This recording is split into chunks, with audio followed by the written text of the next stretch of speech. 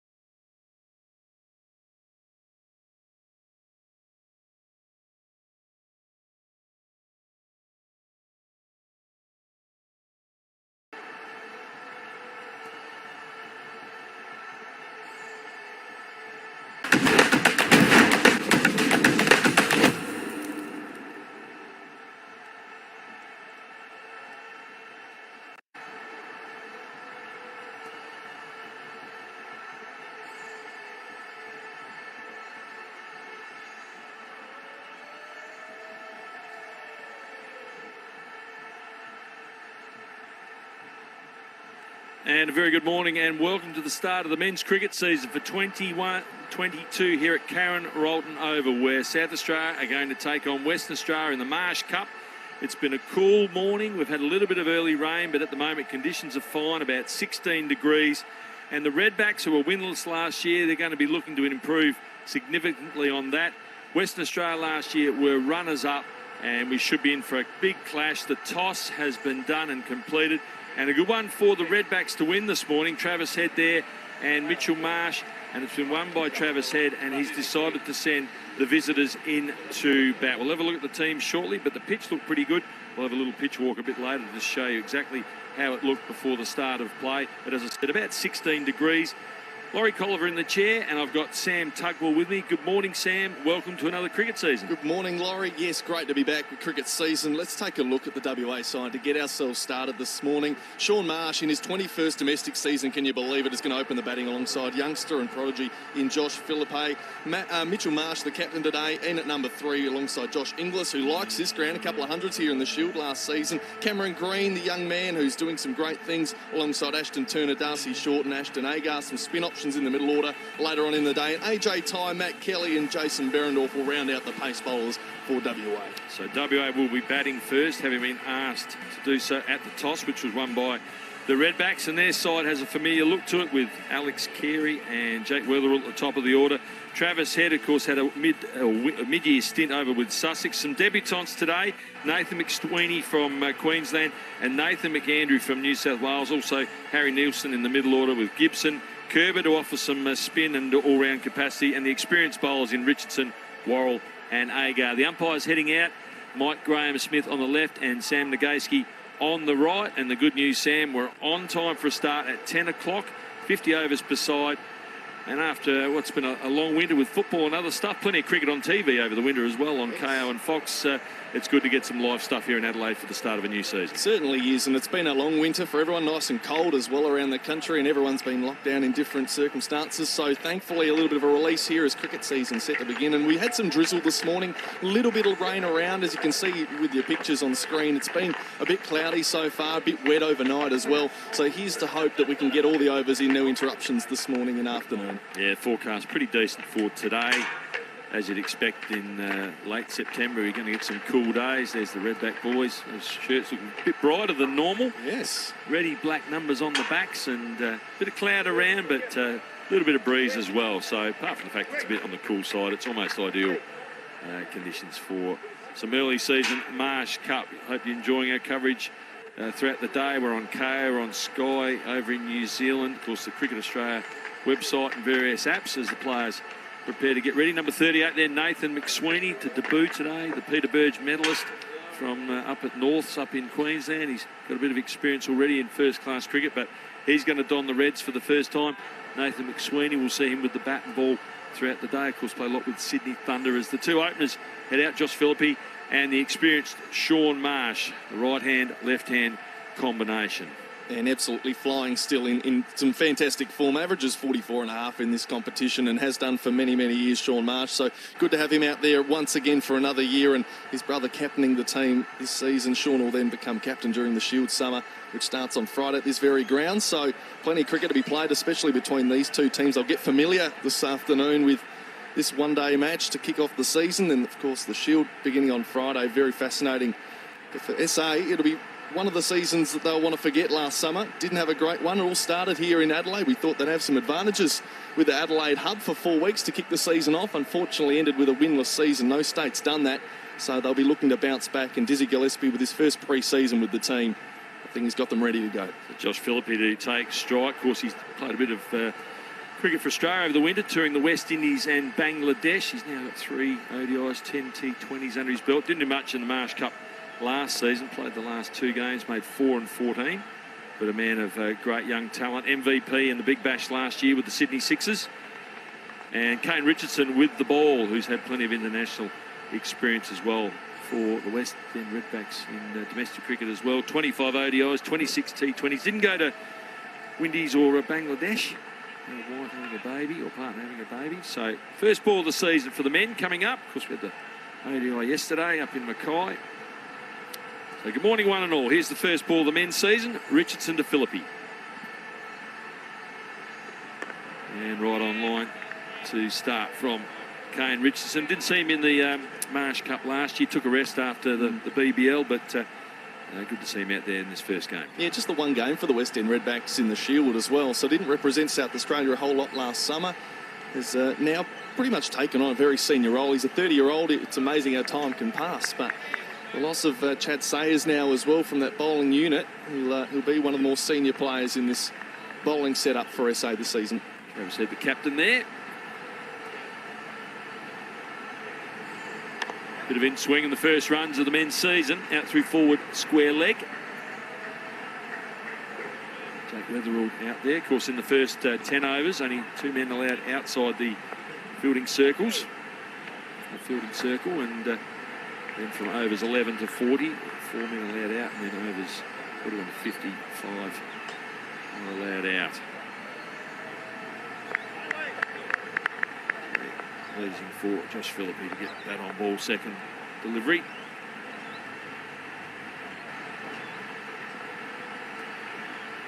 A little bit of movement back into the right-hander there, Sam. I expect we'll see a little bit early with sort of dampish conditions the last few days.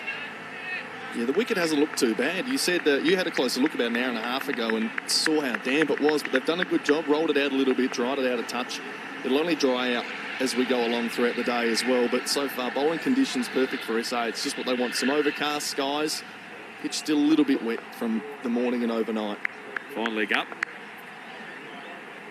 2 slips in the gully. Taking positions. Good bounce and carry there. Seen a couple of balls now in a row. Bit of bounce, extra bounce, especially wide of that off stump. So short of that length, Kane Richardson probably want to start pitching it up too with this new ball, but he's plenty of movement off the deck and in the air early. Good signs for SA.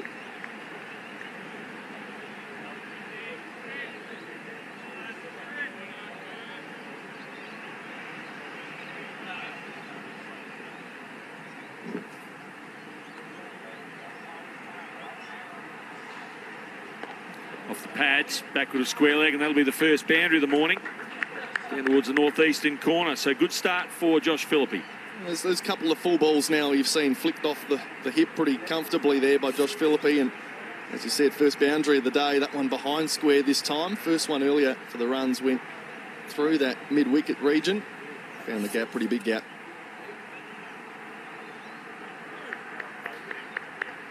So the last ball of the opening over of the morning.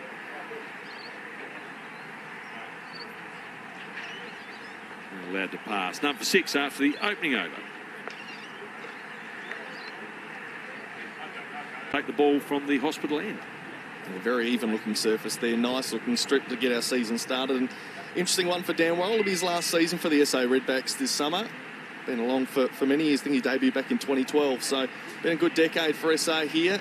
But heading off to Surrey. Signed a 3-year deal midway through the winter. So let's see how he goes in his final year. He gets it started from the hospital end.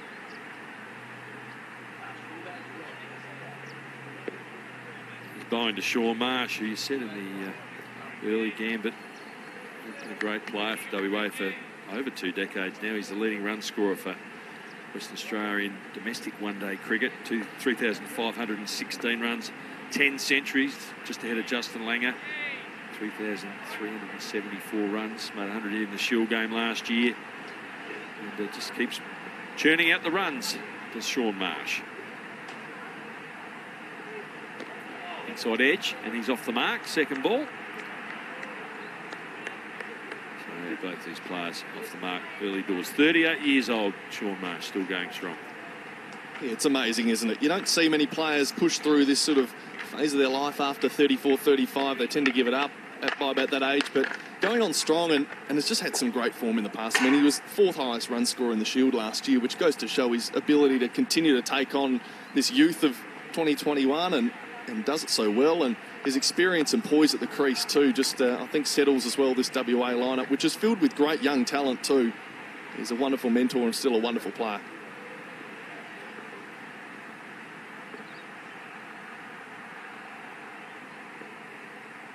Good away swing there for Worrell. Well, if you look at the fact that Sam Whiteman is the nominated 12th man for WA, shows how much depth they've got, because Whiteman was their leading run scorer in Marsh Cup last season with 220 runs at 44. He got out for a first ball duck in the finals. We have another look at Worrell's away swing there. Quite a lot of it as after it passed the bat there.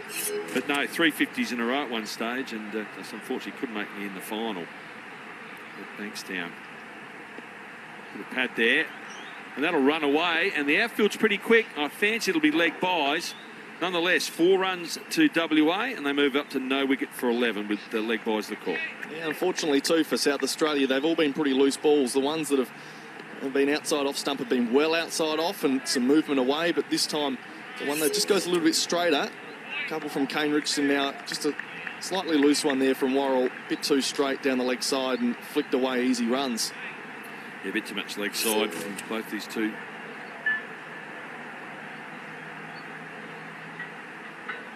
Better ball, nicely driven, out through cover point. Thoughts of a second, and in the end, a pretty comfortable 2 there. With Harry Nielsen having a bit of a chase out there. Hasn't got the gloves on today, with Alex Carey around the place. No international duty for him at the moment. I spoke to Harry Nielsen during the week, and I think he's really proud of the fact that he's been able to play so much state cricket, even with Alex Carey in the team. It's a credit to him, because he's basically the backup to Carey, can still play as a good fielder and bat. Nice ball the over. Another easy single for Philippi. So good start for WA. No wicket for 14 after 2 overs.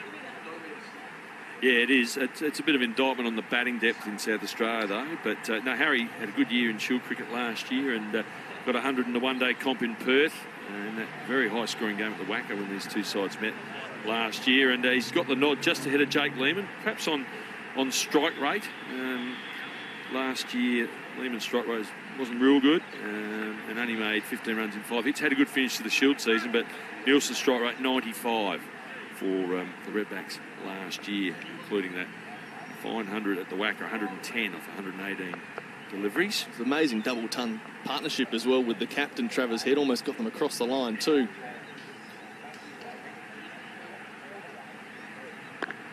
Yeah, it was. It was a ripping game for those that would have watched it back in March. Western Australia 5 for 369 with 4 centuries in the game. Sean Marsh 113, Cameron Green 144. They themselves put on 156, and then South Australia right in the game at 1 for 280.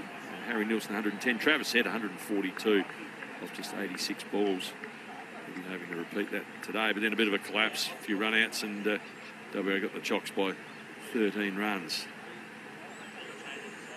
Down leg side again, this time straight to the man at long leg, and another run for Philippi, who moves into double figures. Yeah, interesting that game, Sam, watching it last year, and when Western Australia polled on 369, you thought, there's no way the Redbacks can chase that down, but that big partnership of 226 put them in a position, the Redbacks, to win the game, and then, unfortunately, Alex Carey got run out, Trav got run out, Tom Cooper got run out. Calamitous. And it was just a game that was there for the taking, which you wouldn't be disappointed not chasing down 370, but the Redbacks should pretty much won that game last year. There's the old scoreboard here. Can you say it's old? It's just my way of saying the it looks, yes. But you're right, it's not that old.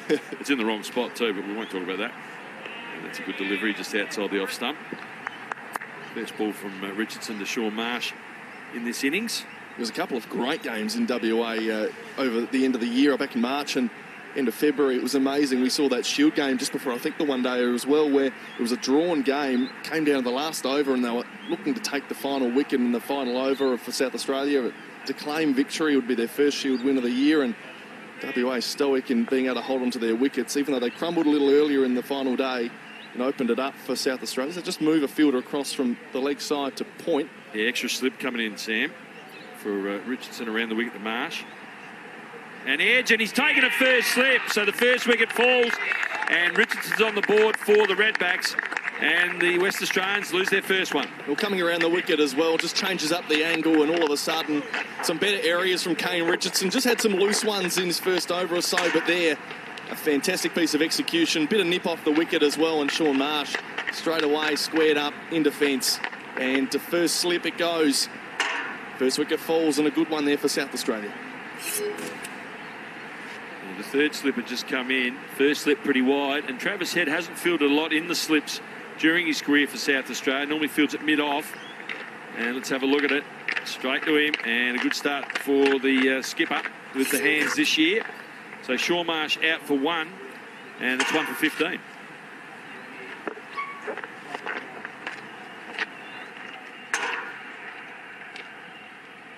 Well, it's a dream start for SA. They had some pretty loose bowling and allowed some easy runs to start the day for WA, but already pressure straight back on them with that wicket. And the brother of Sean, Mitch, comes out to the crease now to replace captain for the day and through the One-Day Cup. To it over in the T20 series against the West Indies, and was quite dominant, just about the only player that could really make runs over there for the Aussies. So coming in with his tail up a little bit, joins Josh Philippi in the middle. Yeah, you're quite right about his form in those two series away. A lot of the batting was a struggle, particularly in Bangladesh, but Mitchell Marsh really put his hand up and did very, very well. Did the skipper, averaged 43 in the T20 series in the Windies, 31 in Bangladesh. Strike rates varied from West Indies to Bangladesh by a considerable margin. And, of course, runner-up last year, WA, in this competition. Getting done by New South Wales at Bankstown in April. Pretty comfortably, 251 to 149. And he's going to prepare to face Kane Richardson. The sun coming out, good to see. Still in 16 degrees or so here in fair old Adelaide. So Sean Marsh to face his first ball. Just the one slip. Inside edge onto the pad. So a good start here for Kane Richardson, giving up 6 runs in his first over. Picks up the wicket of Sean Marsh.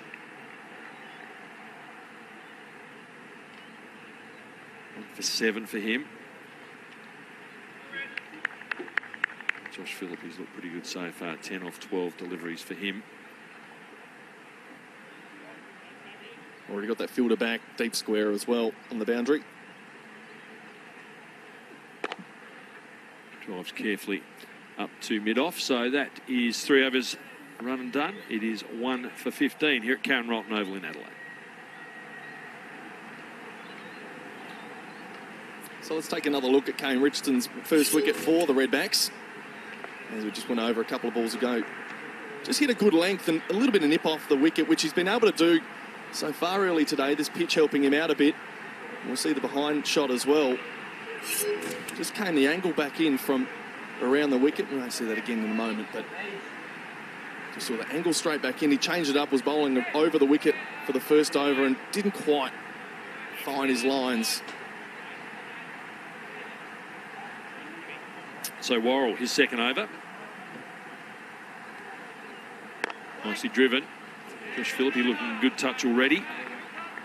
Nice leg side boundary. We'll have another look at the first wicket to fall this morning. Sean Marsh. Mentioned one to Travis Head, who we don't normally see in the slips. We haven't seen the slips. There's Nathan McAndrew, one of the new debutantes for South Australia. Let's have a look at it again and just followed a little bit low and well held by the captain. Bounce and carry there for Worrell once again. Mentioned Surrey, of course, got a 3-year deal with them. Alex Stewart very keen to get him across to county cricket. Had a good year for Gloucestershire in his final season with them. 27 wickets at 23. Played a little bit of Royal London as well. Their 50-over competition.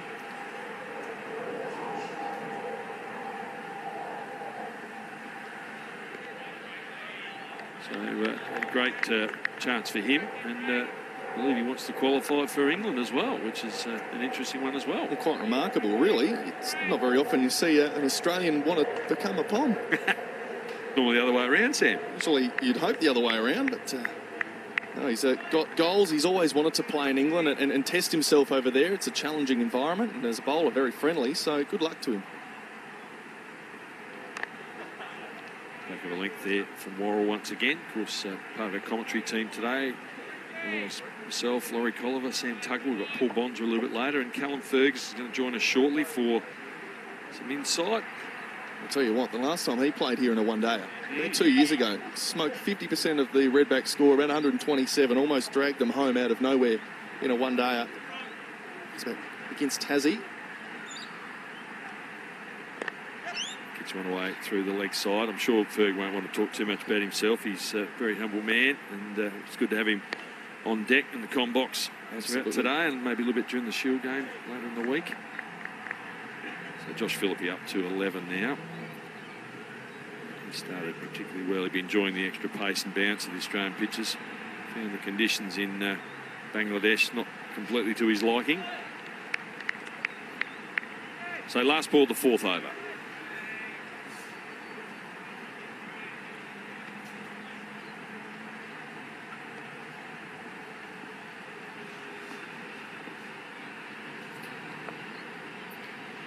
And good line there once again from Daniel Worrell. So his 2 overs have gone for just 5. And after 4 overs, it's 1 for 16. So 2 overs from each of the Redback quicks so far. The toss won by the home side. They've sent WA into bat. Sean Marsh out for 1. Caught by head off Kane Richardson. Phillippe on 11, and Marsh yet to score. Bowling figures down the bottom there, and joining us in commentary for the first time today, and looking forward to hearing from him throughout it. Callum Ferguson, former Redback gun batsman. How are you, Ferg? Very well, Peter Loricolva. It's good to be here with you. Down the leg side, and that's going to race away for another boundary. Just wait and see what the call from the umpire is. It's off the bat. So 2 4s now for Phillippe, and he's made a good start, Callum. He has. He's really just played within himself. He hasn't had to go searching too much. The Redbacks bowlers have legged a few down the leg side to him where he is very strong. So he's been able to get himself away quite nicely. He's a class act. Won the BBL MVP last season with the Sydney Sixers.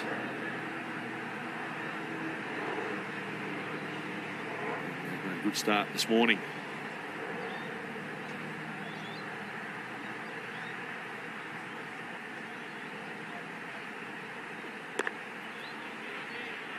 What's your impressions? You mentioned the Redbacks a little bit too much leg side on occasion, Callum, so far. The lengths and lines been pretty reasonable apart from the odd one down leg side? Yeah, I think so. I mean, they're trying to keep the stumps in play and make sure that the slips and bowled LBs are all in play, making sure that they're challenging the defence of the WA batsmen as much as possible. And when you do that, every now and then you're going to leak a ball down leg side. As much as you'd love to think you won't, it's a chance to happen, especially when the conditions are favourable to bowling and there's a bit happening on the surface. So there has been a little bit of swing and a little bit of movement off the seam. So it's good to see the Redbacks keeping the stumps in play.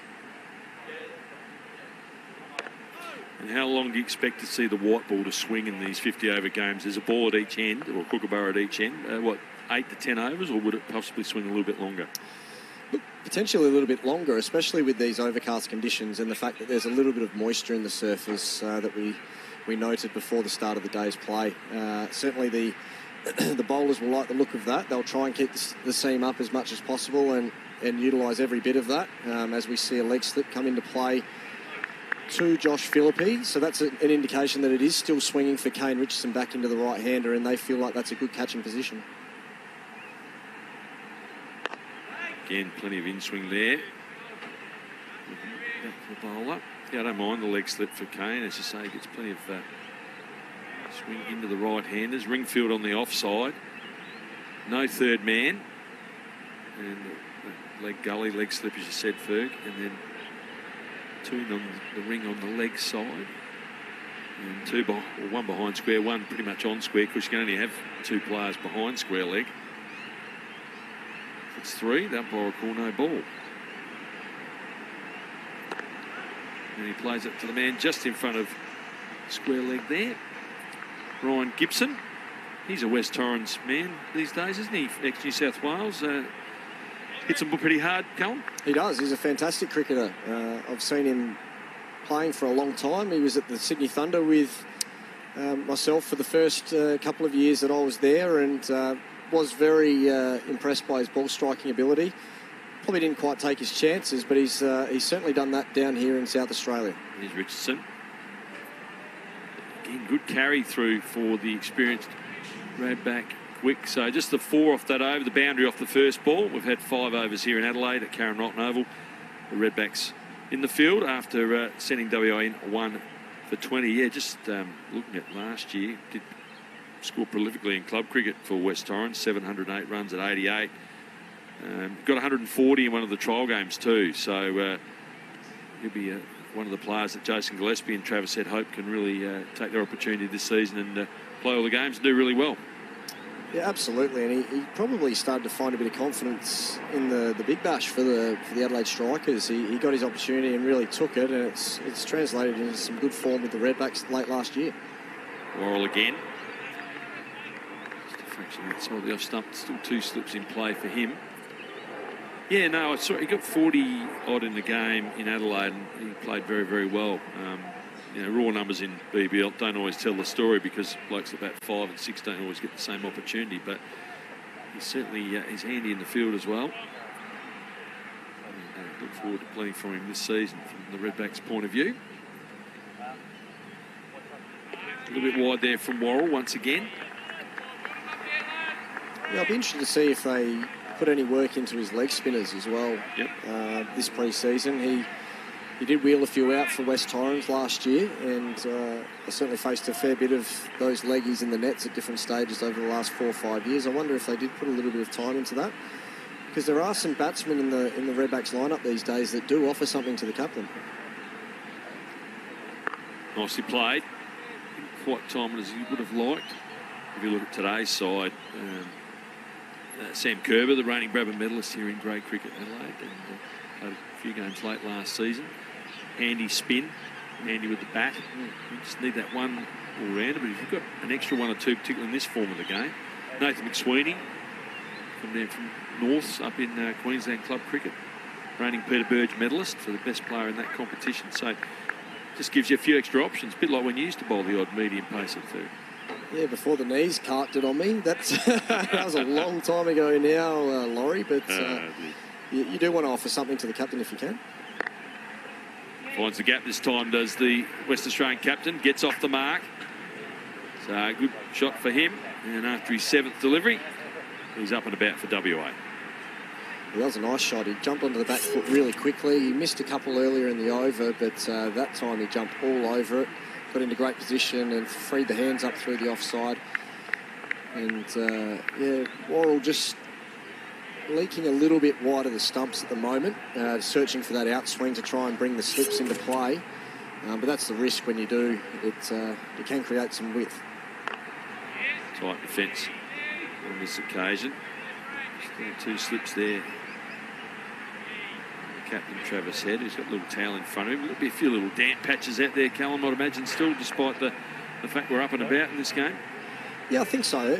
Look, there was a bit of rain around this morning, so that can take time to dry out. It's actually one of the calmest days we've had in Adelaide for a while. Not a lot of wind around to dry it out, so it might take a little bit of time.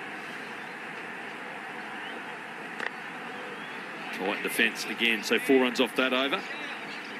Just the really boundaries at the moment for the WA. 1 for 24 after 6. Marsh on 4. Philippi on 15. Yeah, had a bit of a shower at, got here about past 8. There's a little bit of light rain. The forecast is pretty good here, folks, too. If you've just joined us, should get a full day in. That's the story of the game so far. WA sent in 1 for 24 off 6. And Josh Philippi started particularly well. 15 off 23 deliveries, a couple of boundaries. Don't worry about that cloud, folks. It's high enough at the moment, so hopefully we'll be okay. So Kane Richardson with that slip and a leg gully to Philippi. And right on line, the experienced Redbacks quick in this comp. Callum, I know you're the leading run getter for South Australia in this format. Sean Tate has the most wickets for South Australia with 103. Kane Richardson now in second spot on 82. So he's stalking Sean Tate. One of our close mates, Laurie. He's obviously a man that thrilled the South Australian fans over the years, and Kane's been a bit the same, to be honest, and he's still got plenty left in the kid, I think. Pulled away. Out to that man in the deep on the leg side, Jack Weatherall. And just a single. Yeah, I was lucky enough to be at Adelaide over the day when he got his 8 for, I can't remember if you were playing or not. I was playing, but he wrecked a few stumps that day. And he's been spending a bit of time in England. Sean Tate, got appointed bowling coach of Afghanistan. I'm not sure how much future there is in that job at the moment, but... Jeez, that's a sorry state of affairs, that, isn't it? Yeah, it is. Let's not be sad today, though. No, it won't be. Because the cricket's starting. But yeah, I know what you mean. Yeah. But no, Sean, one of our great Australian one-day bowlers too. Not just for the Redbacks. World Cup winner. Yeah, that's right.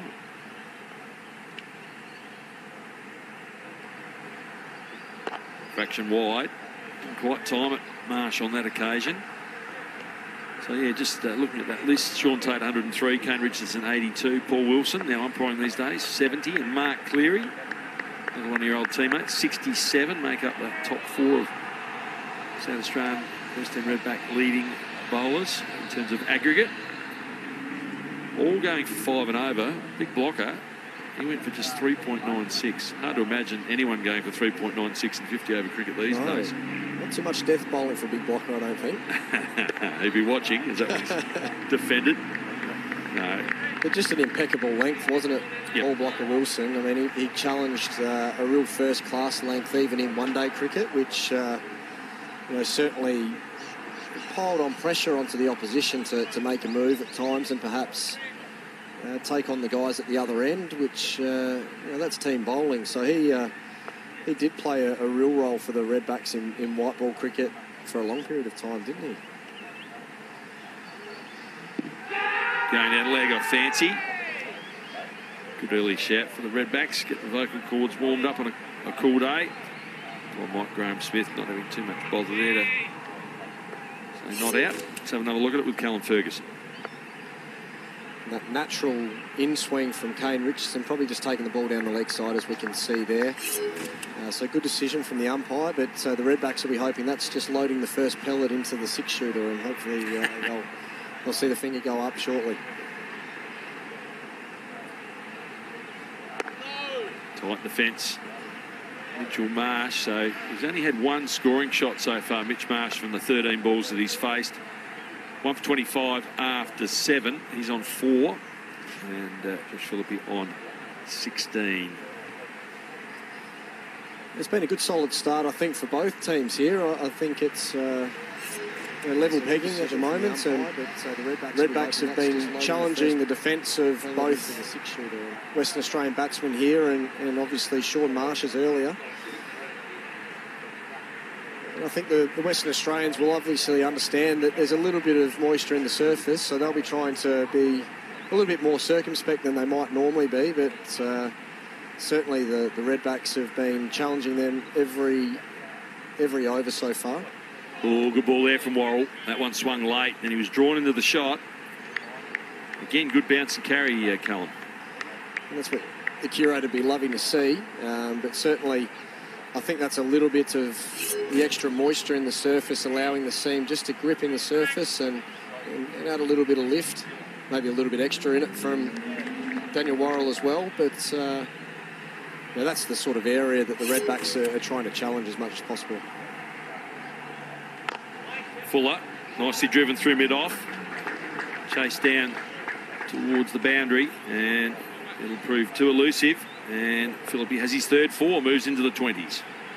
Yeah, lovely step into the ball there from Josh Philippi. He transferred his weight straight through the line of it magnificently, and on a surface that. सबसे अच्छी बात है दोस्तों कि आप खुद ही पैसा डाल सकते हैं, खुद ही निकाल सकते हैं। आईपीएल के सारे मैचेस अवेलेबल हैं। ये वाला मैच चल रहा है, इस पर अभी लगाइए, जल्दी जाइए onedicegame.in पर और खेलिए और जीतिए खूब सारा कैश। लिंक है डिस्क्रिप्शन में।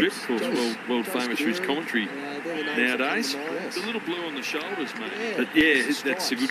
I think the stripes back then used to flow onto the arm a little bit as well, but it's a bit of a nod to the past. The director showing his age through the headphones. I'll give you his comment in a moment. Mentioning Michael Hazeman, who made 100 in one day with the great David Hooks many years ago against Western Australia in Adelaide, when scores of 300 never happened, and they got 100 each. And yeah, Hazy would have been wearing a very similar strip, of course, world famous for his commentary nowadays. Yes. But yeah, that's a good call, Ferg. Well done. It's good gear. And hopefully it's the year of the Redback from some people's point of view. That's nicely played by Philippi. So 6 runs from the over. It's 1 for 31 after 8. Philippi 22, Marsh 4. Things warming up here a little bit in Adelaide. It's only going to get to about 17 today. Rory Colliver and Callum Ferguson in commentary.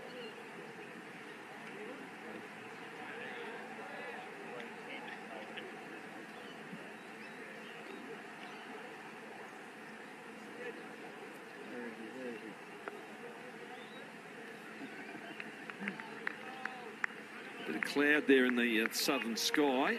It's all fine at the moment. And a bit of sun too, which is good. Richardson, his 5th over. Inside edge. Just the one. And a good return.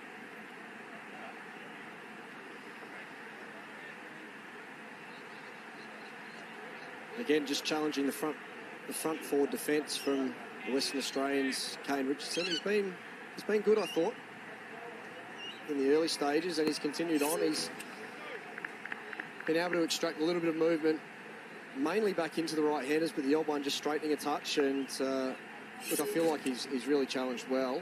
But the Redbacks would like another wicket in this power play, I think. Well, left outside the off stump.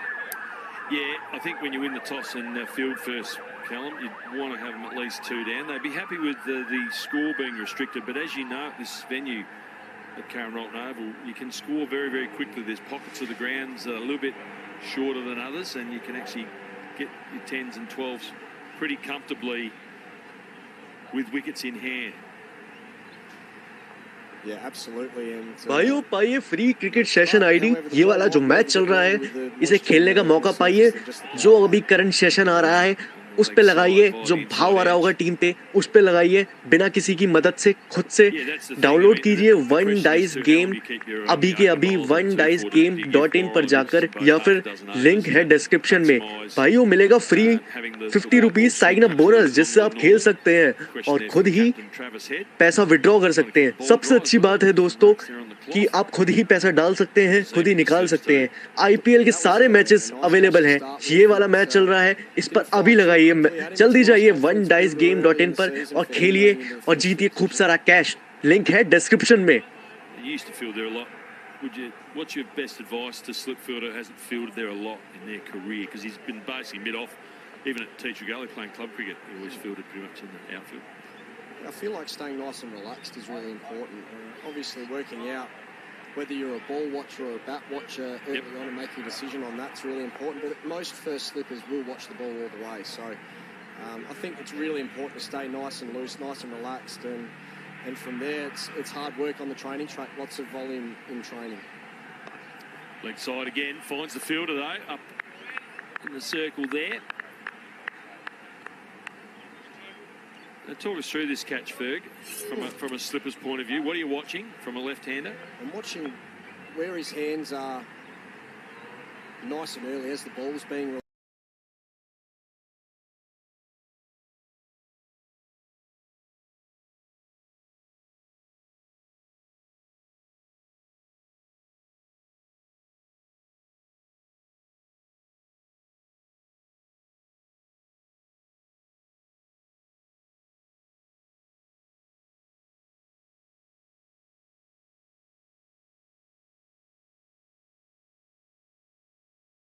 Cool. So they would have been very pleased to get him on strike to Kane Richardson early. Dan roll continues. This work to the leg side by Philippi. Just picks up the single. Yeah, they would have been very keen to get Kane Richardson at Sean Marsh early with that away movement to the left-handers that Kane manages to get. And said, as we were just speaking about, took a very nice catch at first slip and got the Redbacks the start that they were looking for. One in the air, but work through the gap. At least two here. The rain overnight. In fact, it's going to go all the way to the boundary for 4. Yeah, nice shot from Mitchell Marsh there. He jumped on the front foot early.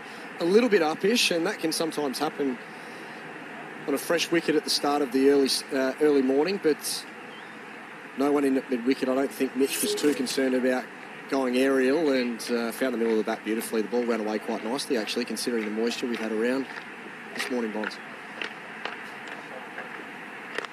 Full again and driven beautifully down the ground by Marsh. Bad start that, Ferg. No, it's nice transfer of weight through the ball there again, a bit like we saw from Josh Philippi a little bit earlier, but transferred through the ball nicely. The on-drive's a very difficult shot to play if you're not balanced, and Mitchell was very well balanced there and eased the ball down the ground, and the ball looks like it might just be starting to come onto the bat a little bit better now. So the Redbacks may have to start thinking about drawing their length back a touch, particularly Worrell, who does like to get it up there and get the ball swinging early with the new ball.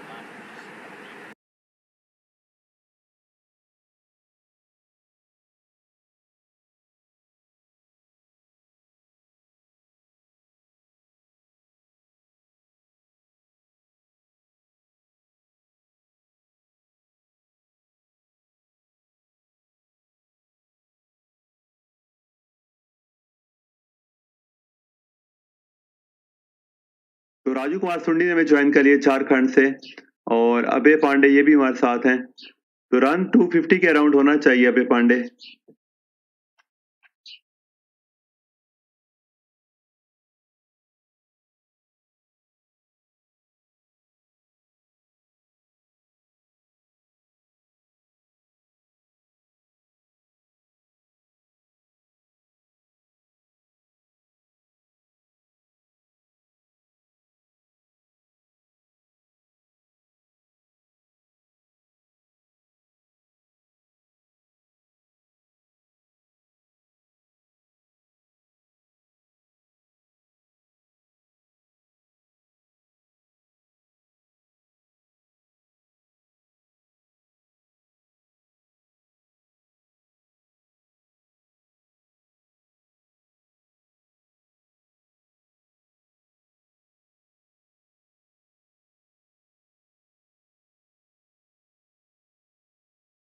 तो अभय पांडे ने हमें join किया। 42 run पे एक खिलाड़ी out है 10 overs के बाद। तो मिचेल मार्श 13 रन पे, जबकि 24 रन पे जोश फिलिपी खेल रहे हैं।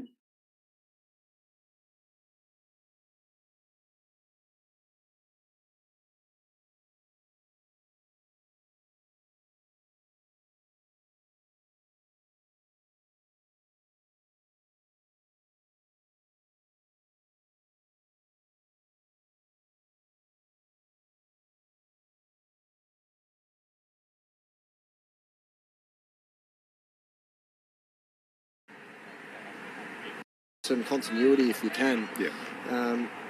Particularly when you're trying to work out who's going for what catch and the space in between the fielders. So change of bowling as Wes Agar comes into the attack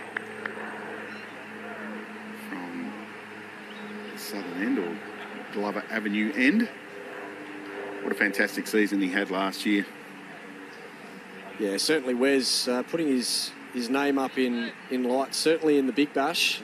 He had a fantastic year in the Big Bash and found himself in Australian squads throughout the winter. I think that exposure will no doubt leave him in good stead going forward. He's already looked like he's stripped back a little bit on some of the perhaps puppy fat that he had on him over the last few years. I've still got a bit of my puppy fat, as that's one's worked down to fine leg for a single.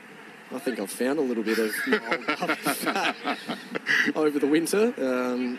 Trying to work that off as we speak. But he really has stripped down and looks really, really fit at the moment. Where's Agar, which is exactly what Australian selectors would have loved to have seen from him, and certainly the Redbacks staff on his return from the Australian tours. To see him in such fantastic physical condition is a real boon for the South Australian side, I think. That one short and hooked away. This will be 6. Got every piece of that, and it's on the hill.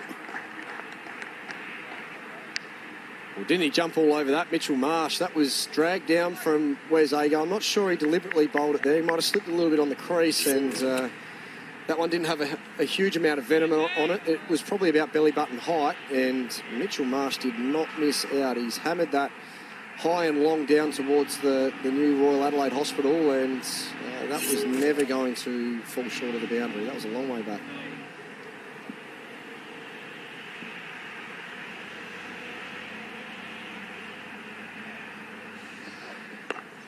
Better line from Agar.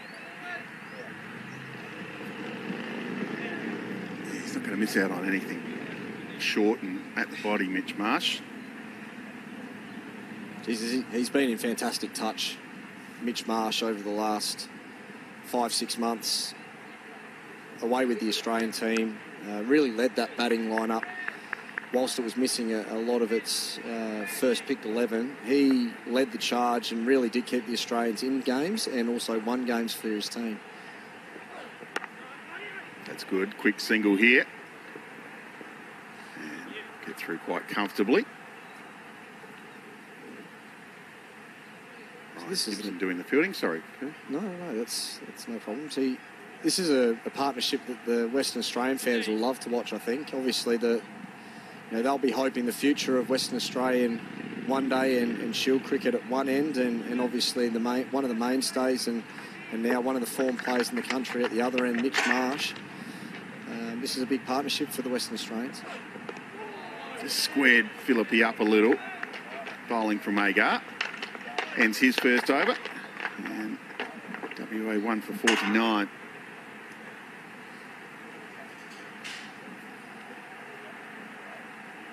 So at this point, I'd probably say, Bonds, that the Western Australians would have the upper hand a little bit in the early stages. I think the Redbacks would have loved to have seen 2 or 3 early wickets in the power play, having won the toss and bowled on a wicket that probably did have a little bit of moisture in it to start the day. But with that moisture, you'd think that the balls will stay newer for a little bit longer, so might swing a little bit or seam for a bit longer than usual. Having said that, we're now seeing Sam Kerber come into the attack, which, what did Shane Warne used to always say, Bonds? He used to say, if it seams, it'll spin. Correct. So I quite like this from Travis Head. He's going to test the surface out with a bit of spin here, and another one of South Australia's exciting young prospects in Sam Kerber coming into the attack. Yeah, looking forward. That's a couple of really good seasons at grade level, both with the bat and the ball.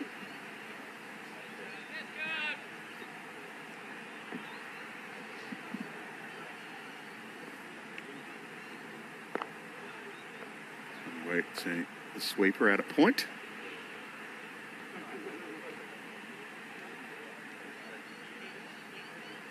Need to get into his work early.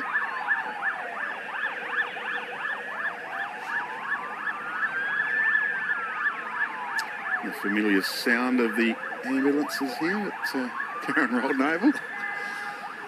They're not quite the cathedral bells of the Adelaide Oval, the sirens at the Ra. I'd rather not be hearing them. But it's a lovely cricket ground here. I really do enjoy.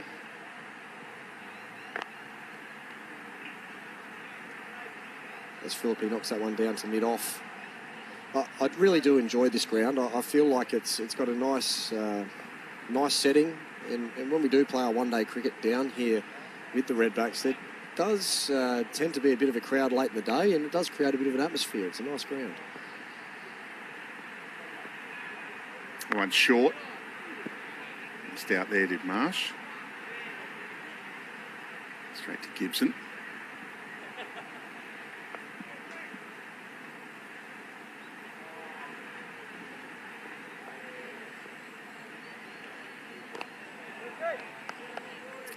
He's working into his over here is Sam Kerber.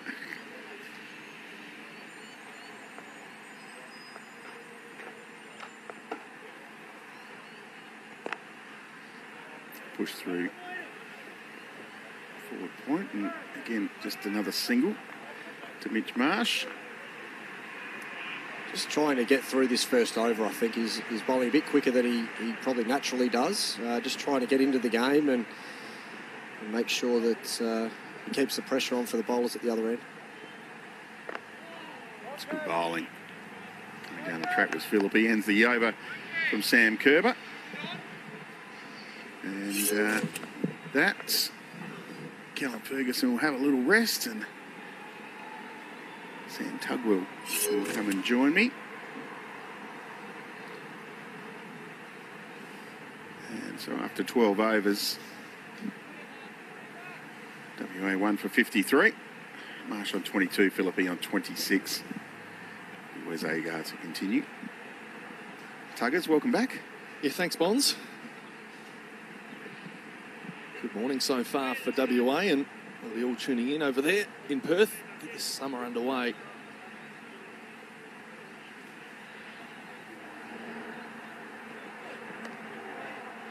And again, just down the leg side. Been a little bit of that bowling today from South Australia. Get some easy runs for this Western Australian side, who got off to a nice start with some easy ones down the leg side, and especially Josh Philippi, who was able to cash in on a few of them, Bonds. So still got Wes Agar 8 off his first over. We'll probably want to tighten things up now outside this power plate.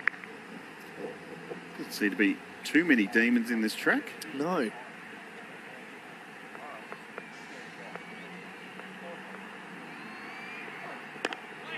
Solid looking form. Philippi in some great touch, and just see there Wes Agar going to work himself into this game. Fortunately, his Shield season last year, he would have loved to have done a little bit more and been a bit more impactful. It's a big summer for him. I know he's got a little bit of redemption on his mind as well, knowing the season they had last year and everybody beat them around. South Australia had a pretty lacklustre season. Looks fit, looks strong and ready for a big summer. Well off the back foot, they'll just get one in quickly there. Good rotation of the strike. Yeah, nice work just to keep this strike rotating for Philippi. It's very solid.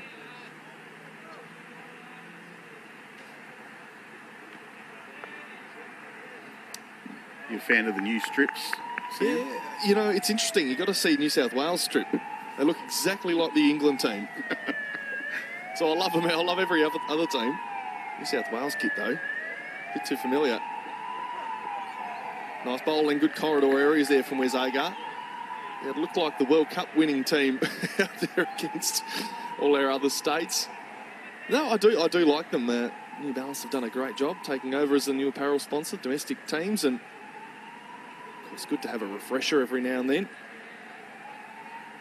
All the new state kits. All the new BBL kits out as well. Fan favourites. Yes. I think it's for a freshen up every couple of years.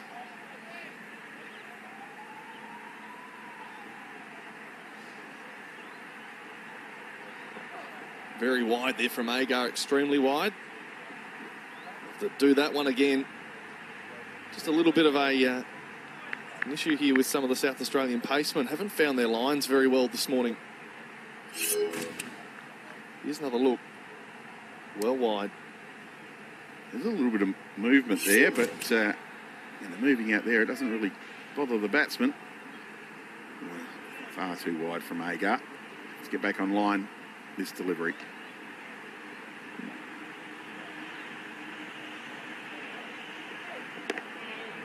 Much better on that occasion.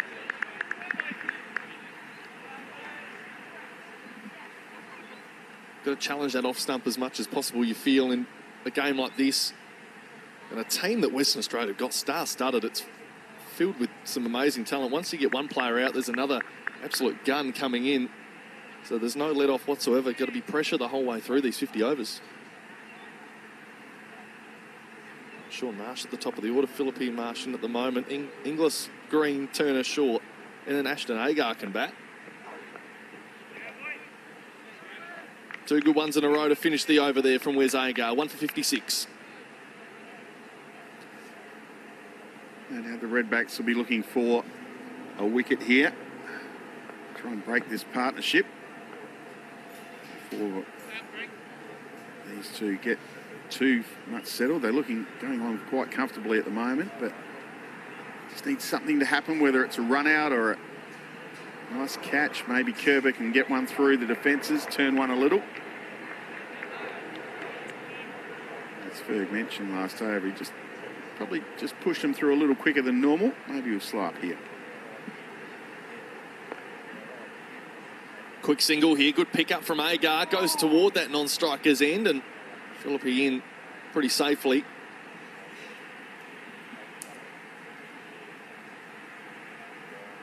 Just the one wicket for Sam Kerber in his 2 one-day games he's played for South Australia. Just got them in at the end of last year's One-Day Cup. So he won at Junction Oval against the Vicks. The vacant mid-on there through the gap. Mitch Marsh, another single as well, continuing to rotate this strike. On South Australian pressure with the ball, and then the field isn't quite at the level they probably wanted at this stage. Kerber might be able to build that a bit more.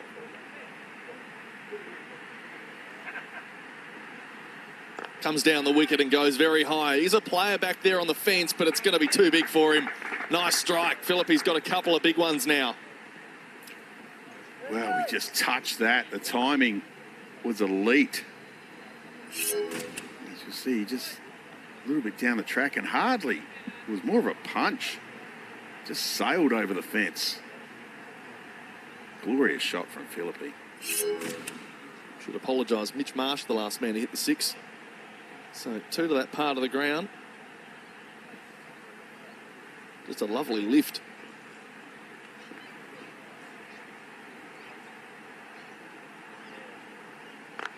Comes down the wicket again. This time just the one on offer. So well into the 30s now, Josh Philippe. Confidence player, Josh Philippe as well. And those little moments in play are going to help him push through this.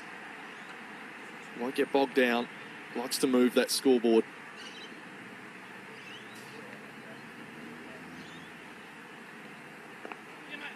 And push back in the crease there. Mitch Marsh will find himself a single as well through that infielder. Push back a little bit more now that we're outside the power play.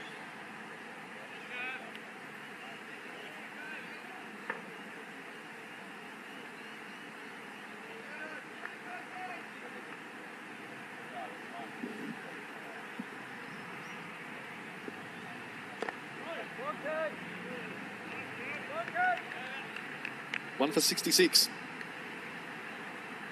Not too much wrong there, Sam Kerber. And the one he tossed up sailed over the fence. But that doesn't knock his confidence around. Just keep working at his craft here.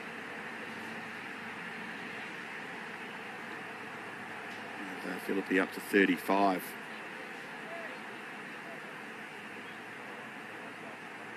Interesting conditions here in Adelaide today. You can see that in your pictures there. Nice and sunny, rather warm, strangely enough, for a day that's around 17 degrees atop. But when the sun's out, it feels good. But there's plenty of clouds around you can see above us as well. And they'll continue to hover throughout the day. Bit of a false start for Wes Agar. Had a bit of rain in the morning if you just joined us. So a little damp out there, the outfield, and the pitch a little bit the same as well. But drying up over by over. Nicely driven. Stopped off there by Nathan McSweeney on debut today, Bonds. Yeah, looking forward to seeing Mick Sweeney with the bat. There's been big raps through the training, and he's been hitting them very well in some of the practice games. He's performed well and earned his spot here in the first Marsh Cup game. That one just almost held in the pitch a little bit, I think. Marsh just almost got a little bit aerial.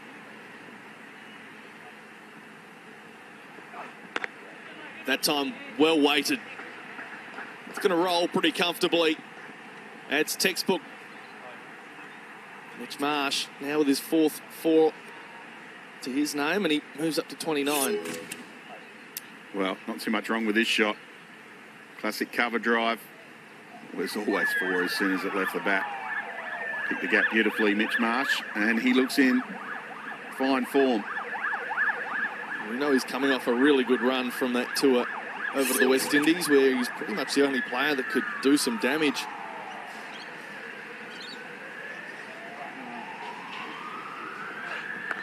This time on the hips, a little bit straighter.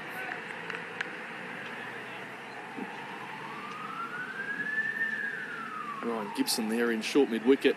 Another addition to this team.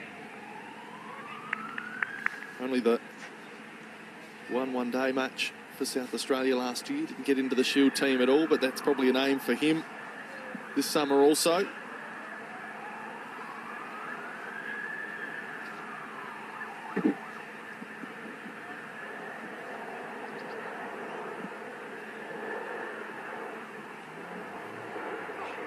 That one's wide, and that one will go. Bouncing toward the fence. It will beat the fielder. Where's Agar? Just going to need to tidy up a few things here. A few loose ones getting away now. Well, at the moment, there's just no consistency with where's Agar. That's far too wide and short. And not too much problem with Mitch Marsh. Just threw the hands through that. There's no fielder deep square.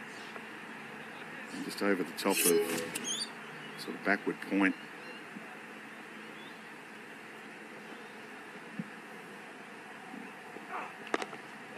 And the confidence is high at the moment with Shaun Marsh. Well fielded there by Kane Richardson at mid-off. Trying to run quite wide and cover off that gap. You just see there the authority with that front foot and just moving that bat through the line. You see, Sam, that just again, the lengths from Agar, he's gone half volley. He's gone 1-2 short and wide, then another half volley. Just needs... Try and get his lines right here, Big Wes.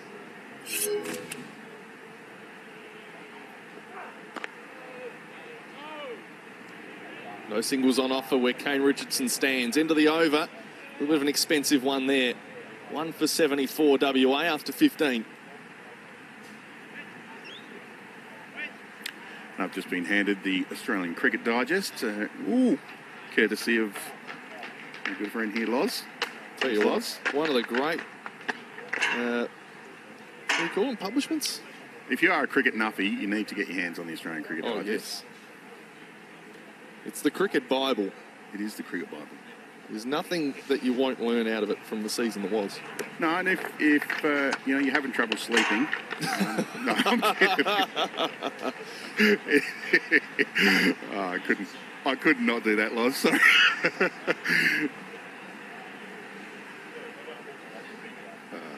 There's a change of bowling here, Sam. Well, Nathan hospital McAndrew. end. Yes, it is. Nathan McAndrew, all-round player. Into the attack. Throws down some mediums with a little bit of pace, so see what he can bring here. Change it up after Sam Kerber being pulled off after a couple of overs. Shorter ball immediately. Smacked into the turf. Just the one run out to deep square. So Nathan McAndrews also made the wise decision to join the Woodville District Cricket Club this year. Good to have him at the Peckers. He's a very proud Woodville man you are. More than happy to spruik on air. Try not to mention it too much. Oh, that's right. We'll have a counter today. How many times Woodville gets mentioned?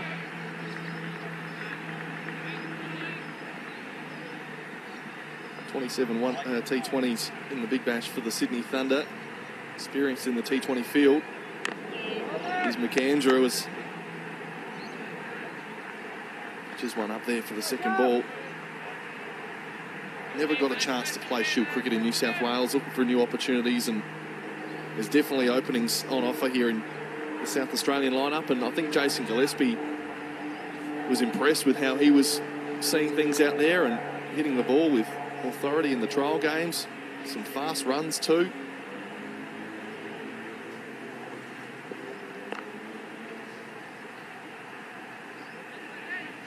Wes Agar patrolling, they get one more. I heard Wes Agar say yesterday that McAndrew didn't score a score under 50 in the trial games either. And they were going at about 100 strike rate each time.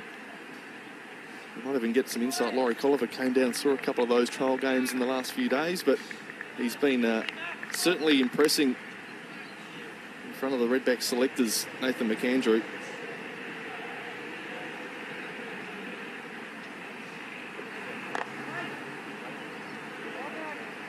Can't beat that infield there, Josh Philippi. Good partnership coming along, though, between these two. Sean Marsh, the only wicket to fall so far in the third over. Just nipping off the deck off Kane Richardson's bowling. Went for one off about 4 balls. So since then, it's been a strong partnership here for WA.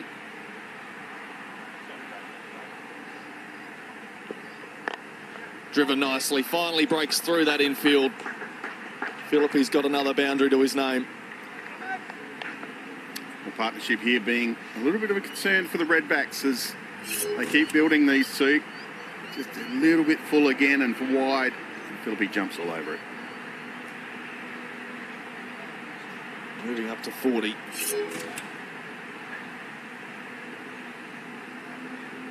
Strike rate pretty good as well.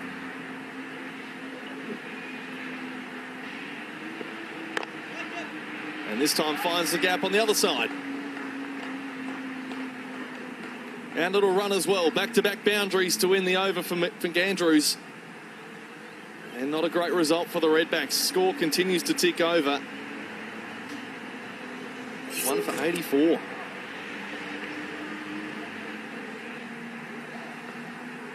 Yeah, not the best start for Nathan McAndrew. Started the over reasonably well. Boundaries off the last couple of balls there, Sam. And, well, WA have put the foot down in the last 4 overs, adding 31. Drinks coming up about 10 minutes' time. Just under 10 minutes' time, actually, about 6 minutes' time. 11:04 local time here. And partnership worth 69 between these two.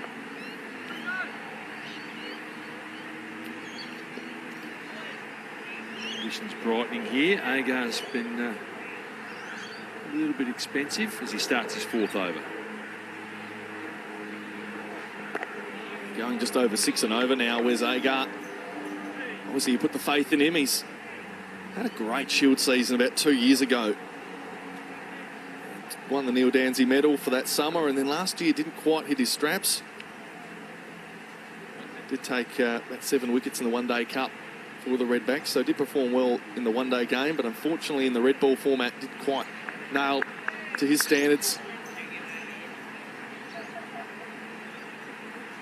And already today, just not quite on the mark. They back him in for a 4th over. Slashed away. Goes toward third man for 1.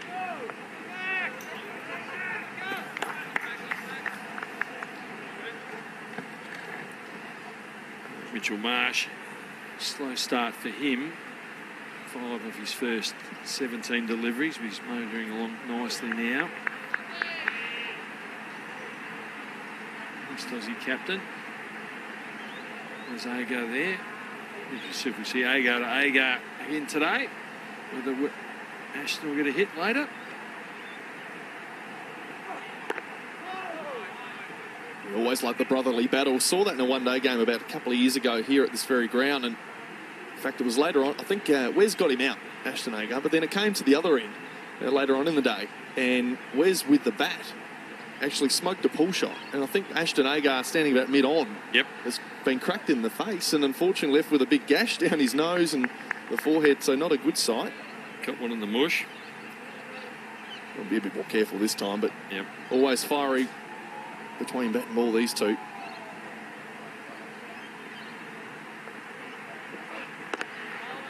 You know, we had the two Hussies captaining against one another in the final of the BBL a few years ago, and the Stars played the Thunder at the MCG. Thunder won it.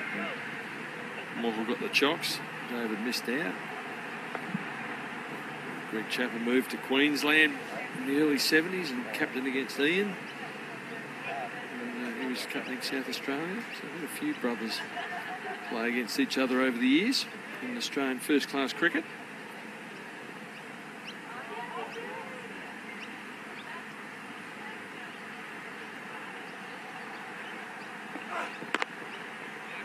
Better line there from Agar Sam. I think just took a little while to settle in that first over. Good pull shot by Mitchell Marsh, and then a couple of boundaries in the previous over, but he just seems a little bit more under control with his length and line. And be happy not to bowl on a windy day. Callum was talking earlier, some of the trial games. I came down here 2 or 3 weeks ago and watched Alex Carey smack a few, and they were over on part 25, and you could hardly run into bowl. It was that windy. I've never been to a windy game of cricket in my life in Adelaide. Watching the backs in their pre-season practice games. It's hard work as well. Run up the hill and into the wind as a bowler. You always want to pick the other end of bowl with it. End of the over once more. Much better, as you just heard Laurie say. He's ticking over 1 for 85 after 17 overs. Not far away from a drink as well. 7 minutes. Oh, there you go. The clock, 8 minutes after 11. Here in Adelaide, an hour and a half over there in Perth, so you're just waking up and tuning in on KO Sports or cricket.com.au. G'day to everyone in New Zealand too. Of course. I believe we're on Sky today over there. So across the ditch. Everyone there. Early cricket for you. So just under 2 minutes to drinks here. Over rate's pretty good. 17 so far from the Redbacks bowlers. And this partnership developing along nicely. Worth 70 for the second wicket. Second over for McAndrew. Smacked around a little bit there by Josh Philippe toward the end of his over. That previous one, so look to come back. He had a good year with Callum Ferguson's Thunder last year. 15 wickets. A little bit expensive, nearly 10 and over, but very handy. And he's been doing well in the trials, particularly with the bat. So just need another all-rounder in this Redback squad, and this could be the man that does the trick. Get him up the ladder a bit, Sam. Oh, played well. There is a man out there, though, to stop the boundary. He struck that really, really well there, Mitch Marsh. Good bit of work by McSweeney there, got a hand on it. That may well have gone for 4. Hit it hard, have another look at it. Full, well driven. And yeah, you're right. McSweeney diving to his left there. Debutant for Redbacks, looking after the other debutant there at cover. That one much shorter. Only going to get as far as another 1 run for Philippe. Moves up to 45. He's a terrific talent, Josh Philippe. His Big Bash performances over the last few years have definitely risen him to some higher honours, representing Australia as well. He battled a bit in Bangladesh, got dropped after a couple of T20s. The West Indies struggled too in the 20-over games, but in the ODIs, I thought he didn't do too bad. Got 39 in the first game, averaged 21 in that series. He's got plenty of ability, the young man, and he wasn't the only one in Bangladesh that struggled in the conditions too. It was very difficult batting over there, varied types of bowling in the power play, particularly a lot of spin. And look, to play international cricket, he's going to have to learn to play that type of bowling. But so far today, he's looked pretty accomplished. And he's on his way to another half century in this format.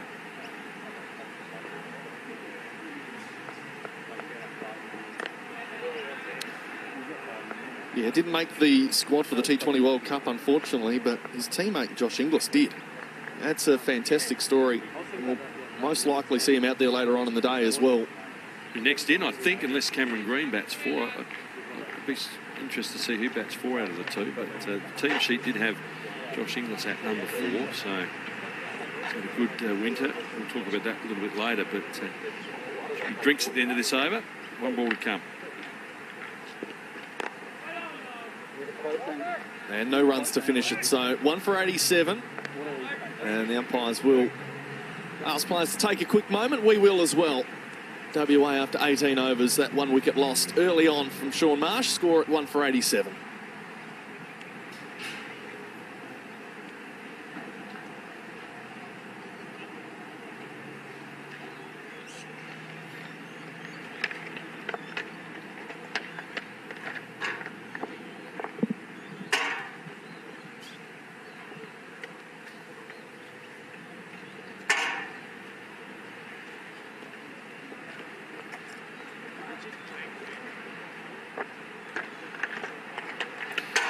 So these two have done well since coming together with the score on 1 for 15 in the third over. Once the gap this time does the full.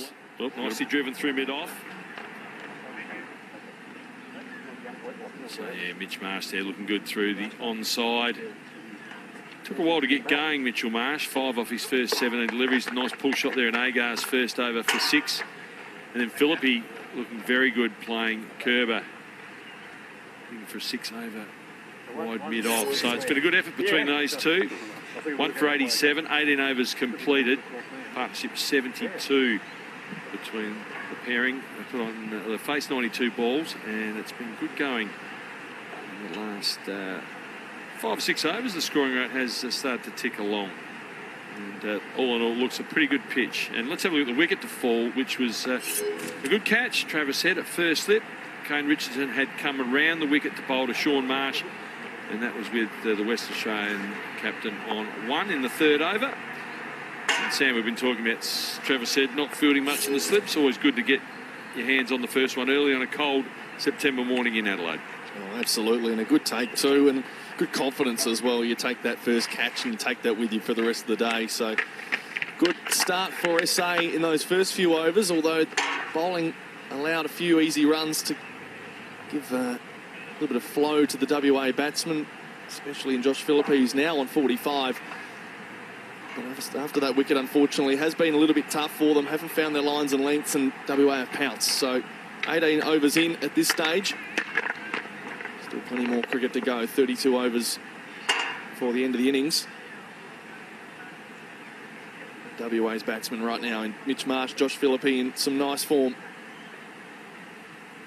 So quick breather, quick drink here at Karen Rolton Oval. 17 degrees to the top today, and a bit of sprinkle of rain to start the morning. SA winning the toss, electing to bowl, hoping that a little bit of overcast and damp conditions will favour them. It's turning out to get a little nicer as we go along. The sun peeks through the clouds. A nice bright day here. Just look at the bowling figures too, Sam. Kane Richardson, 5 overs, 1 for 14. Dan Worrell, 5 overs, none for 24. Whereas Agar is going to have a spell, 4 overs for 20. Nathan McAndrew, 2 overs for 12. And change of ends to Sam Kerber here, 2 overs for 13. Went for just 3 singles off his first over, then 10 off his second. When Josh Philippi hitting beautifully over wide, long off for 6. So he's going to bowl, I think, downwind. Looks a little bit of a southwest. There's not a lot of breeze around, but he's going to come in for the 19th over.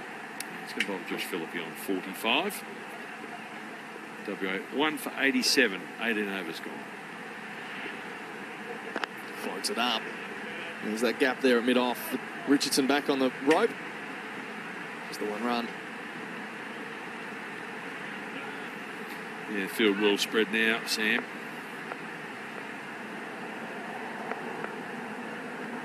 Plenty of space to work with here. Yeah, a lot of singles on offer, as you can see from the field. South Australia just want to put some extra pressure on now, especially with Kerber as their spinner. Can use Travis Head if they like, but ideally you can go with the 5 bowlers and apply that pressure and squeeze throughout these middle overs. Don't want to let them get away.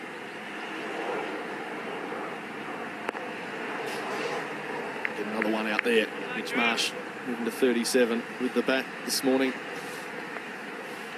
And they're doing it pretty calmly.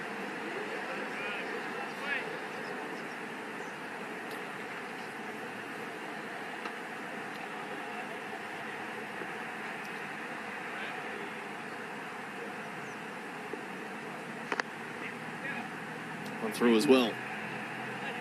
So gaps just about everywhere here at the moment. They're finding them all, WA. Just need that consistency of bowling. Sam Kerber just finding his areas here at this stage. His first two at the hospital end of the ground, switching it up.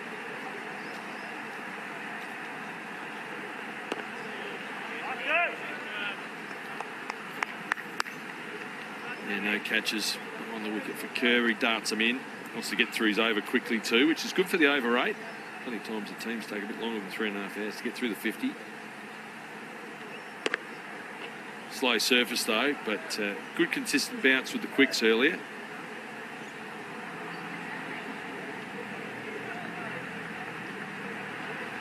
If they can squeeze for as long as they can, that's probably what Travis Head's looking for. Just the consistency here, hopefully from his spinner. But at this stage, they're being quite creative, moving in the crease well, finding the gaps, and run rate continues to tick. 1 for 91 after 19. So 5 singles off that over from Kerber, just the 1 dot ball. Change of ends for him there. 3 overs, 1 for 18, 1 for 92 after 19. So WA be pretty happy. Redbacks as Ferguson rejoins us. Might agree that another wicket in that power play for the home side would have been good for them, but at the moment they've got to work hard to get this second wicket at the moment. These two playing well, aren't they? Yeah, they are, and what we're seeing is the power of having 2 set batters at the crease. They've found a way to ease their way into their innings individually, and obviously Philippe's been leading the charge of late in the partnership. Too high. But the challenge that you face as an opposition captain when there's 2 set batters at the crease is trying to find dot balls. Both batters have got a good feel for the conditions now. They've been able to put enough pressure on to push the fielders back onto the boundary. So there's 4 out for both batters at the moment. So they are now finding ones quite easily and with regularity. And that makes it really hard to keep the run rate down to, say, 3 or 4 and over. There's a lot of singles out there now. Another dot ball there, McAndrew. Yeah. Would it be better for the fielding side if you had allowed 5 out in this circumstance, or would that be allowing more singles? Yeah, look, the concern with, obviously we can't at the moment with the rules of the game, but certainly with 5 out, it would actually make it a little bit easier to find those singles and keep it low risk, score it 4 or 5 and over with no risk, and then find the odd boundary and you're pushing it up to, 6, 7 and over. Nicely worked. Needs 2 for his half century. Only get the single. Daniel Worrell in. What about for a spinner, though? I mean, you want a bit of spin in those overs 11 to 40. I kind of agree with only 4 out. We want batsmen not to just push singles and go for 4s and 6s in that period, but it's good to see the spinners get a little bit of extra protection at times, I guess. Yeah, but at the same time, it can create opportunities for the spinners and force guys to take risks when maybe they don't feel quite as comfortable to it. Obviously worked there by Mitchell Marsh for another single to 39. So I actually think the more aggressive captains would quite often keep the extra fielder up, even when there was 5 allowed out of the ring back in the day. Yep. And they would actually find ways to take wickets through the middle of the innings, which is traditionally quite difficult to do. So look, I quite like the 4 out. I think it makes it more interesting through the middle of the innings, so it's had the desired effect. Phillippe on 49. And he finds a single to bring up a half century. So good performance from the young West Aussie batsman. 61 balls, 5 4s and a 6. He's now got 6 50s in domestic one-day cricket. Just his 16th game, yet to get 100. His best score is 65, Callum, and he'll be looking to go on with the job here today. Yeah, absolutely. Fantastic start to the season for Josh, and it's been a really mild-mannered innings compared to what we're probably used to seeing from Josh in the T20 format and in the one-day format. Neatly played there. Good over from McAndrew, just 3 singles, and it's 1 for 95 after 20. Just looking how he played. I know we didn't see the Bangladesh series, well, unless you had a certain betting account, it's about the only way you can watch it. But when you're playing spin as a youngster, what's the hardest thing? I mean, you played first-class cricket at, 18, maybe even 17, a long time ago now. But what was the hardest thing about learning how to play spin from your point of view as a batsman? Yeah, look, I think it's having a really clear plan that is the most important part to it, and understanding where you're going to be able to get off strike and how you're going to be able to put pressure back on the spinner. Uses his feet nicely there. Another run down the ground. Because the other thing too is, in this situation, facing the first ball of an over, You know how they're going to find the one that they need to do that. I guess also now with another single there to Marsh is the advent of the reverse sweep. When you started, there wasn't a lot of reverse sweeping going on there, but it's just another shot in the textbook these days, isn't it? Yeah, it really is, and that's where it creates difficulty for the spinner and the opposition captain if you're able to do those lap sweeps both sides of the wicket. So it's about finding weapons and Well bowled again. and being able to shift the pressure back onto the bowler, because spinners are very good if you allow them to just drop it on a spot that they're comfortable with. They'll find their rhythm, but if you're able to disrupt that, then it can really change the momentum for you. Finds the fielder again with that drive. So another good over developing here for the Redbacks. Kerber, just the 2 singles. Travis said the captain will be pretty happy with this last little patch of 5 overs. Goes the sweep, finds the fielder. So just 2 singles from that over. So 21 overs completed here at Karen Rolton Oval in the Marsh Cup. It's 1 for 97.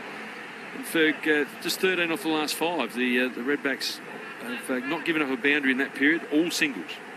It's exactly what Travis Head would have been looking for out of his bowlers, and it's been great to see Kerber just find a bit of rhythm and not allow the Western Australians to score boundaries or multiples with regularity and with ease. I think being able to find his line and length, which he's been able to do now, it's now asking the Western Australians to do something they'd rather not, which is a great position for him to be in. And Nathan McAndrews probably enabled that a little bit more than what some of the other bowlers had in the previous 5 overs, in that the fast bowlers had leaked a few more boundaries. Coming for his 4th over. Yeah, he got the bad first over out the way with a couple of boundaries and going for 10, but his last 2 overs have gone for 2 and 3. And this is a period where I know the Redbacks are keen to improve overs 11 to 40 with the bat. Recent seasons they've been a little bit light on in terms of run rate through that period, so it's something they're working on. And traditionally with the field back, it is easy to get singles, but it's harder to hit the boundaries, and we haven't seen one since the 16th over.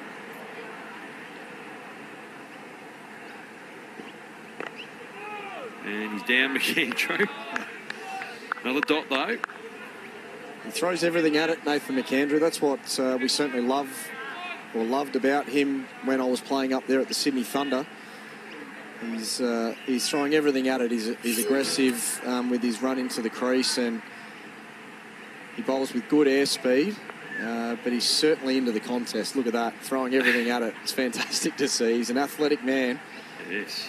It's a good addition to the squad, I think, Nathan McAndrew. He's going to have a real impact in this side if they can keep him fit and firing throughout the summer. Touch the Mark Woods there at the moment from England, falling over. And Marsh finds a gap this time.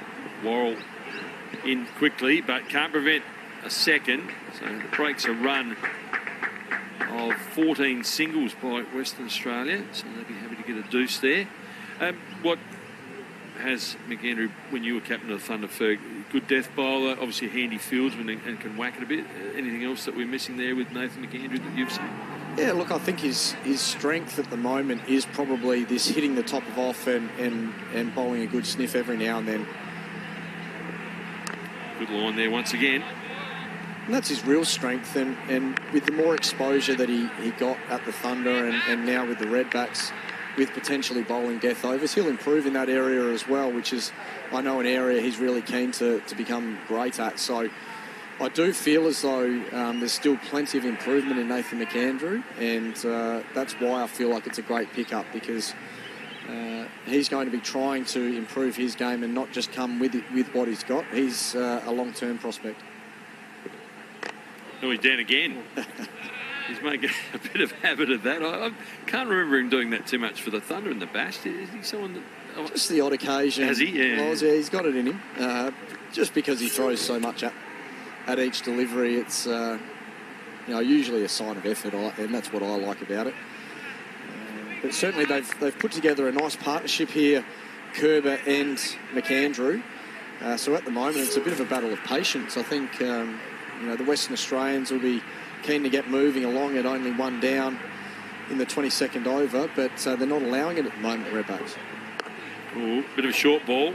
Richardson's going to come around and does well to keep it to a single. An excellent return too into Alex Carey. So just 3 runs from the over. The 100 coming up in that over. 22 completed, 1 for 101. So 17 runs off the last 6 overs. And McAndrew and Kerber have had a lot to do with the tightening up by the Redbacks. Kerber now 4 overs for 18. And there's the 2 bowls down the bottom of your screen. So 1 for 101, but might only be 100. And some good cricket here at Karen Rolton Oval on KO, on Cricket Australia's app, and I hope you're enjoying Across the Ditch, Sky New Zealand taking your coverage today as well. Kerber to continue on his slow left arms. I think the Western Australian fans will be really pleased with the maturity that Josh Philippe has shown today so far. It's a bit of a slightly different role than what we're used to seeing from him at the top of the order, but he's assessed the conditions really well and played accordingly. Played beautifully early, Ferg, as Marsh gets another run down the ground. Got a few leg side balls to get him going, and played the conditions well. And now a chance for him to cash in, as well as his captain there on the screen, Mitch Marsh.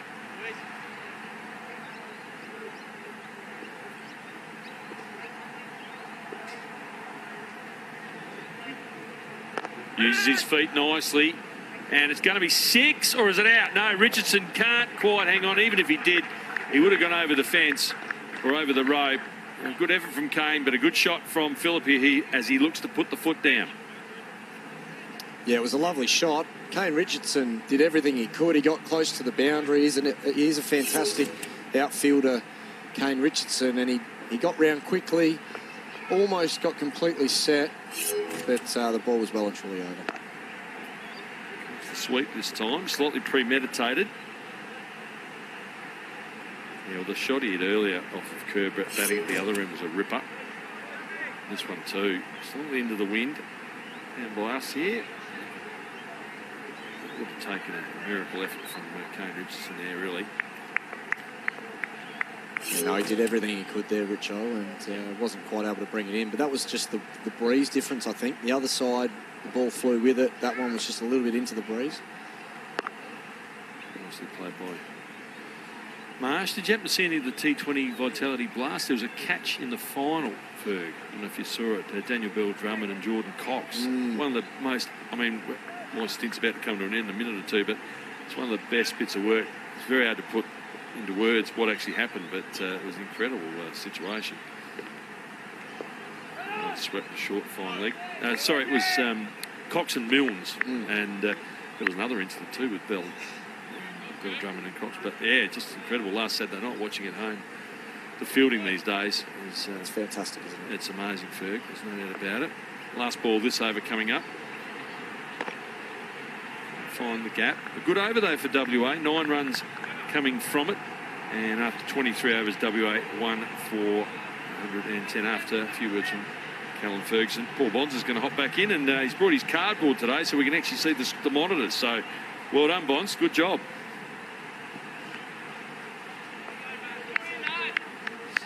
Yeah, Bonds, I think that that box is going to be a game changer for anyone sitting in the commentary number 1 position.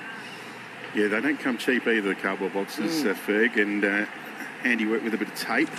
Yeah, and all the sticky tape down the buttons this morning.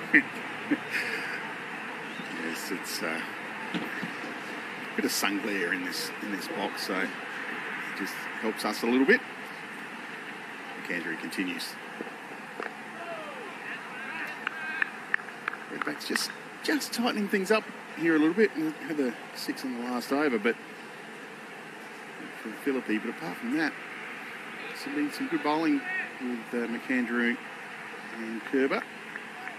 Yeah, we've just been talking about that bowling partnership. It really had steadied the ship, and what it did, culminate in was that shot from Philippi trying to go over wide long off for 6, and it nearly brought him unstuck. So that was the pressure that had built. Nice shot off the pads from Marsh, just one. Beautifully fielded by big Wes Agar at mid-on there. He got across quickly, full-length dive, 2 hands in the wide brimmer with the sunglasses on his head. Just as elegant as always from big Wes. I think he does have the extra clumsy gene. I think he's got 2 hats on too by the look of it. He's got the cap on underneath and the wide brimmer. It's an interesting look. I reckon I was spotted with about 6 hats on my head during the Big Bash last year. It's a different world at the moment with COVID. I've been watching a bit of the European Cricket Championships, and the bowlers putting their hat on the ground behind the umpire. Oh, wow, that's really winding the clock back, that. Take me back to year 8 at Blackfriars Priory School, I reckon, that would. A couple of metres behind the umpire, just toss it down behind him. Should be right there. Not sure it's quite in Brad Young, former South Australian Redbacks and West Torrens Eagles left arm offie, leaving his pie behind the stumps straight after the lunch break. That one's worked through the leg side. Pick up 2. Good running again from these 2. That was the old folklore that I heard when I first turned up at the Eagles down at Henley Beach. It was, did you hear about the time? Brad Young left his pie behind the stumps. Hadn't quite finished it in 40 minutes of the lunch break. Okay. Look forward to a text message later in the day too. Oh, can't waste a good pie. Good. That's right. Who sponsors us? 4 and 20 or Villies or Balfours? Oh, I think we'll stick with the South Australian, so it's either got to be a Balfours or a Villies, surely. And you can send your pies down to commentary box at Karen Rolton Oval. That'll be lovely, thanks. Andrew continues. Short and pulled around the corner. Richardson will cut this one off. In front of our commentary position, another 2 to Philippi. And ends the over from McAndrew.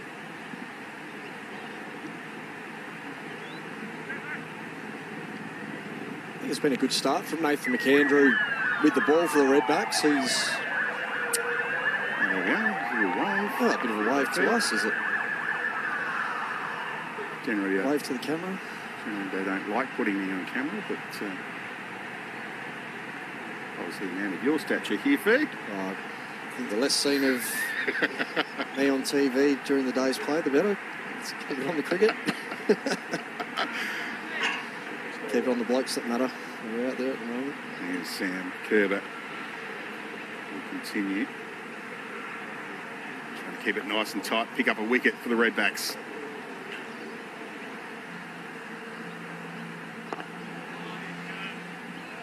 Let's drift into Marsh. He's really improved on his changes of pace, in particular in one-day cricket, from what I've seen in his first 6-7 games of cricket. It's worked down the ground for a single. Again, good bowling from Kerber.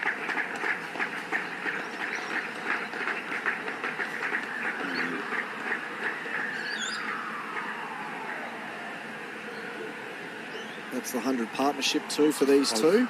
Just wondering what the applause were for. Well, for 130 balls. It's been a fantastic partnership so far and really starting to build something big for the WA boys. So I'll push down to Kane Richardson. Yeah, he's naturally slightly slower through the air, Sam Kerber, from what I've seen over my time playing with him at the Western Grit here in the Redbacks League and at Clubland. He's mixing his pace quite nicely today.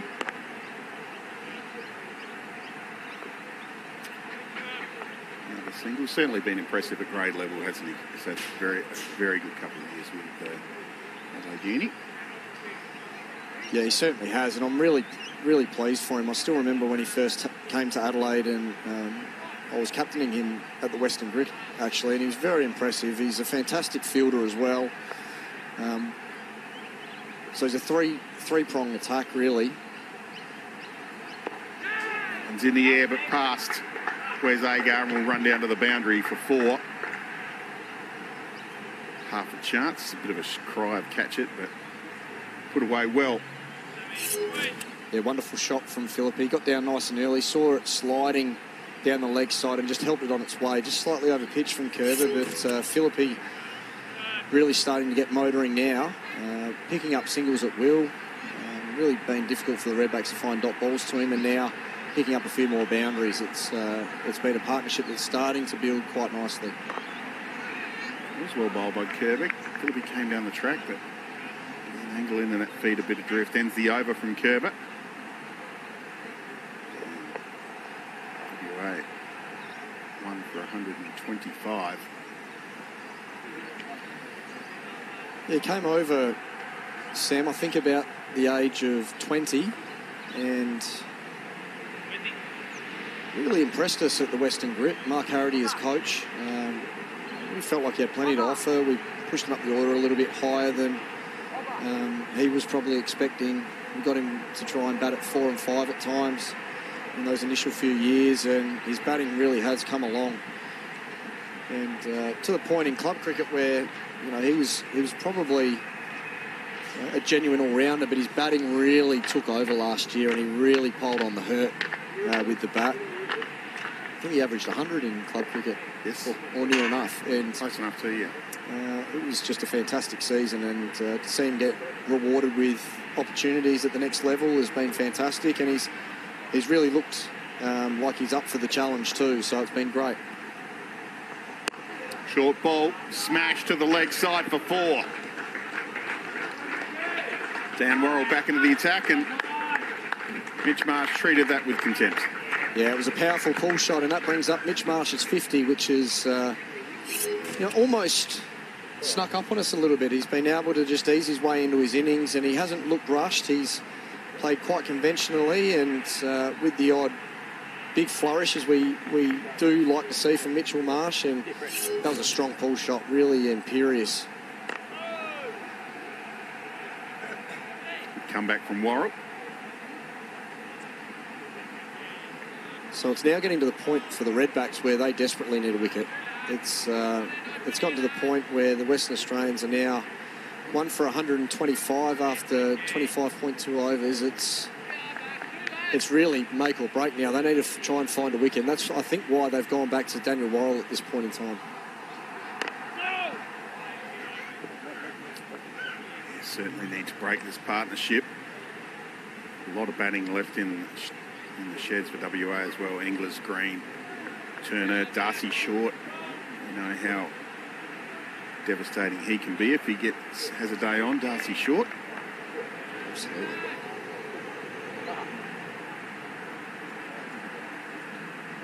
Good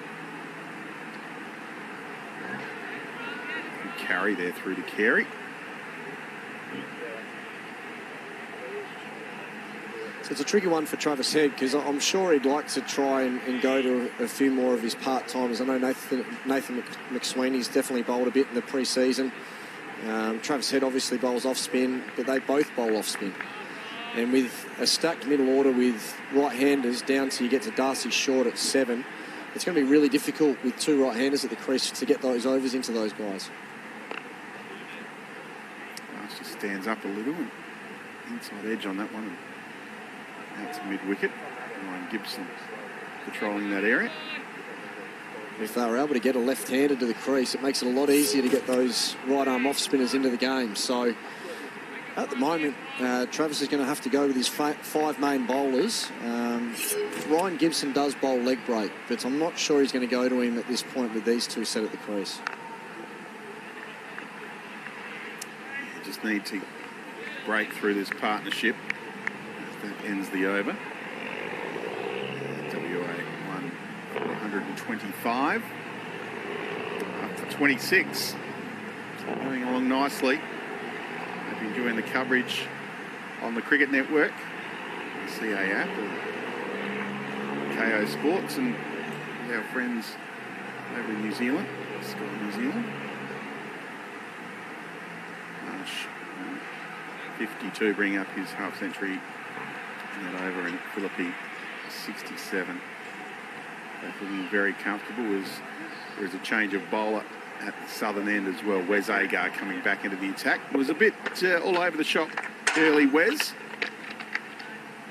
A chance for him to come back and get the breakthrough here for his state.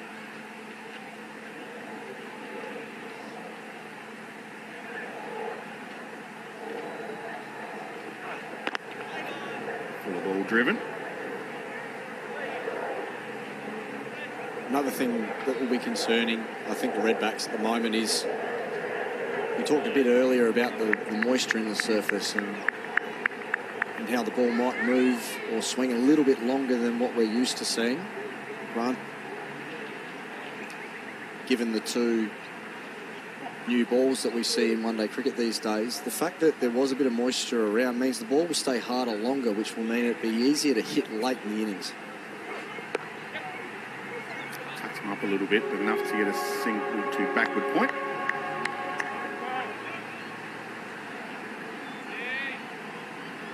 Let's have a look at the wicket of Sean Marsh. Oh, sorry, the actual. Let's have a look at the pitch. Now, we do see a few bare patches, and there's been some clippings rolled into the pitch, which would lead us to believe that it might be a little bit slower than what we're traditionally used to seeing here in one-day cricket. But that little bit of extra moisture will have protected the ball in the early stages of the innings, and that will mean it's going to be easy to hit late, which will be concerning for the Redbacks. It's a lot better over from Wes Agar in his first spell. Nice and tight. I'll tell you what, Bonds, we must mention Trent Kelly and his team here at Karen Rolton Oval. You know, the ability to get up a first-class wicket of this stature and this nature, and the outfield to be as pristine as it is, given football was only being played on it a few weeks ago, has been a fantastic performance, and the wicket seems to be playing nice and evenly at the moment. It's been a wonderful performance. Stands up and drives this to cover. Well fielded by Travis Head. That is McSweeney. Yes, they do a fantastic job. Trent and his team. Obviously, the proof is always in the pudding at the end of the day, but at this stage, it's been a nice, even surface where both the bowlers and the batters have been in the game. So we'll see how the game pans out, but certainly at this stage, it looks like a great surface.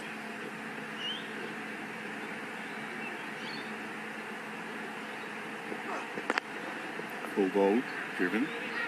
Travis Head does the fielding.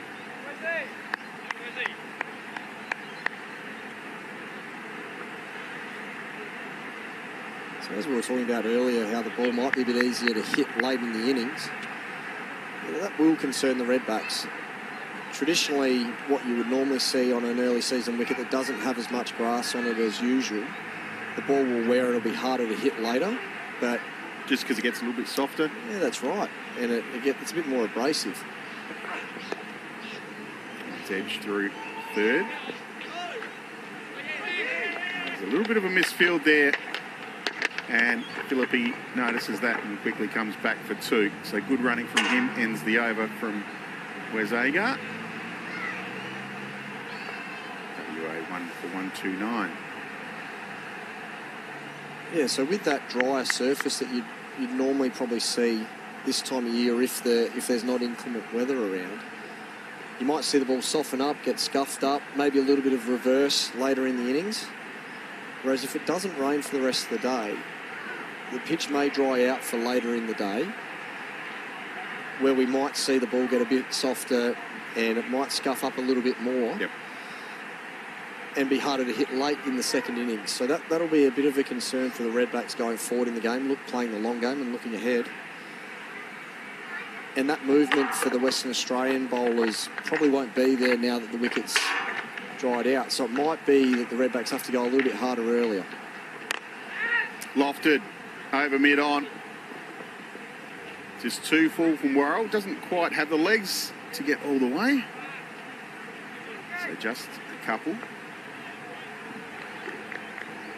Yeah, so as we'll see the play unfold throughout the day, we might see the Redbacks come out quite hard with the bat to try and maximise the good surface while it's still in its drying phase. And it could be an exciting first 20 overs of the Redbacks innings if the Western Australians put a big score on the board.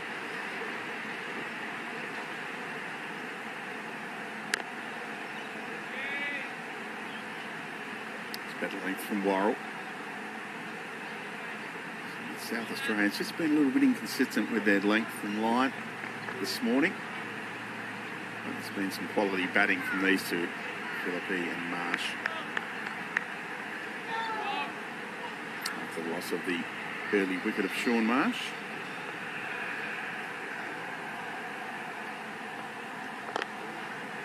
Driven again for Mitch Marsh. This one's going to go all the way. A bit more solid piece of that one. 4 more. Another beautiful shot straight down the ground there from Mitch Marsh. He's played beautifully down the ground today so far and just transferring his weight through the ball beautifully at the moment. He's in fantastic touch and coming off a big couple of series with the Australian team. Looks full of confidence. And the fact that he's got such a great start here is ominous for the Redbacks side and fantastic for the Western Australians. Short and pulled to the leg side in front of square, and another boundary to Mitch Marsh. He's motoring along now. Front foot, back foot, standing on the crease at the moment. It's all working beautifully for Mitch Marsh. Looks like he's just got great clarity on what's happening out at the crease at the moment, and it's a great sign for Australian cricket if we can get Mitch Marsh batting and bowling well for the Australian team, get him into good form early in the summer. That's a great sign for Australian cricket. Good touch. Yeah, Nielsen, good work at gully. Very deep gully. It's been an impressive partnership. First game of the season, always a few nerves around, but the calmness that these two have shown throughout the innings so far has been a real treat to watch.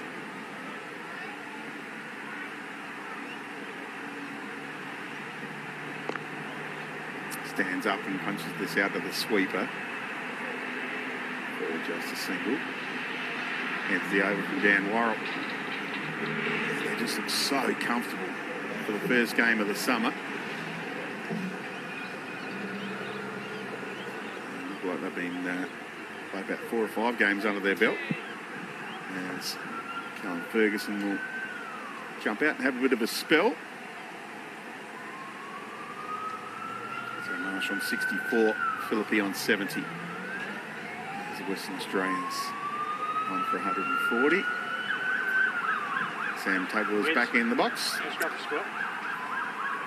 Yeah, well, we've only seen 1 wicket so far in this innings, Bonds, and unfortunately for South Australian viewers, it was a long time ago. That one of Sean Marsh, a very nice take at first slip by Travis Head, the captain, but it's all the luck they've had. It's been pretty much a one-way game from that point on. These two bats have been terrific, Philippi and Mitch Marsh. 140 now on the board. That's a long way from that first wicket.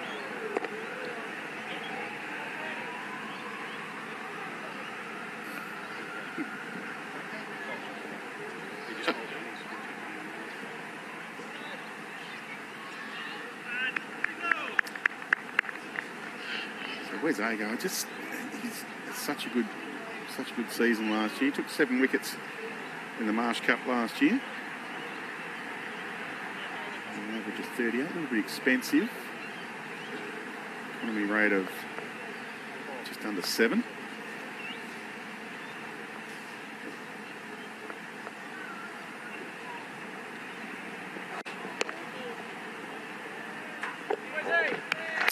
But he is a wicket taker. Is Wes.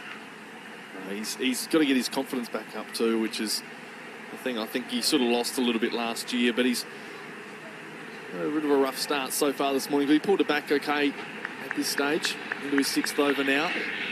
Numbers all right, none for 24 at this moment, and actually going for just over 6 and over in the first 3 overs. He's found a way to bounce back well. Big swing from Mitch Marsh. Like the look of that one. And just went through to Carey. Gee whiz, batter up. That was baseball style. It's going to be clubbed back into the Adelaide CBD.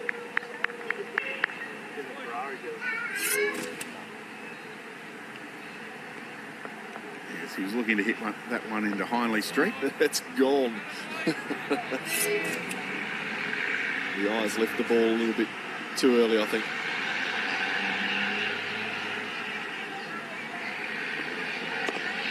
Change up from Agar. The bolt. To see that patience there from Mitch Marsh as well on that shot. Held back, waited for it to come through. But again, as you can see there, they're trying things, South Australia. They've got to chop it around in the bowling stakes, and then when you're holding the ball, you've got to make sure that you're not too many pies or anything that's going to be gimmies, and also challenge the bat. It's not just line and length, you've got to be consistent, but also try different things, get creative and make them think. Lines again from Agar. Unfortunately, there were just far too many freebies in that first 15 overs, which allowed these two to get in, essentially, and they've been very comfortable since. Haven't felt like they've been challenged too much, but the more we see of that off-speed stuff, the more we see of some different areas that are challenging them. You've got fielders that you're bowling to, and you can see Travis Head's moving some players around already just off his screen, so just got to try different things and keep, of course, these two batsmen thinking the whole way through their innings, and hopefully it ends sooner than later.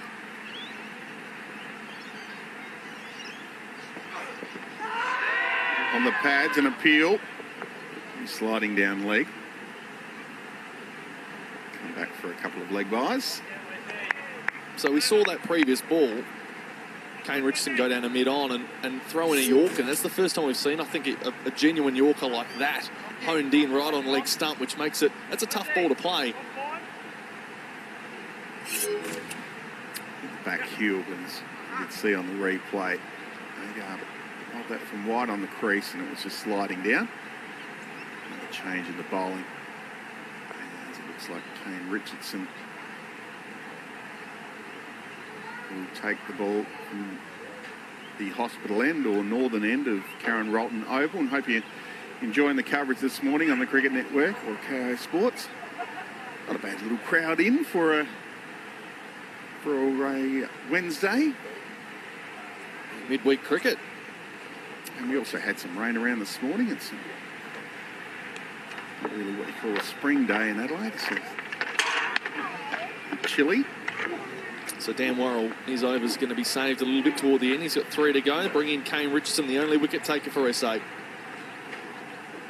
Short ball dropped at mid-wicket. Was hit firm. And Ryan Gibson couldn't hang on to it. So a chance goes down. Let's be honest, very tough chance. That was struck really, really well. Ryan Gibson there in the firing line, just about took it, but we'll get a second look at that in just a moment. Tough position there at mid-wicket. I think he'd be disappointed with that. As we all are when you drop a catch. Change of pace from Richardson there. Marsh just changed his shot at the last minute. Good bowling. One for Gibson as well. He's in quite close for those. See the inner circle, all the dots around it. Signifies the space you're allowed to field in and out with the amount of fielders and the power plays, etc. And you can just see him there on the corner of the pitch. He walks in about another metre or two into that sort of rough. So there's not a whole lot of time there between the ball off the bat and to you. That's an excellent bit of fielding at backward point. Sam Kerber stuck up a mitt and it stuck. Just showing everyone how he did it too.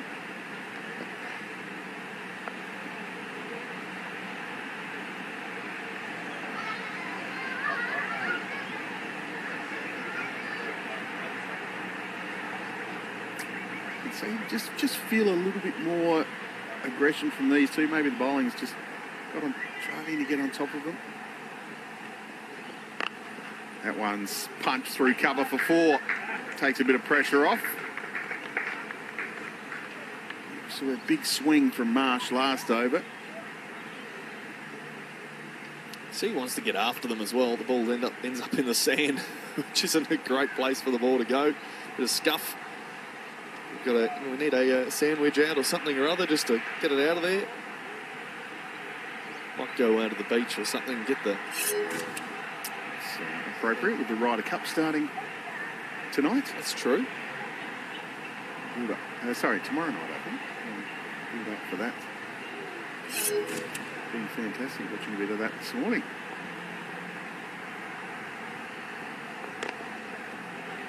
It's worked onto the leg side for a single.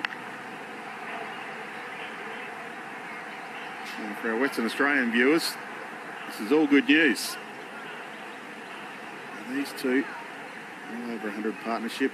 WA lost their first wicket of Sean Marsh at 15. He was out for just 1. And since then, it's been all WA. Philippe on 70, Marsh on 69.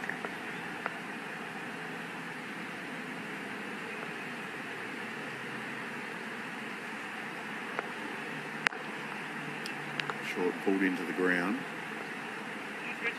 McAndrew. Interesting too to note as the end the over. 150 on the board now for Western Australia. Interesting that they've so far been... The lines and lengths have been okay since that probably 15 over period, but we saw some good bounce off the length early days in this one, and then ever since though, from about that period of maybe 5-6 overs in, the short ball is set up really easily for the batsman. The pull shot is not something that's too difficult to play out there in the middle of Karen Rolton Oval, and it just sits up and they're waiting on it well. So you wonder whether you move away from the short ball or whether you use a slower, shorter ball whenever you do execute that, but the pull shots are being heavily smashed away at the moment. There's a pull shot. It's like he's listening to your commentary there, Sam, and they thought about 2, but we'll keep it at 1. They've got the protection out there, which is okay, but it's almost like they're playing them with ease at this stage. One thing I've been impressed with, Jake Weatherald out there, one thing I've been impressed with is the pace in this wicket with the amount of rain we've had in Adelaide. It's a good pace and carry. And the batter's playing square, pull shots, cut shots. There's going to be a problem. There's a change up from Agar. Swipe the fingers over that one.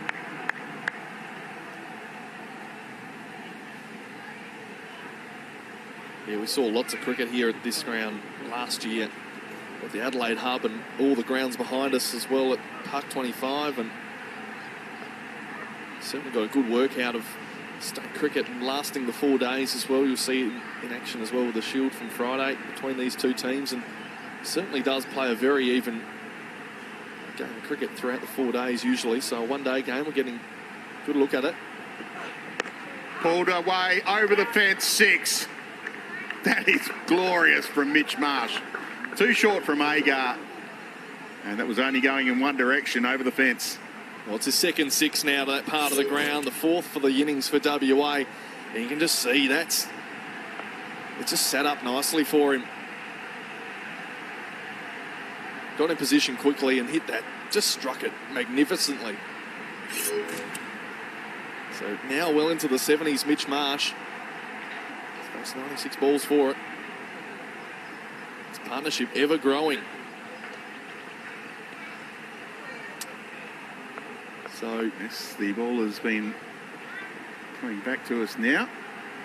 It could be AC out there. Andrew Capel. I was going to say for the advertiser. I was going to say it looks very much like him, but I didn't want to throw a random name out there. That is quite funny. He's a young lad.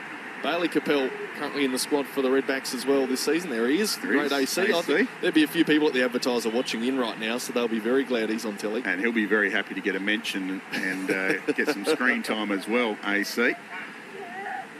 Loves the limelight.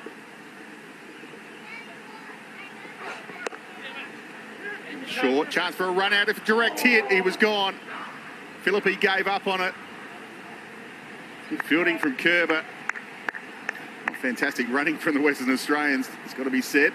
A small blemish in this team's partnership so far. It's been just about faultless, but whose call is it here? Josh Philippi should be calling, and he just felt like maybe he made the wrong call too late. He didn't really commit at all, did he? Oh, he knew. As soon as he went, yeah, I'm in a bit of trouble here.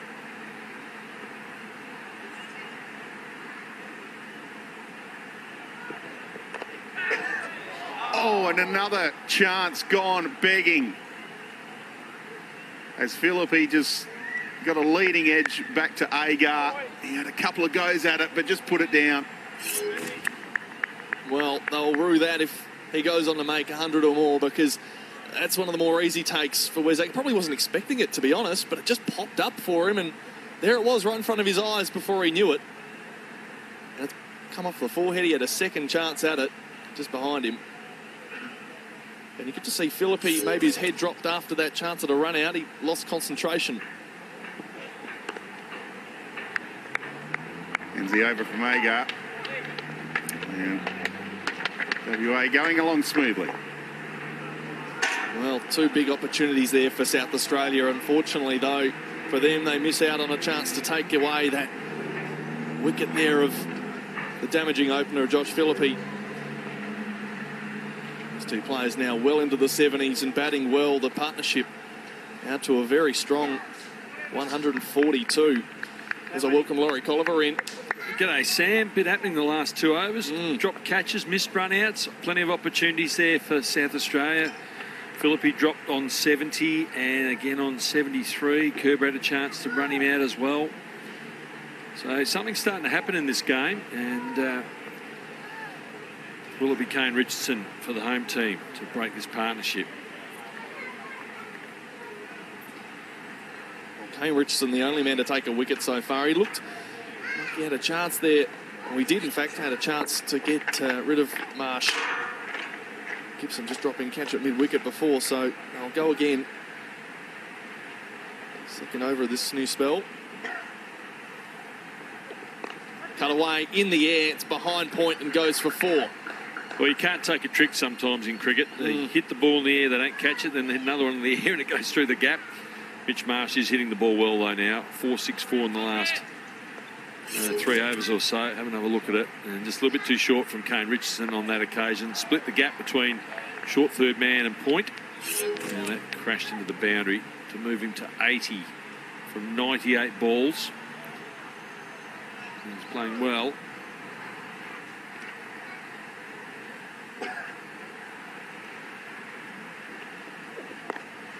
And again, that one will get probably cut off by the sweeper. No, it won't. 150 partnership now between these two.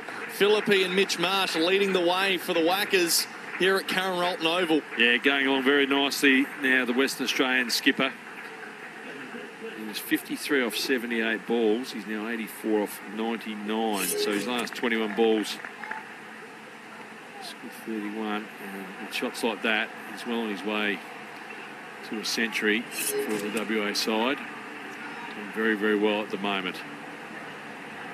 And he's past Josh Philippi now, who's got his career best score in this competition.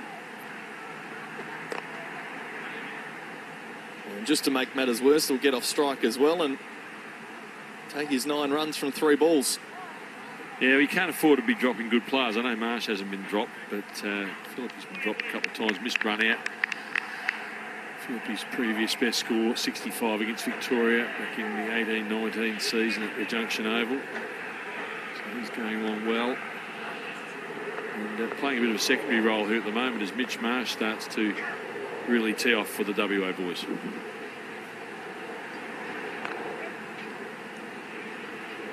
They've worked well as a pair as well, as they just bunt another single in there to that offside. You don't need to have both guys firing all at once, and they're working really well in. You know, Philippi's just lost a bit of confidence the last couple of overs, so he just plays a back roll and takes that back seat. Mitch Marsh playing well. He's lost a bit of strike too. Marsh in the last 5 overs has faced 22 balls to 6, so He's dominated the strike and the scoring, as you'd expect when you face so many balls in this period. And not many dots either. There was that one over where Agar tied him down a little bit, but he scored a lot. And he's found the boundaries in these late overs of that sort of second period, overs 11 to 40. So Kane Richardson here, 7 off the first over of this spell, 10 so far in this over. Just need to finish off the over. And this is where a dot ball would be important to try and keep Mitchell Marsh off strike. That's not to say that Josh Philippe can't push things along, but Marsh is in good form at the moment. They'll get exactly that there in South Australia. Little wins throughout this tough morning so far as it just ticks over noon here in Adelaide. They've really battled away, and WA have batted so well after 32 overs, 1 for 167. You can see there on the scoreboard, Mitch Marsh dominating there at number 3 as the captain. He's got 200s in this format. 124 against South Australia back in 2017-18. That was at Drummoyne. I think Callum Ferguson might have got a big 100 in that game. And WA Tassie in Perth back in 12-13, 104 against them as Travis Head reintroduces the slow left arm bowling of Sam Kerber. His first spell, 2 overs for 13, then 4 overs for 23. Where's Agar there? Not a bad little 3-over patch there. Pretty tight. Just went really for the one boundary. That 6 over fine leg off the bat of Mitchell Marsh. So Kerber to bowl, 6 overs for 36. The field well spread out as the 33rd over is about to get underway.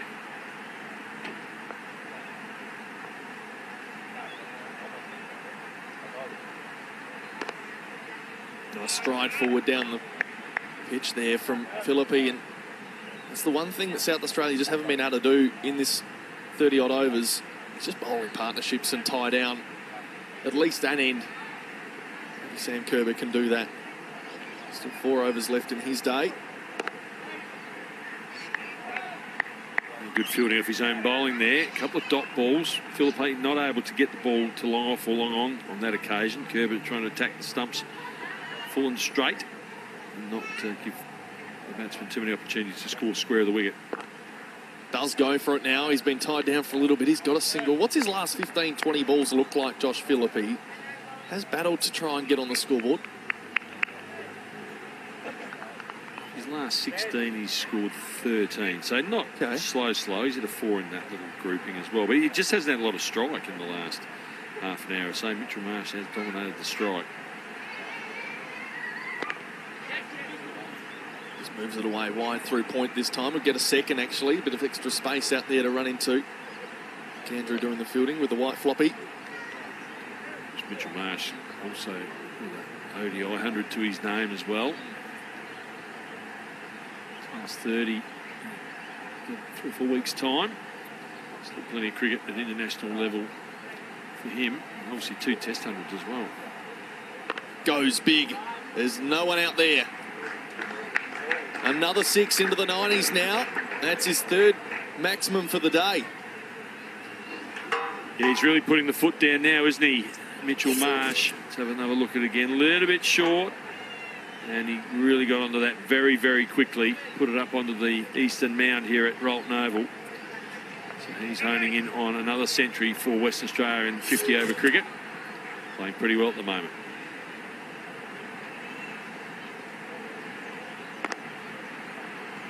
He just does that nicely. Finds the boundary, then knows to go back into his shell just for a ball and find the gap. Rotate the strike again and not go too hard. Too many balls in a row.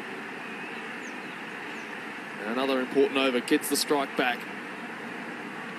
Yeah, 10 off that over, 9 of them to the bat of Mitchell Marsh, including that nice 6 over the leg side. So 177 now with 17 overs to go. Marsh 94 off 105. And Philippe 75 off 89. 3 6s for Marsh, 2 for Philippe. And this is a ground where you can score very quickly in the latter stages. The score at 30 overs was 1 for 149. I think 300 is a bit light on today, the way this pitch is playing. I think anything up around the 330, 340 mark could be on the cards, especially if it stays at 1 down. And Nathan McSweeney's going to come on and bowl his off spinners, so he's going to be the 6th bowler used. Peter Burge medalist up in Queensland with the Norths club. Had a great season in club cricket last year. We're about to see him turn it on for the Redbacks, his first bowl. Averaged 70 with the bat in Queensland club cricket last year and 27 wickets at 20. So the Redbacks are desperate for a wicket here to try and end this partnership. See if easy is the answer. Which Marsh has to navigate that one a little uncomfortably in the crease. Always nerve-wracking debuts of any kind.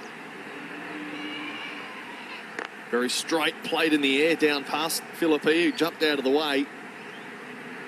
Moves up to 95 now, Mitch Marsh. It's a tough time. You play your debut game, you want to make an impact in the field, but then you handed the ball and the team at the other end, they've knocked up 162 runs without loss. The captain turns to you.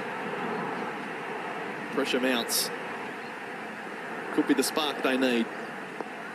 Reverse sweep almost gets past Harry Nielsen. Haven't seen too many reverse sweeps today, Sam, so with the off spinner on, we might see a little bit of this in this period of play. I think Philippi and the BB will play it quite regularly. Comes down the wicket, he plays over mid-wicket. There's a gap there, and it's going to bounce into the picket fence. So now to 79, Josh Philippi. 7 boundaries now, plus 2 sixes. Yeah, his first 4 or 6 since the 25th over, so that's 9 overs ago. But he hasn't really needed to do anything too silly here. He's just letting Mitchell Marsh, his captain, dominate proceedings and feeding him the strike, but that was a nice shot. Hits the pad. Is it too high? Umpire shakes the head. They'll get themselves a leg by at least 1, maybe 2. Josh Philippi will come back. I think you called it right there, Sam. Definitely a bit high. Let's have one more look at it. We're not straight on, but we're pretty close. And yeah, it's hit him on the upper arm. I know he's crouching down, but I'd be surprised if that was hitting the top of the stumps. Good decision down there by poor Sam Nagayski. This time goes high over cover. It'll bounce into the fence again. So 2 boundaries and 3 balls gives a bit of confidence back to Josh Philippi. Moves into the 80s.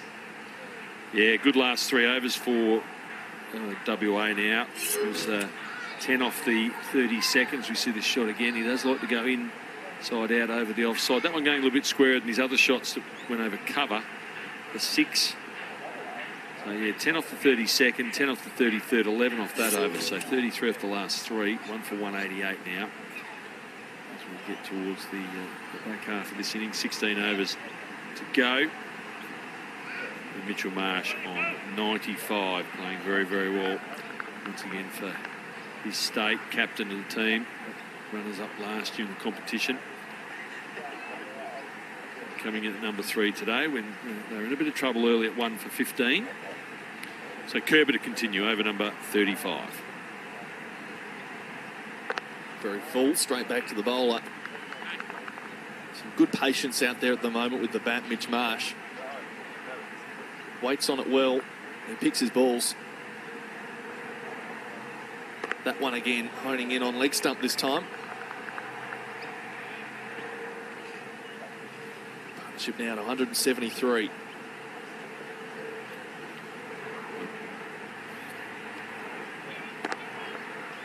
And through the offside gap. Got those 2 trappers there at short cover, but goes a lot straighter. Always Richardson down there at long off. Always an interesting time when a batsman's in the 90s. If they haven't made 100 before, they're always very keen to perhaps get there in ones. I don't think Mitch Marsh would take that approach. He's played for his country, he's played for his state for a long time now, and I think if there's a ball there to whack and get up the 100, he'll do it as soon as possible. Philippi wants to get there as well. That's a nice strike. That's probably the biggest we've had so far. It's going to roll away toward West Terrace.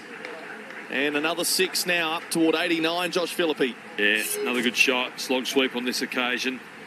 Wasn't the worst ball. Had a little bit on it in terms of flight, and Philippi, his 3rd 6 of the day. Marsh has hit 3 as well.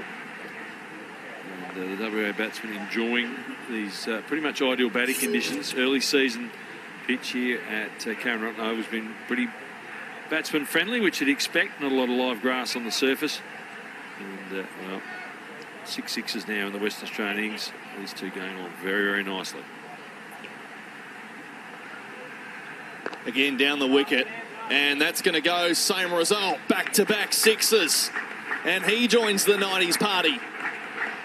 Well, that's another reason why I say you can score quickly here at Karen Rotten Oval. The pitch slightly on the eastern side of the ground. And, you know, the last 10 overs or even the last 15 overs here could quite easily score at, you know, 12s and 15s. Marsh 96 and Philippi 95, as you saw on the scoreboard there. A couple of 90s on the board. Does he want to go 3 in a row? Bring it up in style. He'll try. It's in the air. Is it going to get there? Yeah, it is. Josh Philippi. Quite something. What a way to bring up your first 100 in domestic one-day cricket. Yeah, excellent performance. The West Australian boys delighted for their young teammate. Josh Philippi, 24 years of age.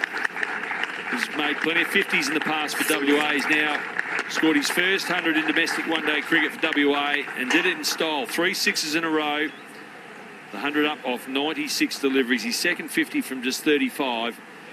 And he's hit 5 sixes and 8 fours in what's been an excellent display. Best over the innings for WA. 19 runs coming from it. And congratulated by his captain there. So 1 for 207 now. 15 overs to go. And look, at 10 and over, let me be the first to say it, 350 is not out of the question here, maybe more. And we saw in the game last year in Perth, slightly different conditions. WA made 5 for 369. We've got a bowling change at the far end. McAndrews back into the attack. And we've got a change in the commentary booth with Callum Ferguson back for a stint. The run's starting to flow here, Ferg, as McAndrew comes into bowl. And Mitch Marsh pulls that one away. Is it going to find the rope? It is, and that will be the 100 for Mitchell Marsh. So his third for Western Australia. And the milestones continue to flow here in Adelaide. He's not sure, but I can tell you, son, it's 100. And they're back on their feet again, the Western Australians. Mitchell Marsh, 100. Well, what an innings, Loza.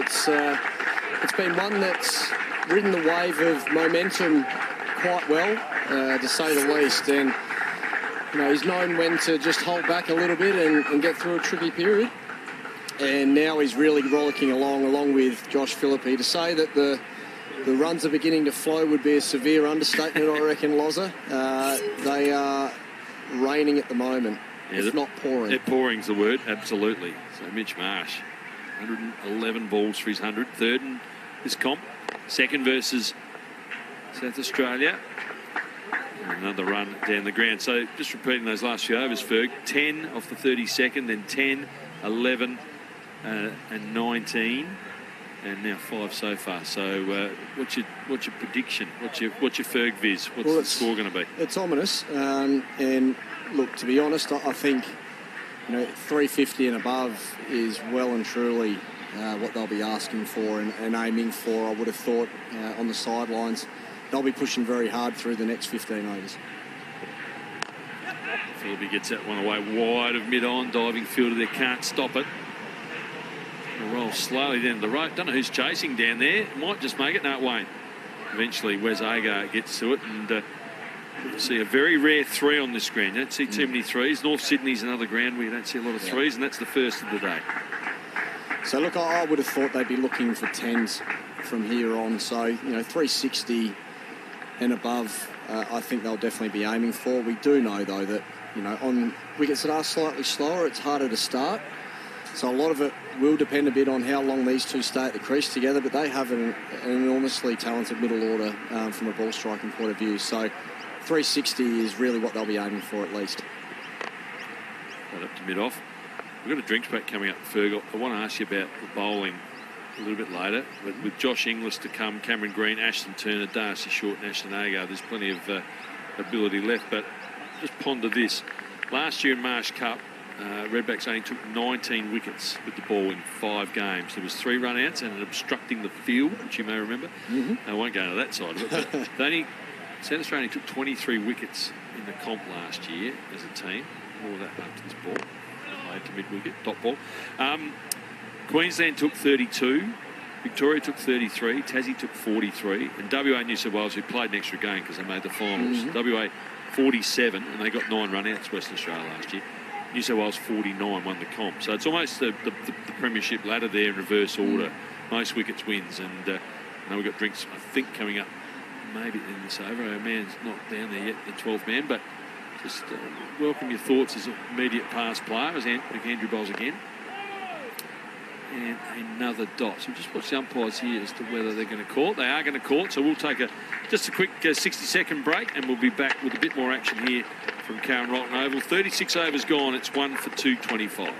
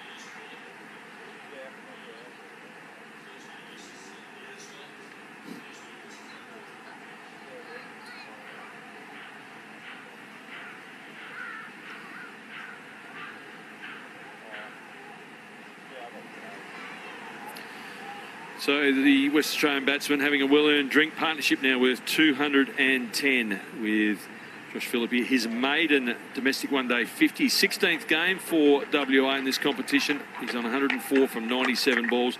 WA captain Mitch Marsh on 101 off 115. There's the Redbacks. They've had a sip. They're ready to get back into it. 1 for 225, 36 overs gone. Ferg as an immediate pass player. Just before drinks, we mentioned about the lack of wickets. Is it the pitches? Are we lacking a bit in bowling? We've seen it again today. Only the 1 wicket in 36 overs. Any thoughts on that?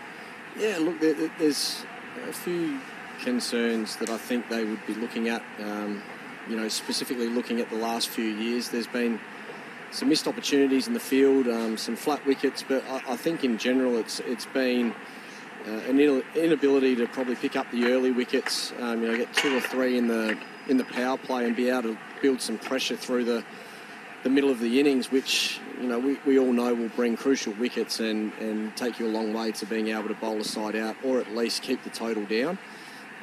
So I think that the main concern is that we just haven't seen enough pressure being built, and the bowling partnerships just haven't really gelled, I don't think, over the last couple of seasons, and that's where the improvement's got to come. I think just being able to build pressure, continually ask questions of the opposition without giving away the 1 or 2 loose balls to allow the pressure release, which unfortunately in the last couple of seasons has been an area of concern. I'm not going to ignore the fact that when the Redbacks have batted first, they haven't been posting high enough totals as well. The Redbacks side was bowled out far too many times last year, far more than I'd seen in one season than I'd probably seen in the 3 previous. Back live now in the 37th over. Change of ends for Daniel Worrell. Quick single there from Josh Philippe. Yeah, we're looking at last year. Where's my South Australia sheet? We batted, I shouldn't say we, Redbacks batted first in 2 of the games. And yeah, in 2 of those games, posted 205 and 104, but chased well, nearly well on a couple of occasions. 369 WA, South Australia 356 in Perth, and then the last game 333 the Vicks, 312 the Redbacks.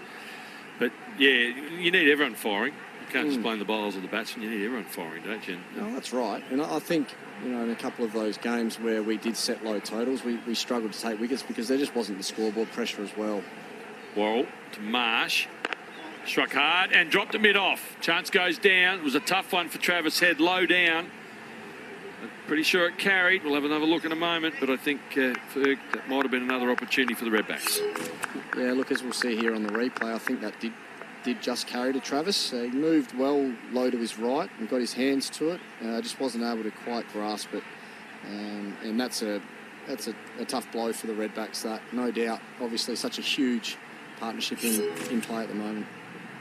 Full toss, dot ball. That's 3 chances now with Philippi dropped on 70 by Gibson at mid-wicket. Then the caught and bowled by Agar, which saw Philippi get a reprieve on 73. And then Travis said moments ago there, Mitchell Marsh on 101. I hope he hasn't hurt his shoulder there. So that's the other thing that the coaching staff will be taking into consideration as well, Loza. It's not just about how many wickets are we taking, but how many opportunities are we creating as well. A pretty good over so far from Worrell. Chance at the bowler's end. Good throw from Kerber, but he's well home. No third umpire in this game today, but looked comfortably home. Good fielding, though, from Sam Kerber there, who's seen him have an opportunity earlier and hit the stumps direct that time. It's a sharp mover in the field. Sam Kerber, I like the way he goes about it. He's aggressive. He charges in at the ball every time it's hit at him. And he does hit the stumps. He's a stump hitter. So, good to see him getting into the game there. And obviously not quite quick enough, but good lift for the fielders. Hit to the leg side this time, into the gap, and that might be another 6. Yes, it is. So, Philippi on fire here. He's faced 6 balls in the last 3 overs, and 4 of them have gone for 6, Callum Ferguson. Yeah, he's picked his moments, hasn't he? Quite well throughout the innings. A bit like Mitch Marsh. They've both been willing to respect the bowling when it's been on the money, and particularly early when there was some challenging conditions, a little bit of moisture in the surface. So when he has picked his moments, though, he's runs from it. The best over for a little while for the Redbacks, or equal best. So the score moves along to 1 for 233. 13 overs to go. And Dan Worrell now 8 overs for 47. I won't say 41 there, but it's actually 47. They've lost a globe on the scoreboard there. So both batsmen past the 100 mark. And of course we saw last year in the game at the WACA 4 centuries scored in the match.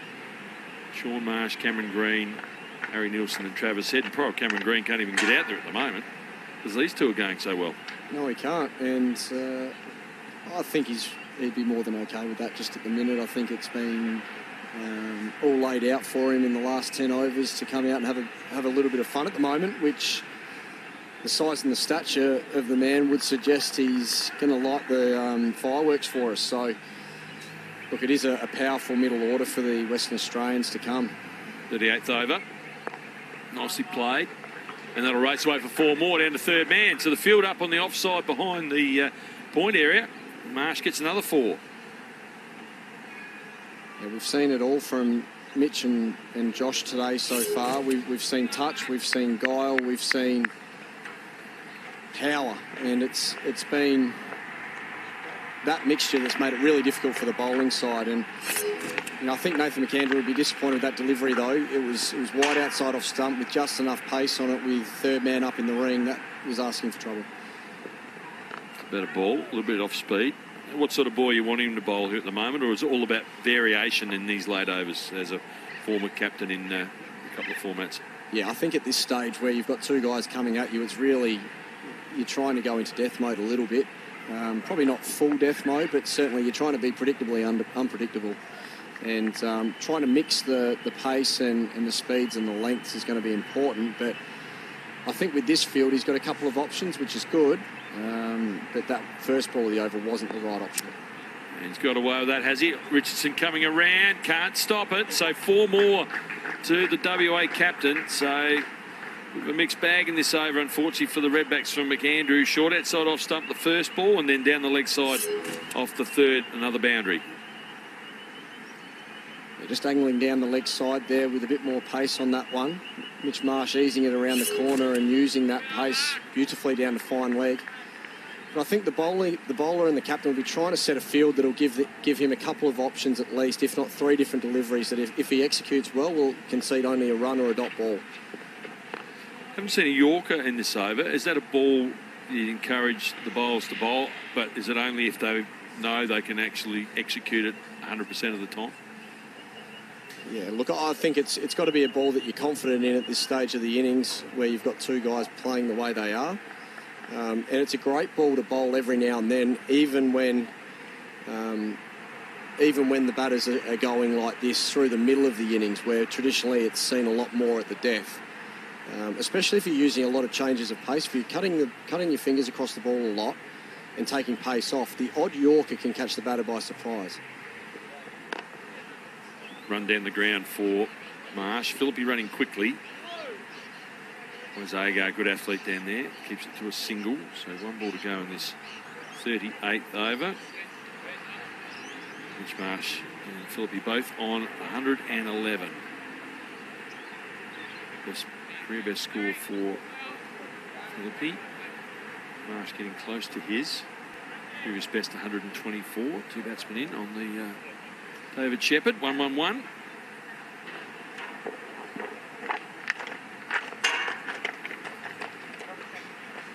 So last ball of the over. Philippi content just to find cover. So 9 off the over, 1 for 242, 12 overs to go. And next voice after Callum Ferguson will be that of Paul Bonza.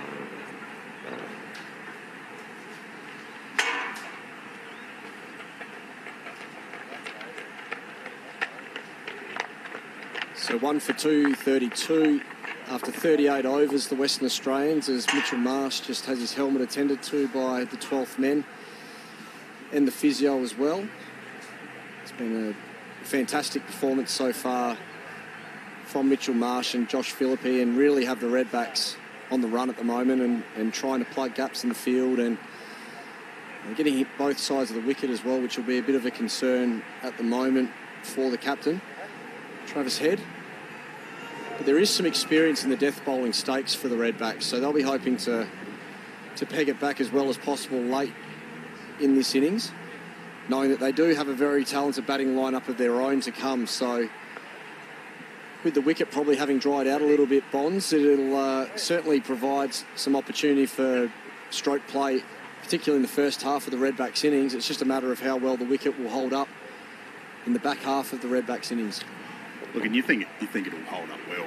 Like, it's obviously playing very well. We might even just get a little bit better as the day goes on, if anything.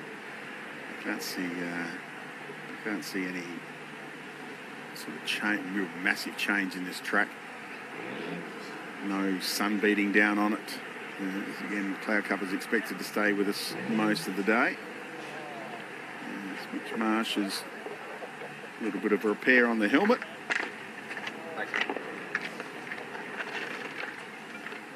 It will be Worrell to take up the attack from the southern end, Glover Avenue end. So he's got a couple of overs left. Richardson 3 to come. Zagar 3 to come.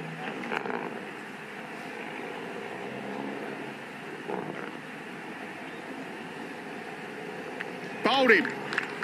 Big swing, and down where it went through him. Mitch Marsh looks a little disappointed, but he's batted superbly. And finally, the breakthrough comes for the Redbacks.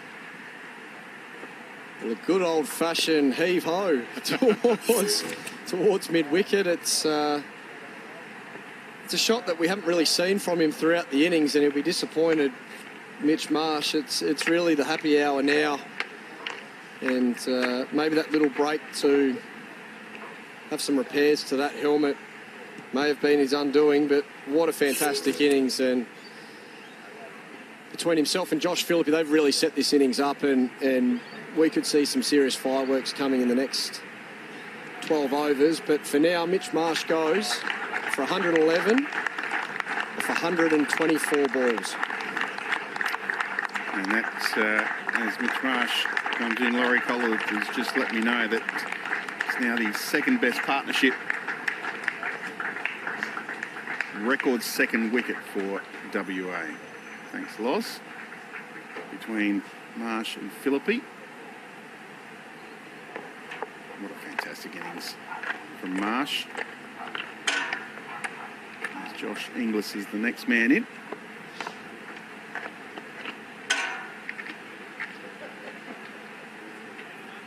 Well, wherever you're watching, seen some fantastic batting, and there's still some more work to do here for the Western Australians. And again, the West End Redbacks just peg them back a little here. Try and keep that total around 300.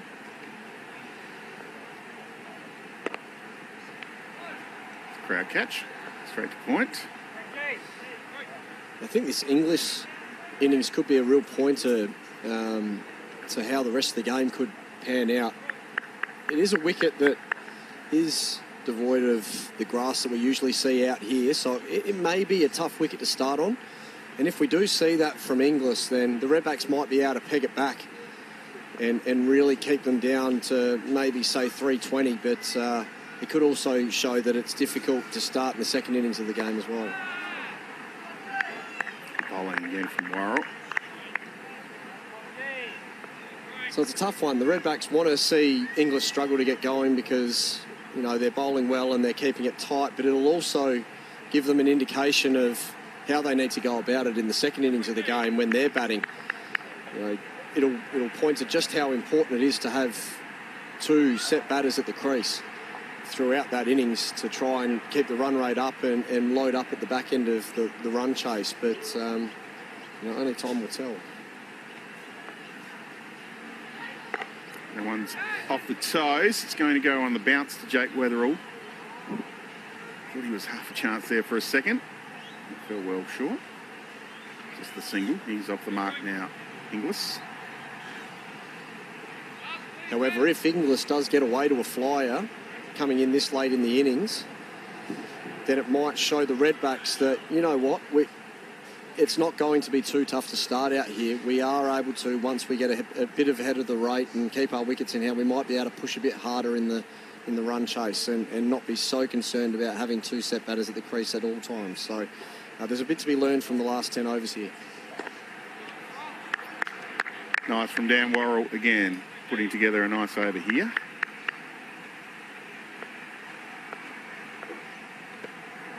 I'm quite surprised that with the track itself, Ferg, it's got a bit of a green tinge to it. But with the weather we've had in Adelaide, it's an amazing track, really.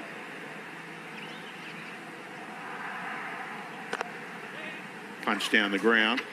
Kane Richardson's got some work to do, but we'll keep it to 2.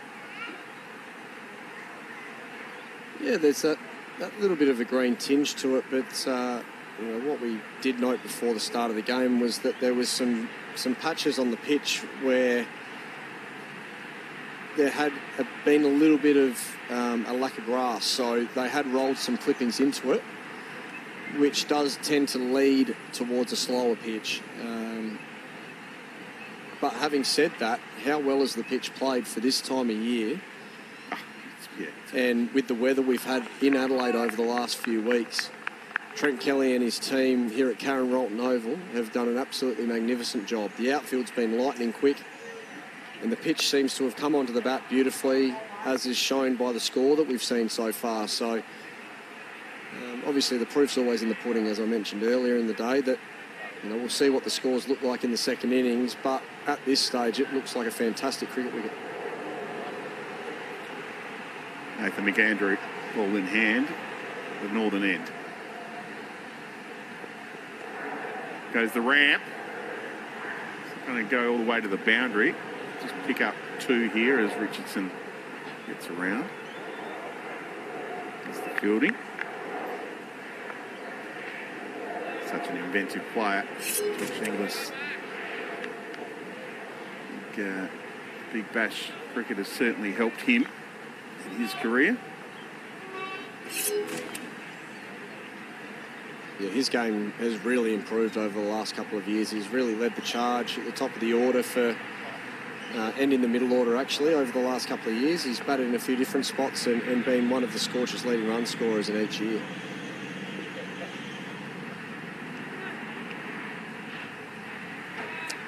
This is how that time. It's through to Carey.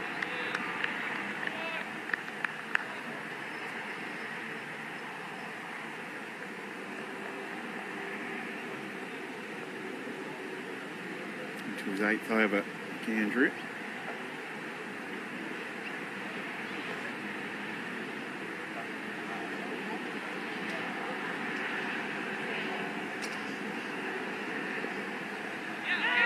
And it's bowled and he's played it on.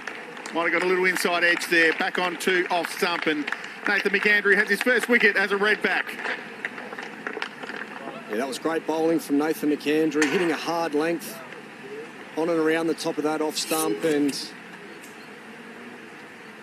that's back-to-back wickets for the Redbacks, which they desperately needed, and they'll be hoping they're able to get a bit of a roll on here and maybe pick up the wicket at the other end and try to impart some sort of pressure on this Western Australian lineup, which is so talented. As Josh Inglis goes for 3 off 6, Western Australia a 3 for 237. The thing is, if they keep having little breakthroughs here, that is going to restrict the scoring, and if they can somehow keep that total to around that 300 mark, they'll be confident to chase that down, the Redbacks.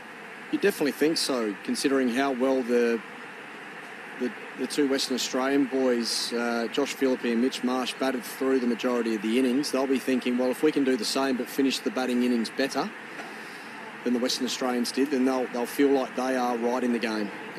However, what we do know is there's a lot of power to come and a lot of talent and class in this Western Australian middle to lower order. So they're going to desperately need to get rid of Josh Philippe, who is on a real heater at the moment. But what they have managed to do is keep Josh Philippe off strike for a little bit. So from a captaincy point of view, Travis Head will be really happy with that. And it'll be really important to try and keep the new batters on strike wherever possible. Ashton Turner, the new man at the crease for WA.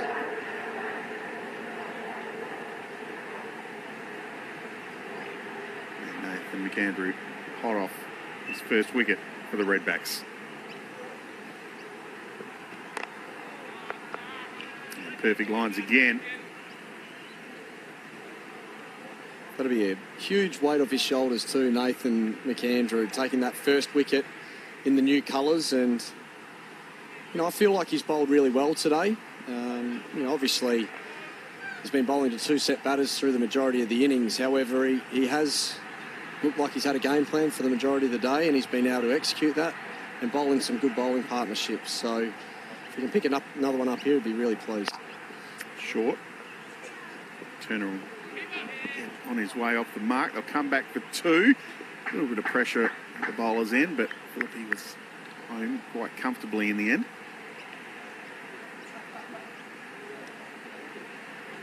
Piece of fielding by Frankie Worrell, deep mid-wicket. Not surprising that he went to a short ball to Ashton Agar early in his innings. A lot of teams do target Ashton in his early stages of his innings upstairs, and it'll be interesting to see how often they go up there. Change of pace. Picks up the single, does Turner, ends the over. A good one, a successful one for Nathan McAndrew. And WA now 3 for 240.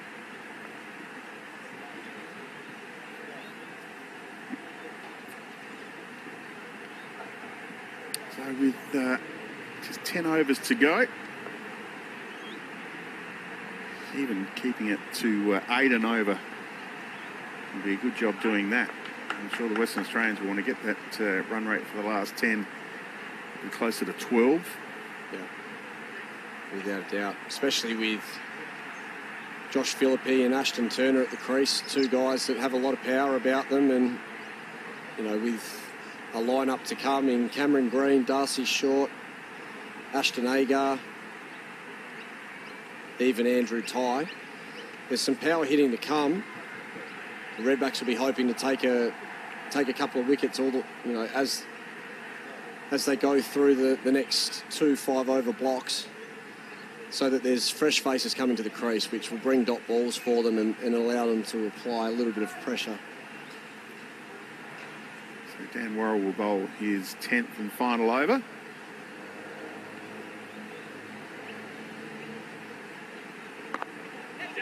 Excellent bowling. Just the one. It's beautifully executed Yorker, that one, Bonds. Right in the block hole. Bat breaker. And just to shout out to one of our mates in Perth, we got a little wager on this one, a little friendly bet. Okay. Paul Persick over in WA. He's a Right. commentator over there, so got some work for the Cricket Network, so Got a coffee on that one, do you, Bonds? Just have a coffee on it. Okay. So, you know he's tuning in, listening. He's a good man. He's scammed himself a ticket to the AFL Grand Final, so he's pretty happy. Oh, what a result that is. Well, I think he purchased it.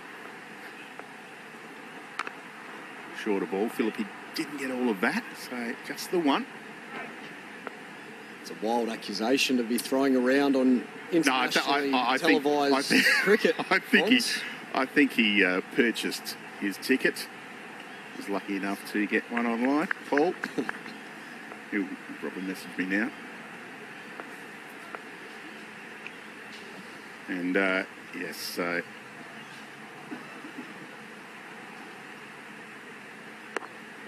good change of pace there from Worrell. Just beat Sam Kerber who dived, but no damage done for the West End Redbacks. He'd be a happy man though with WA in the position they're at. Giving a very solid total. Won't be an easy chase for the Redbacks. Decent bowling lineup too, the Western Australians, it must be said. Two very strong lineups out here today, and the Western Australians jam-packed with international experience. That's hit well, and that's going for 6. What a glorious shot from Philippi. Just picked that up and deposited over mid-wicket fence. Yeah, look, I think if you had a good look at some of Josh Philippi's wagon wheels over the last few years, that is a real strength, that zone there. That was a pretty decent length ball, maybe a touch full from Worrell that was angling into maybe 4th stump or even off stump, and just picked it up beautifully. Clean as a whistle, didn't try and overhit it. That was probably the key there. But it's actually been a key to the majority of his innings. He's timed the ball beautifully.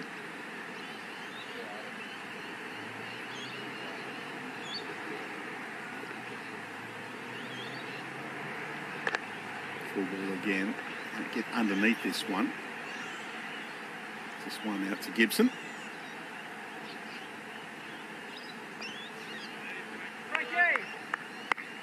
Just so dangerous, Josh Philippi.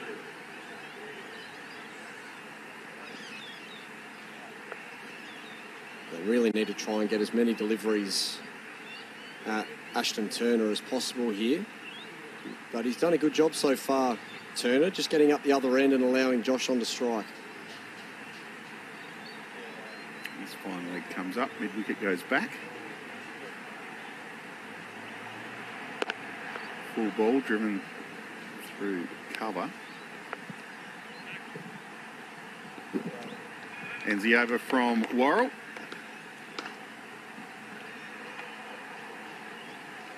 Just the single there takes WA to 3 for 251. Turner on 6, Philippi 121.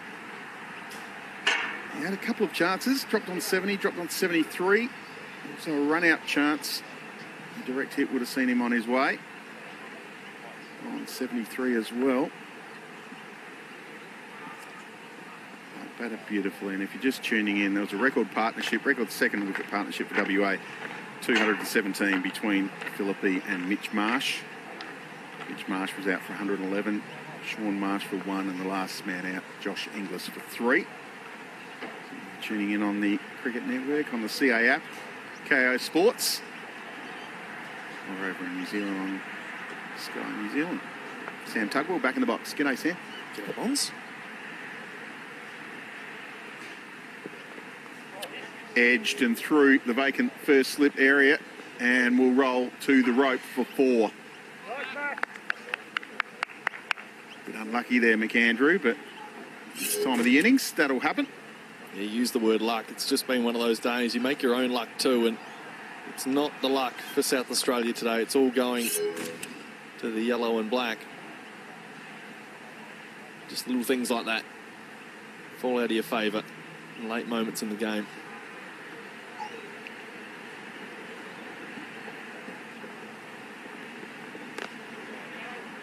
Down the track a little bit, but well bowled. As Ferg said, I've been reasonably impressed with McAndrew's debut for the Redbacks. You can't be upset with it. 8 overs, and he's been very serviceable so far, and good economy rate for a one-day game. Just Taking over that 5 key and a wicket half. as well. So, and some good consistent areas, I think, which is all you can ask for in this game, where really most of the bowlers haven't quite been able to nail down that line and length for most of the game. Squaring up Kane Richardson at fine leg. So you'd expect this one to be a little bit short. In fact, it was a full ball, ramped style. Get it cleanly, so he'll pick up 2 runs as Kane Richardson comes around. Show that to the purists. That's a wide, full Yorker. So far outside off stump, and he's somehow found a way to ramp it, spinning the opposite direction. That's 2021. I think he saw him going as well, so just pushed it a bit wider. Quite unbelievable what the short format has turned into. Usually that's a shot through cover. It's found its way to fine leg in the air.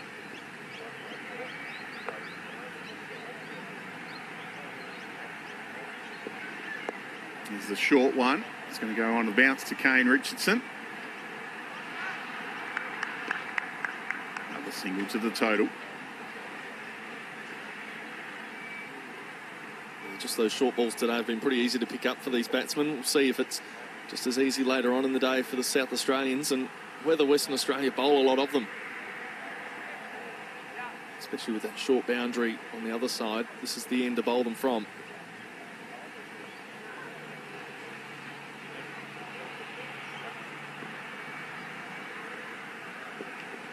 Comes down the track and slashes it through cover. Well, it wasn't far away from Jake Weatherald, who's out there on the cover boundary. I reckon it was just about 4 or 5 metres to his right, and he had no chance of stopping that. That's a rocket off the bat. He's hit that so well the camera can't keep up either. That went with speed. Like a tennis ball off a tennis racket, just pinged away. No chance out there, the sweeper. Change up. Good bowling.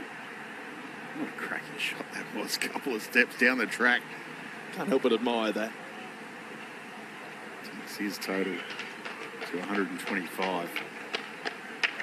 And the runs continue to flow for WA.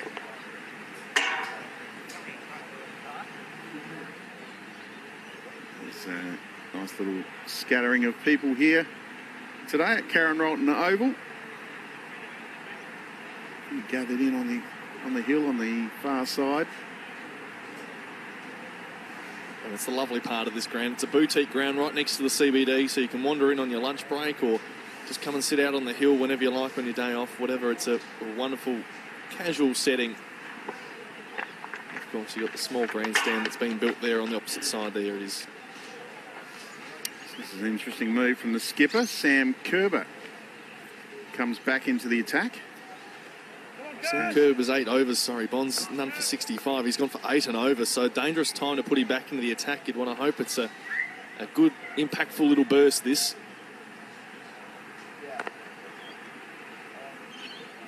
Let's work down to Richardson.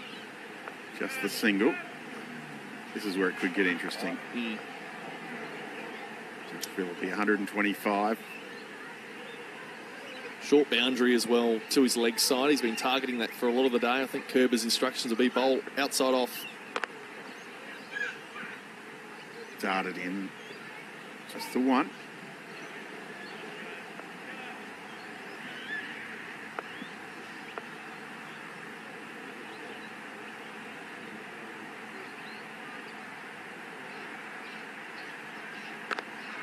Played across the line, and Kane Richardson does the hard work but can't get there. 4 more. This time off the bat of Turner. Yeah, not sure if he just got there and the dive was just a little bit too far from the ball or what quite happened. We'll get a second look at it on the boundary, but a great effort there from Kane Richardson. You can see Turner, he's starting to get involved as well. Second 4 for the day. He just about got there. I think his hand might have been in line with the ball, but just went under it.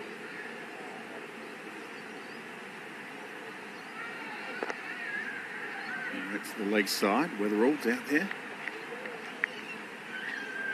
Well, You can see here from Kerber, he's bowling so full, they're almost Yorker-like, that they can't get under them to try and play for 6 over that mid-wicket boundary. But they are trying to heave it into that leg side where all the space is and big gaps on the boundary line. Again, darted in at that leg stump.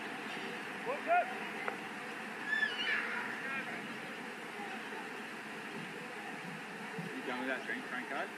Yeah, I'm done, thanks, man.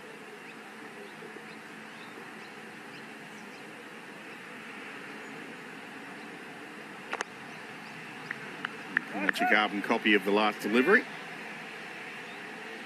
Another single to Turner. There's the over from Sam Kerber.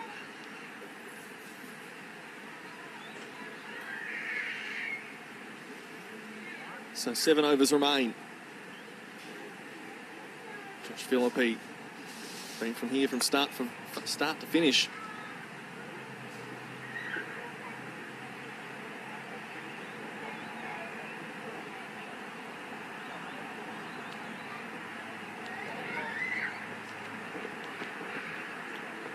So how Travis Head navigates this next 7 overs will be fascinating to watch play out. He's got McAndrew, who's going to bowl again here from the hospital end. He's got 2 overs left in the day. You've got Wes Agar and Kane Richardson, who have also got 3 overs left each.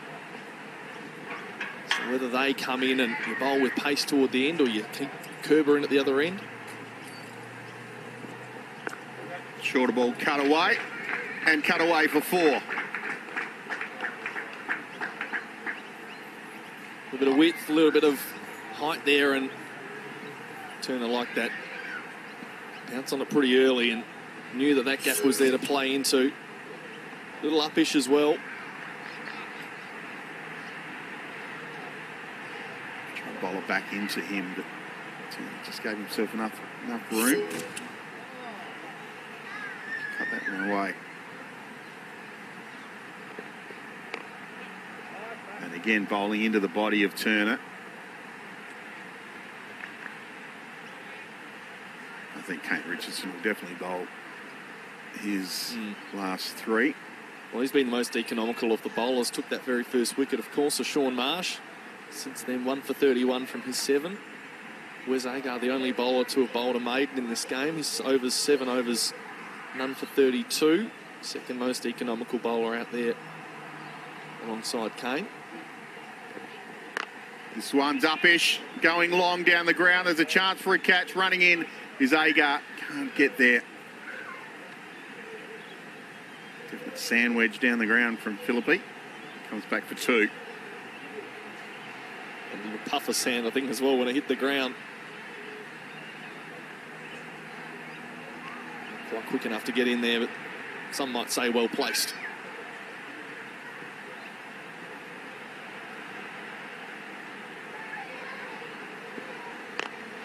Smash through cover. Good fielding. So they've got all of that. Because they've been flying to the boundary off that bat of Josh Philippe. Nathan McSweeney, good bit of fielding from him. He's had some good couple of bits of fielding now today. And that cover and point positions he's been in so far. Diving around. Full stretch. Getting hands to balls very far from him.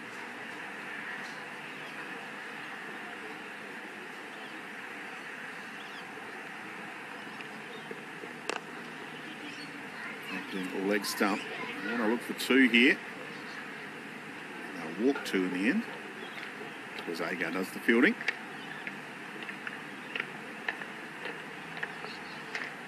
So what's the target score from here? You've got 6 overs left in the day. Well, the innings anyway for WA, and they're probably looking at about 330. If you want to go 10 and over, just a bit more. I think 350 will be the aim, especially if Phillips bats 3. Again, some good bowling just over the head of Sam Kerber, and this is going to roll away for a boundary as well. It's a slower ball. Just got enough bat on it to get over Sam Kerber's head. And that ends the over from Nathan McAndrew. And he just moved out of the way that well. You described that Bonds, that one runs away. Harry Nilsson was never going to get to that. So now 3 for 285, Western Australia. Turner's really getting into the game as well. 3 fours. He's been in for 18 deliveries. Moving into the 30s now as I welcome Laurie Colliver back into the commentary box. We're not far away from wrapping this innings up. Yeah, 6 overs to go. Party time for WA. And they're up and about at the moment, aren't they? Playing well, these two. So, 3 for 285. 30 runs off the last couple of overs. Yes, that's a worry. So they're starting to really up it.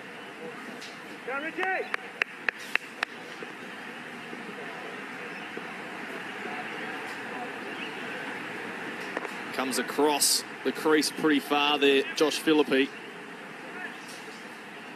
Sort of bunts it into that leg side for 1.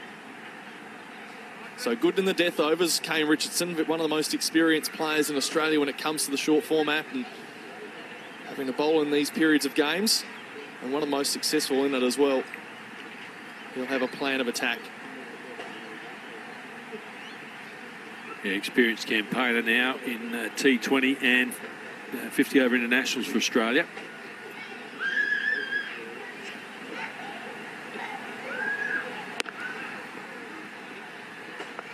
Just 1 for Turner out there. They won't push for a second. A bit too quick toward that long boundary. Turner strike rate up at around 170 at this point. Yeah, he's going well, isn't he? We saw him in the West Indies play one very good innings in that first ODI. Had a long partnership with Alex Carey. And he's shown in ODIs he can hit the ball a long way. 84 in a game in India 2 or 3 seasons ago, which won the game over there. That's a full toss. He's got under it there, Philippe, but it's going to bounce. Oh, unbelievable fielding. It's done a right turn of some sorts maybe there in front of Dan Worrell, and he's misjudged it completely. An embarrassing moment in front of the fans. Well, I don't know how good an angle we can get on this one, but saw the sand sort of pop up when the ball hit the deck. And here it is again, full toss. See the spin off the bat, yeah. And then it basically lands, and then, yeah, it just got him on the bounce, unfortunately, Worrell. Back to live play. It'll be the same thing again, a wide full toss. This time much straighter. McAndrew comes through to clean it up on the rope. So the run rate continuing to pick up here for WA. 45th over. One more look at this for another angle. So full toss, hit out the deep point. Worrell comes in knowing that he can't catch it. Ball hits the deck, bit of sand flies up, and then it almost goes the wrong way. And he's played enough first-class cricket, so he might have been the victim of a bit of an unkind bounce there, I think. For Daniel Worrell. Again, wide one. It's going to go straight to Dan Worrell. He'll get a second chance. He looks better this time. The 4th wicket falls now. And Josh Philippe, quite a decorated innings. It comes to an end. He went to go big again over the offside, and Kane Richardson's got 2. Yes, bowling full and wide. That was the plan in that over, and the 3rd time in the row, it finally paid off. Would have been a wide probably. He's got under it, hit it pretty well, and into the safe hands of Daniel Worrell. So fine performance from Josh Philippe today. He's done very well. As we see it again, nicely held there by Daniel Worrell. So Philippe comes off. 137 not out. It's been an excellent display. He's maiden 100 for Western Australia in one-day cricket. And WA now 4 down for 293. 7 sixes and 10 fours by my count. And a very good performance by the young man. And doesn't quite make the top half a dozen leading run scorers in innings by Western Australia. But he'd be very pleased to propel his team up to 4 for 293 as Darcy Short makes his way to the non-strikers end, the batsman having crossed for the last ball of the 45th over. Kane Richardson to bowl.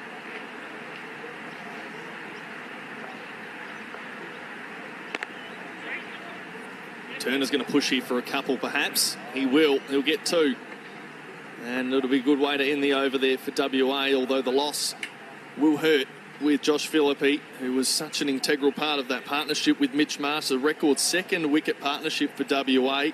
217 off 213 balls. They were going at a great rate, and they've set up their team for hopefully a pretty large score. They'll just have to see how the last few batsmen will go. 45 overs down now, 4 for 295. Yeah, 5 overs to go. So you think minimum 345 from here. You'd think they get 10 and over with 6 wickets in hand. Ashton Turner playing well at the moment. He's 32 off just 19, plus a few more. Waiting for the score to update. 34 off 20. So he's shown what he can do. He's just 6 off his first 6 as well. And Kane Richardson now 8 overs, 2 for 41. Whereas Agar's going to return. Nathan McAndrew finishing his 10 over spell. 10 overs, 1 for 70. So Agar is going to bowl most likely 46, 48 and 50. Sam Kerber's bowled 9. So if worse come to worse, he could bowl another over. And obviously Nathan McSweeney's only bowled the 1 over as well. But looks like these two could close it out these last 5 overs, which is not easy bowling at the death here. So hospital end of the ground here, where's Agar? Oh, extremely wide.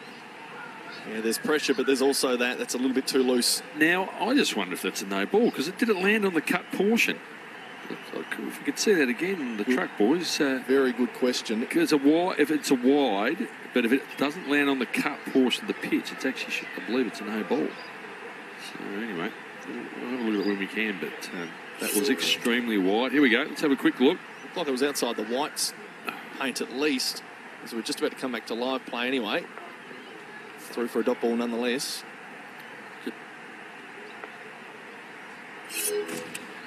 Yeah, so that just landed on the cut portion. Give the umpire the benefit of the doubt there, I think. Alex Carey just coming through for a little bit of leadership here. Quick moment with Wes, who's going to have to navigate SA through these last 5.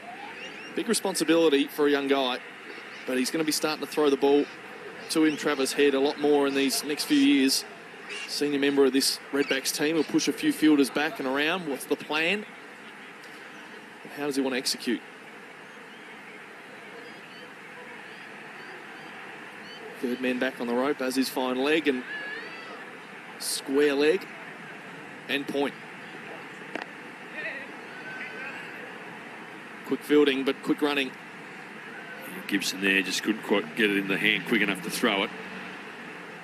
Better ball though from Agar. Field spreading around. Left-hand, right-hand combination now. So that's a little distraction for the captain. Pretty decent conditions now here in Adelaide. It was a bit wet this morning, but it's turned out to a pretty nice, mild old day here. And we should be right to get the full game in as Agar continues in from the hospital. Well, he did continue almost in for a moment. I think the Redbacks only had 3 inside the circle.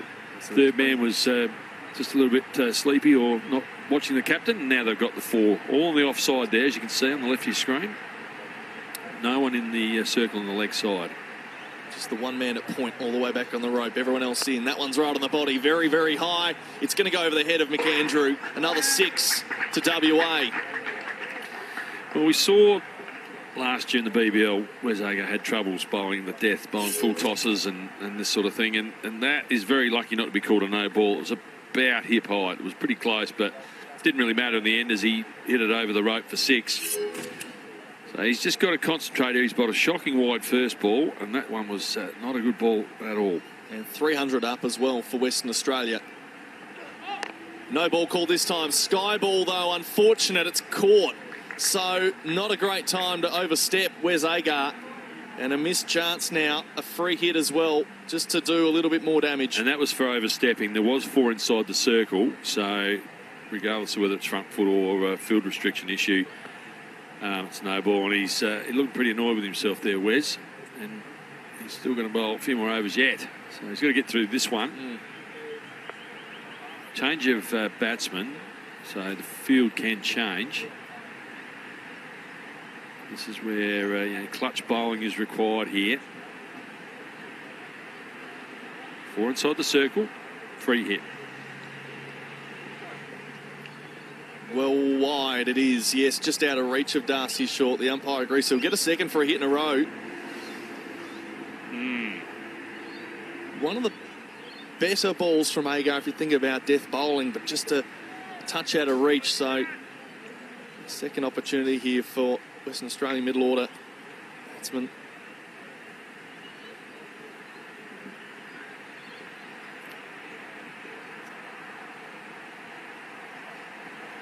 Shorter, cut nicely. It'll be cut off though in the end. Andrew out there fielding. So just the one from the free hit. That's not a bad result. Yeah, he got away with that. It was pretty short. And he looked to smash it away, but just couldn't quite get it into the gap for a boundary. And the pressure really on here for Wes Agar. He's got Ashton Turner back on strike here. Still 2 balls to go in the over. Very short, pretty tight on the body there. Caught him right up there on the elbow and had to try and deflect. The tough part for Wes Agar is he knows he's got the next couple of overs in front of him, because with limited overs cricket, your captain pretty much banks all the overs in and leaves a few left for you, and it's all calculated. You've been given the responsibility. You've got to bowl it out. You can't be chopped out for someone else at the end unless there's another option, and unfortunately for South Australia, there probably aren't many options left. Sam Kerber's probably not going to bowl his 1 over in the next couple, and Nathan McSweeney's only bowled 1 over today. So Wes is going to have to stand up and come back. Good Yorker. Find 1 here, Western Australia. There'll be 1 ball left in the over. It's been a long one for Wes. Still 1 to go. Gee whiz. It's a long over with a no ball, couple of wides. Under a lot of pressure here at the moment. And he's still got to bowl potentially 2 more overs. Yeah, that'll be playing in his mind. Hopefully he can build up a bit of confidence between the over. Not the best start to his death. 3 overs to finish this. Bit of room to move there for Shorty. Punches through cover. McAndrew's going to have to work up some speed and flicks it back in well. They'll come back for 3. Good running between the wickets. 4 for 312. Well, big over there for the West Aussies. And really pressure really being applied here now to Wes Agar. 4 for 312 is the latest score here. Turner moving along towards a half century. Darcy short with those 3 runs, moving along to 5. As you can see on the bottom there, both Richardson and Agar 8 overs apiece. So there's 4 overs to go. Potentially these 2 will bowl out. I'm sure Richardson will. It's just a matter whether Agar can get it all together at the far end. And, what have we got? Plenty of time to get the overs in. 17 minutes to go for 4 overs. So over 8's been good early. A bit of slow stuff from Kerber getting through some overs. So Richardson, 9th over for him. Currently figures at 2 for 41. Yeah, bowler of the day so far for SA. 2 of the 4 wickets for Kane.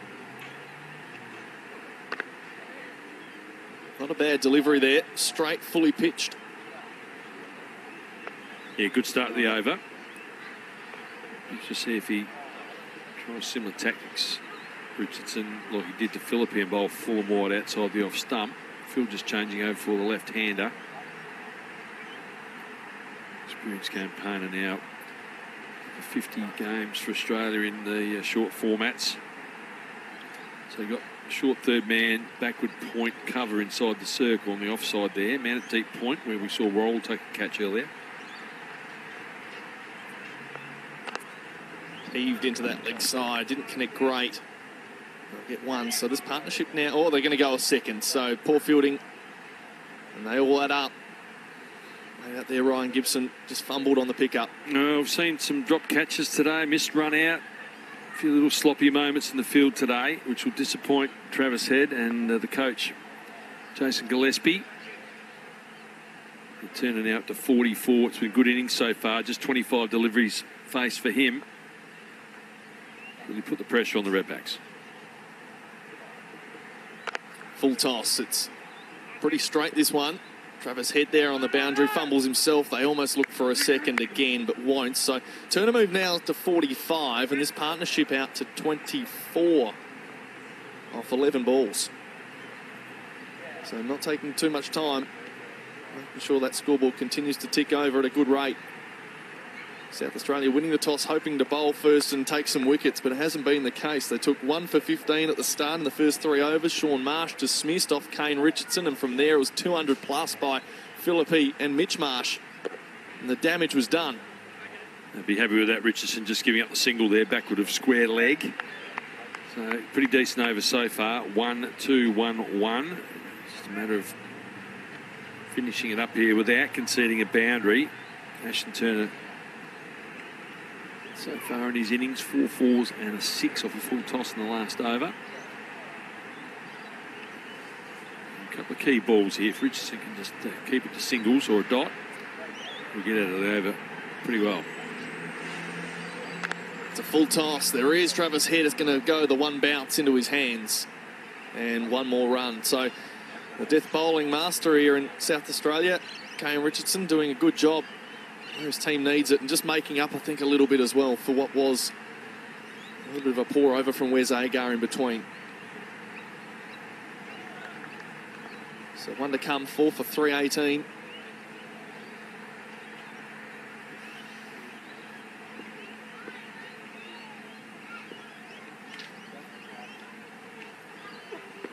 Right on the toes, it's down leg. Impact was probably just on that 4th leg stump there. So 4 for 319. 3 overs to go.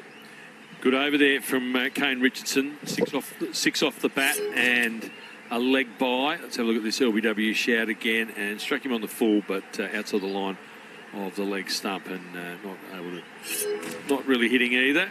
So 3 overs left. 4 for 319. Callum Ferguson is in the chair. Good over there from Richardson. This next over is going to be interesting. Wes Agar, what would your advice be to him after the previous? Oh, look, for Wes, it's just keeping it really simple and making sure that he's making clear decisions as to what ball he wants to execute and go from there. So, it can get pretty hairy, the death overs in short form cricket. We know that. But, he's had some success, it's at Big Bash level and with the Redbacks bowling death overs. So I don't think it's anywhere he hasn't been before, being under the pump at this situation. It's just going back to keeping it nice and clear and sticking to your strengths, and he'll be fine. But he is bowling to 2 international class batsmen, so they're allowed to play well too. But keeping your front foot behind the line will help too. He'll be really disappointed with that. He has overstepped a little bit in his younger years, but he had improved in that area considerably over the last few years. So he'll be disappointed with that. So over number 48, Agar, 8 overs for 49. And it's going to be Darcy Short on strike. Length there, he whacks it through cover for 4. Good shot from the West Aussie, and his first boundary. Yeah, that's a clean swing of the bat, and the contact was just as clean. Just a little bit of a shimmy towards the leg stump there from Short. Freed his hands up and whack. Look at that. He's a very damaging player, Darcy Short. We're probably more used to seeing him at the top of the order, Laurie Colliver, than what we are in the middle order, but he's just as effective in the middle order. It's a wide. Bit of swing there away too, out of the hand. Did well to try and reach that. Yeah, he's shown his versatility. Has Darcy Short, as you say, Ferg. 31 now. 8 ODIs and 23 T20s. A T20 blast and 100 for him in the winter. He was at Hampshire, had a pretty good tournament then in the Vitality Blast, and turned out for the Trent Rockets in the new competition, the 100. And he's whacked that over wide but off for 4 more. So the boundaries continue to flow here in the late overs. Stand and deliver from Darcy Short. Banged into the wicket wide outside the off stump. Really was asking for trouble. It's just not quite got enough pace in at the wicket to trouble the batsman and have them playing too late. So he was able to swing through baseball style and hit it wide of mid-off. And as we can see there, mid-off cover and there's 2 covers in there. end of mid-off up in the ring. It's forced to change now. He was able to free the arms up and get it over that mid-off, and mid-off's gone back now. This would be an interesting call for the umpire. He's gone to reverse there, and I think it's a pretty good call, actually. He changed his stance, and even though it was outside the guidelines for a wide, decided by the umpire not to be a wide. Yeah, I think what we'll see there is his base leg was miles outside the off stump. So I think the umpires allowed him a little bit of extra room outside that off stump and just outside the wide line. Different umpires do it differently, don't they? They sometimes do. 4 for 328. Belted out to deep mid-wicket. Should be a catch down there. And it's just held at the third attempt by Kerber. So a wicket for Agar. A bit of confidence back for him. And WA lose their fifth. Yeah, juggling act out there from Kerber, but holds on to it, and the Redbacks needed that badly. They needed to try and find some dot balls and some fresh faces at the crease to try and limit the damage late here. It was an eventful innings from Darcy Short. Where's Agar picks up a wicket, his first of the innings. Yeah, it's been a bit better over from him. A couple of fours over the offside, but a much-needed wicket for him. And a good little cameo from Short. He's out for 15. It's 5 for 328. So Ashton Agar will head out. No, Cameron Green, Ferg, does that surprise you perhaps a little bit? Or is Agar the man for the job at the moment? Yeah, look, it does surprise me. However, I do remember in recent history Justin Langer naming Ashton Agar as potentially the new finisher for the white ball sides in international cricket with the Australian team. So perhaps that opportunity is being thrown to him to continue his development in that area. But we have seen some eventful clashes between the Agar boys. We have. With both the bat, ball in each other's respective hands. So interesting to see how this clash goes. Batsman cross, Turner on strike. Needs boundaries 50s. Pop that one up in the air. Will it fall safely? Goes down a long on. And is he taking a catch? It's a beauty from McSweeney running in. So where's Agar now on a hat trick? Turner's out, and the Redbacks have 2 and 2 balls. What a catch that was. He charged in. He threw everything he had at that, Nathan McSweeney. Made big yards to get down there. And he's plucked one I don't think anyone really expected. About a centimetre off the ground. Clean as a whistle. And isn't Wes Agar excited? He's on a hat-trick now. And the Western Australians have got 2 new faces at the crease, which is exactly what the Redbacks desperately needed. So Turner out for 46, WA 6 for 328. And a good little cameo from the West Aussie, 46 off 28, as Cameron Green finally makes his way. Well, he started in Shield cricket at various stages, batting at number 8. He's going to bat at number 8 once again today, the Australian Test number 6, as he makes his way out to Karen Rolton Oval. And finally, we're going to have Agar to Agar on a hat-trick. Wouldn't that be something if Agar knocks over Agar to get a hat-trick? Well, wouldn't that be cricket theatre for you? The game throws so much at us, and it thrills us in so many different ways, but wouldn't this be something else? Peter Laurie Oliver. So here we go. Where's Agar to Ashton Agar? Hat-trick ball. Last ball of the 48th over. What's going to happen? Nothing. And actually, Wes, the bowler's got a big smile on his face. He'd be happy. He's picked up 2 wickets in the over, 2 for 58 off 9. So with 2 overs to go, 6 for 328. Hat-trick avoided. Oh, I thought for sure he was still going to try and clatter it with 4 wickets in the shed, and 2 overs to go. Thought he might have still had a go.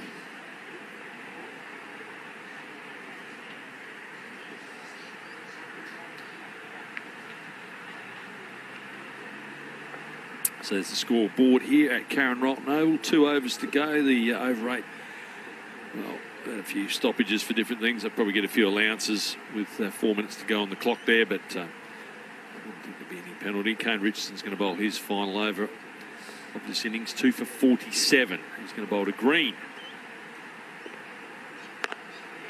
And we'll get 1 up to long off. Travis Head, the fielder. A fun old game, isn't it, when last time these two sides met, Cameron Green bats at 4, makes 144 for 101 balls, hits 16 fours and 4 sixes, and he finds himself at number 8 today. What a demotion. He'd be devastated. He's played really well at this ground a number of times over the last few years. But, yeah, that's I won't say fall from grace because he hasn't really done anything to deserve a lowering in the lineup. But what I will ask the bat nuffies out there is, has anyone noticed a difference in Cameron Green at the crease? Hit to mid-off, or to long-off, actually. Another run for WA. What was he using before? He's got Gray Nichols. Do you want to have a guess? Or? Oh, I can't remember what he was using last year, to be honest. Okay. So formerly with Gunnar Moore. Okay, very good. He's now moved across to the strength of Gray Nichols. The GN, very good. Well done. I forgot what he was using last year, to be honest. So doesn't he look resplendent with the Gray Nichols bat in his hand? Well, Travis Head made the same move as the next ball is hit to mid-on, or long-on, in fact. Agar wants 2, but good fielding down there by McSweeney once again. He's done a good job at long-on the last couple of overs. So 3 singles in this over so far, Ferg, and as a former skip yourself, you'd be pretty delighted with that so far from Kane Richardson. Yeah, absolutely. He is class, Kane Richardson. He's done it for years with the Redbacks, and he's done it for years with the Australian team in one-day cricket, along with the Renegades and the Australian team in T20 cricket. Just he's a class finisher of the innings with the ball in hand. Short, out towards backward square leg. Good bounce there for Worrell. So 4 singles in this over so far. We were looking perhaps at 350, Callum, but a couple of good deliveries here, and Agar bowled decent over. There's the scoreboard, up to date, 6 for 332, 8 balls to go. Anything under 350 here, they'd be pretty happy with, I would have thought, Travis Head and the boys. Yeah, absolutely. I sort of thought 350 was the score, but they'd be trying to get to 360. So if they don't get to 350 here, I think they'll be a bit disappointed, the Western Australians, and the South Aussies will feel like they're in the game. Green goes down the ground. Is he going to be caught? No, he's not. He's carried the rope. So another 6 for the West Aussies. And that's the 12th time they've cleared the rope today. And a bit of disappointment, but joy for Green to get a maximum. Yeah, just ended up with a little bit of length to work with there. Kane just didn't quite nail that Yorker, and it was dispatched. We know how powerful Cameron Green is, and I'm not sure he got all of that, but just enough. Big, strong boy, got it over the boundary with a bit of muscle. But yeah, it's obviously a dangerous boundary to be hitting to out that side for the bowler. So Rich, I'll be trying to avoid that side of the ground as much as possible. So his last ball of the day.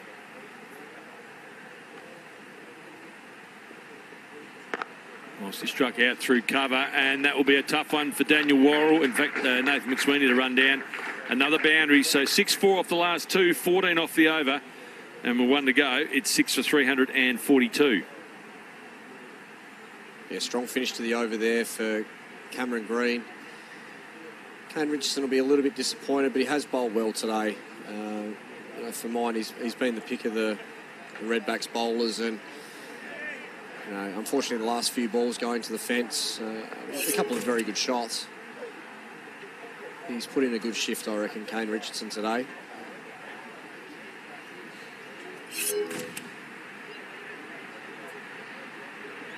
So final over of the innings. And it's going to be bowled by Wes Agar. So he picked up 2 wickets in the last over, 2 for 58 off 9. He has bowled a maiden today. So final over of the innings here. Agar to Agar. And he can't get it away. Wide, just inside the guidelines there, Callum. So good umpiring there as well. Nice Yorker. That's the strength of Wes Agar, the tramline Yorker. It's good to see him sticking to his guns. It's a big over.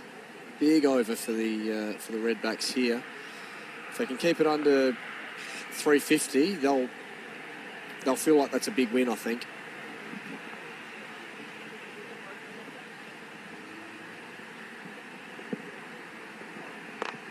Follow that one. Wide outside the off stump. Chance to run out the bowler's end, but Ryan Gibson just says, no, I'm not going to throw it. Beautifully bowled again there from Agar. Backing it up with another good Yorker.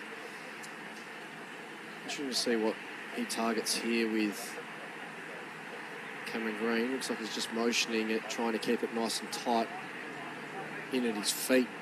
I think I picked up there just a little signal on his way back to his mark to the skipper. So let's see if I got that one right. Was it? 4 balls to go. Barring wides and no balls. Field up on the offside. Plays it cleverly. Can they get 2? A little bit of light rain falling here too in Adelaide now, unfortunately, but they should be able to get through this next 3 deliveries. Yeah, I wonder if that'll just liven the wicket up a little bit for the start of the second innings. Might depend a little bit on how much we get here, but certainly I think with this light drizzle, Laurie, it'll be a wicket that won't deteriorate too much in the second half of the game. With a little bit of precipitation. Speed it up a bit, Ferg, you reckon? Well, it will for these next few balls, no doubt. So here we go, Agar to Agar once again. Oh, that might have been as a result, that full toss, the ball getting a little bit wet then. Agar wants a no ball for height, but I think it was under the hip there. But no doubt, you're right, Loz. It'll speed the wicket up in its initial stages, but once the moisture settles into the soil, then it might just get a little bit sticky. Yep. Depending on how much sun the wicket gets over the luncheon interval. Well, if the covers are on, it won't get any. That's right. So they need the sun to be out, really. Yeah. So second last ball of the innings. Oh, another full bunger. And played down to long on. Watching the umpires, no indication to either of them that it was a no ball. And it's deemed to be okay. So got away with one there, Loz. Might have just got away with that, I reckon. I'm firmly of the belief that the benefit should go with the batsman with those deliveries. Do you think so? Yeah. I feel like it's a dangerous ball. Even with a wet ball? Even with the wet ball, I still feel like, if the ball's heading towards that groin region, yep, there is some significant damage to be had. Last ball. That's not a no ball, but it's powered over wide long off. Chance down there for Travis Head, but he can't get a hand on it. And I can't see the umpire from my vantage point. He's just checking to see if it was 6 or not. It is the end of the innings. Well over. It was well over, Ferg. You got younger eyes than I. Umpire Sam Nagasi goes 6 over. So that's the end of the innings. 10 runs from the last over. So 6 for 352 here in Adelaide as we see another replay of that, Ferg. And what do you see? Just over the little blue bag well down over, there. It's well over the fence as well, Loz. So that's an easy one for the umpire, I think. All right. So a pretty good effort from Western Australia after being asked to bat this morning. And the 2 batsmen coming off. Cameron Green, 13 off 5. Agar, 11 off 8. Hitting his brother for 6. 2 wickets each to Agar, 2 to Richardson. Let's have a look at the wickets to fall this morning. Sean Marsh was well caught when we had a bit of sun earlier today at first slip, low down by Travis Head. Then we saw a partnership of 200 and I'll have a look at the wicket first there, and nicely taken there. Good start for Kane Richardson bowling around the wicket to Sean Marsh. And then we saw a partnership of 217 before Mitch Marsh was bowled. Shared in a record second wicket partnership for Western Australia of 215 with Josh Philippi. It was his 3rd ton, second one against South Australia. Inglis next to go, just playing on, and a bit of success there for Nathan McAndrew in his first game. And then Josh Philippi coming up shortly. That was a fine knock, wasn't it, Ferg? He played very, very well for his maiden ton. It was a wonderful innings. He really took it to them the entire innings. But played sensibly when the bowling was good too. So it was just a fantastic knock, a really mature knock, and took it deep. Darcy Short was the next man to go. Was Philippi out for 137, hit 7 sixes. Darcy Short, well held by Kerber out in the deep on the leg side. 1, 2, 3 grabs, got it. Gave Agar the first of 2 wickets in a row. There's another look at it from the other angle.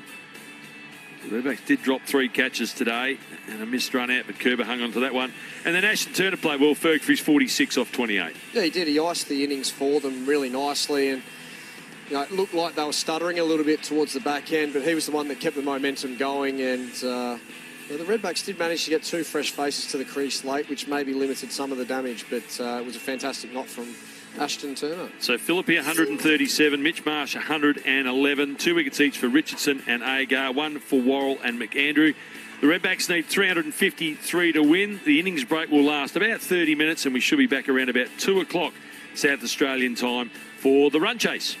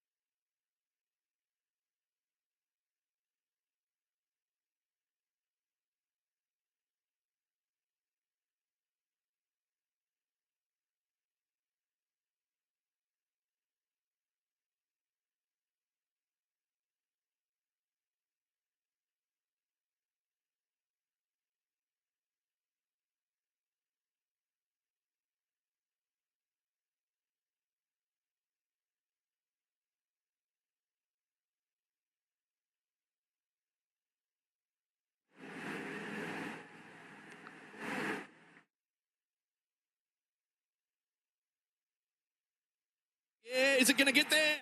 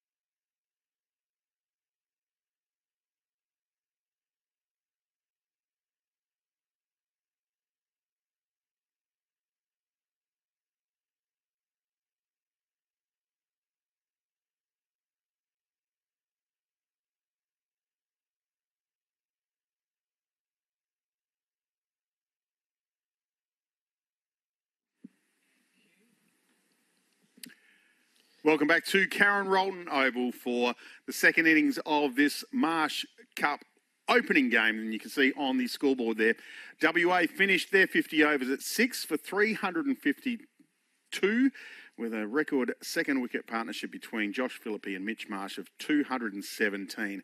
An outstanding effort from them. My name's Paul Bonds. Alongside me, Callum Ferguson. Ferguson, it was an excellent package, excellent partnership between those two. Oh, look, it really was, and as we can see here, they got off on the right foot, albeit after losing Sean Marsh early on to a lovely delivery from Kane Richardson. But the whole innings was really set up by Josh Phillippe and Mitch Marsh in that record-breaking partnership. The highlight for me about the partnership was the way they went about the initial stages of the innings, where there was a little bit of moisture about, a little bit of seam movement and swing in the air. They batted really, really well through that period, technically and from a temperament point of view. They were willing to jump all over anything loose, but they were really solid in defence. And the highlight for me, obviously, Josh Phillippe with 137 off 116 balls. It was a very mature innings. When the bowling was good, he played really sensibly and managed to keep it ticking over with ones and twos. But when it was poor, he jumped all over it and made hay while the sun shined. And for me, I think that the way that he was willing to work with the natural momentum of the innings was the real highlight for mine. It was an outstanding knock from those two and an imposing total. But boundaries are fairly easy to come by on this ground. It's a quick ground. There's a small boundary on the outer side. We saw quite a few sixes for WA.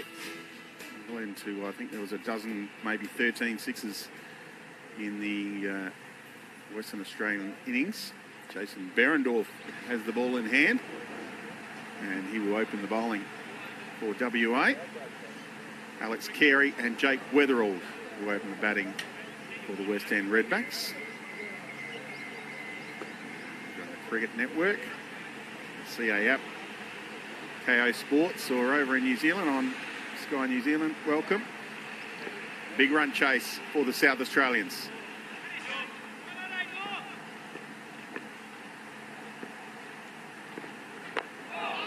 Full ball to start with from Behrendorff. Now, Ferg, the South Australians with the ball early were just a bit loose, weren't they? Just didn't get their lines and lengths quite right and allowed Philippi and Marsh just to work into their ends. Yeah, look, I think Josh managed to capitalise on some leg side stuff early that was just leaking down the leg side. Put them away well, which got his momentum going. And from there, it was the Marsh and Philippi show. Carey puts this through cover for 4. And what a start that is for Alex Carey. Full and wide after being tested with a nice Yorker early from Behrendorff first up. But that was full and wide, and Alex Carey moved beautifully into that ball. A little bit of swing there for Behrendorff, but he was in such great position to cover it. Alex Carey punishes that one through extra cover and gets the first boundary of the innings, and the Redbacks are away. A little bit of rain just to the close of the WA innings, but no rain now. This one's tucked onto the leg side. They'll take a quick single. So hopefully, Ferg, the rain stays away and we can get through these entire 50 overs. Yeah, that'd be nice. I mean, you just want a nice even contest, don't you, between bat and ball, and certainly if the weather can stay away, I think we'll see exactly that. It's not a total that I think the Redbacks will be thinking is out of their reach. It's they were able to keep it a little bit down from what was looking like being 360, 370. Short ball tucked up, but weatheralled a little, but no danger. The Western Australians will no doubt understand exactly how important the new ball is for them here, or the 2 new balls, Bonds, these days. They'll need to make some inroads early because they know how talented the batting lineup is for the Redbacks, in particular at the top with Carey, Weatherald and Head. If they can make early inroads, it'll make life a lot easier for them later on. Worked onto the leg side, and Weatherald will get his innings underway with a single behind square. Just wondering if there's a little bit of mist just coming across the ground now as we speak, Bonds, which is not really all that ideal for the game itself, but the Redbacks will be pleased with that. It might just inhibit the ability to swing the ball, and the ball might just slide onto the bat a little bit better as well. So the Western Australians will have to get the towels in their pockets ready to go to keep it nice and dry for the bowlers. Just might have even stopped now. It was just a little bit of drizzle. And ends the first over from Jason Behrendorff. Not much on the radar, on Laurie Colliver's radar. That's the weatherman over there. He's just let us know that not much rain about, which is good. There's plenty of cloud cover, as it's been all day today here in Adelaide. But hopefully no more rain. Jake Weatherall takes strike.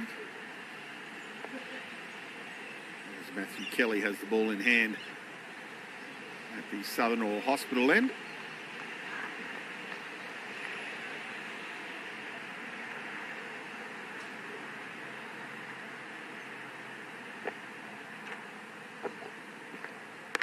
That one's wide and cut for 4. Well, that's an imperious start from Jake Weatherald. It was short and wide, definitely not where Matthew Kelly was trying to land that one. And Weatherald, with all the time in the world, launched into that one. Let's put some serious hurt on a couple of pickets over there, I think. Before the bus stop. Confident start for Weatherald. Very strong through that backward point area.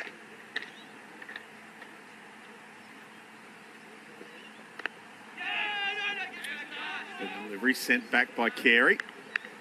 Darcy Short was all over that one. That's a good call of no from Alex Carey. I think the 2 fielders at point for Western Australia probably aware of the fact that Alex Carey and Jake Weatherald in the past have been a little nervy at the start of the innings with the running between the wickets. So they were hunting that one there, and a strong call of no from Alex Carey was a very pertinent one. On the leg stump and hooked around the corner. Has it gone all the way? It has. It's on the hill. A start from Jake Weatherald. He's seeing the ball like a beach ball early and jumped all over that length. It looks like he's picking up the length really well. He obviously jumped on that short wide one first up from Kelly earlier in the innings, then got a good length ball, moved into it nicely on the front foot. And then the minute that one was dropped just back of a length, he piled into it and helped it on its way over backwards, deep backward square leg there, and Redbacks are off to a flyer. Misty drizzle just continues. Edged over the top of second slip. This will take some catching from Behrendorff. Did well. Great job from Jason Behrendorff on the boundary. He saved one as Carey comes back for 3. Very good running from Carey too. He put his head down, went hard from the first run and probably picked one up there. I don't think Jake Weatherall was expecting to be able to pick up 3 there, but he moved beautifully there, Alex Carey. Jason Behrendorff was very impressive on the boundary there too. He moved quickly to his right, his non-preferred side, and yeah, great save. As that missed, it's a little stronger. Not appearing on the radar though. It's not quite strong enough to be registering by the looks of it. It's probably not as heavy as it was towards the... in fact, it is a bit heavier. Yes. As they're going to take a little break here. The umpire said, no, that's just a bit too heavy for us, so we'll get the ground crew out.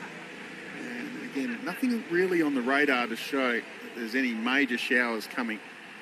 But it's just heavy enough to make the umpires a little nervous, and the grounds crew will come out. So we're just waiting on an update from our resident weatherman, Peter Laurie Colliver. he just walked out to see if he got his hair wet. He's walked back in saying, play on. Let the boys play. Let's Ferg take a look at the man who top scored for WA, Josh Philippi, 137 off 116. This will be some viewing. So he got off to a pretty strong start. A couple of balls leaked onto his leg stump there, and he was able to get off to the races, and from there he probably didn't really feel like he was under any scoring pressure. He was able to get slightly ahead of the rate through those deliveries and just paced the innings really well for his team. Very mature innings, I thought. We do see a bit of rugged stuff from him in the T20 stuff at the top. He really throws the bat around and causes some chaos. This was a beautifully controlled innings, as we're seeing here. Just lovely cricket shots, and I think this is where his improvement's really going to come along, not just in white ball one-day cricket, but also in 4-day cricket going forward as well. I think he's an enormous talent and someone who is one to keep an eye on in the Shield this year with Western Australia, but for a one-day innings, this was as good as you'll see. He played the percentages, kept everything in his favour throughout the majority of the innings, and was rewarded with his first 100 in one-day domestic cricket. Certainly was an impressive knock. He did have a couple of things go his way. He was dropped twice, dropped on 70, dropped on 73, and then a missed run-out chance that when he gave up on.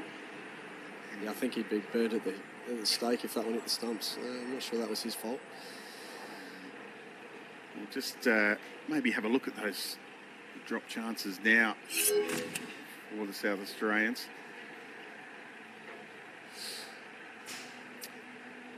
And that one was probably not sure. really a chance, but Kane Richardson got a hand to it, but it was always going for 6. I think that's one we'll let Richo off with. Drop catch him in wicket there from Gibson. He'll be a bit disappointed he didn't hang on to that one, I think.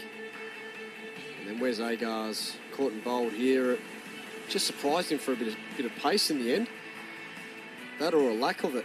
I'm not sure which one it was, but bitterly disappointing for Wes there. And Travis Head here at mid-off.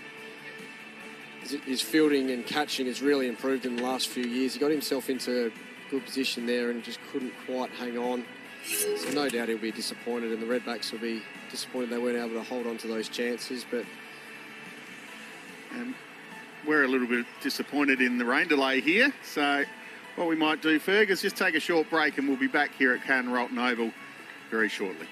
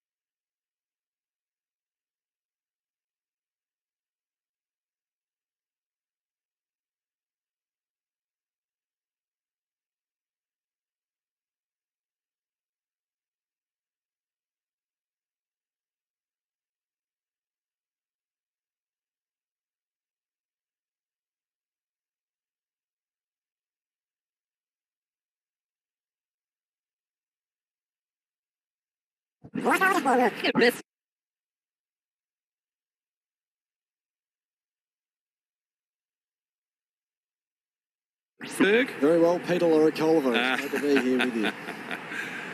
Down the leg side, and that's going to race away for another boundary. Just wait and see what the call from the umpire is. It's off the bat. So 2-4s now for Philippi, and he's made a good start, Callum.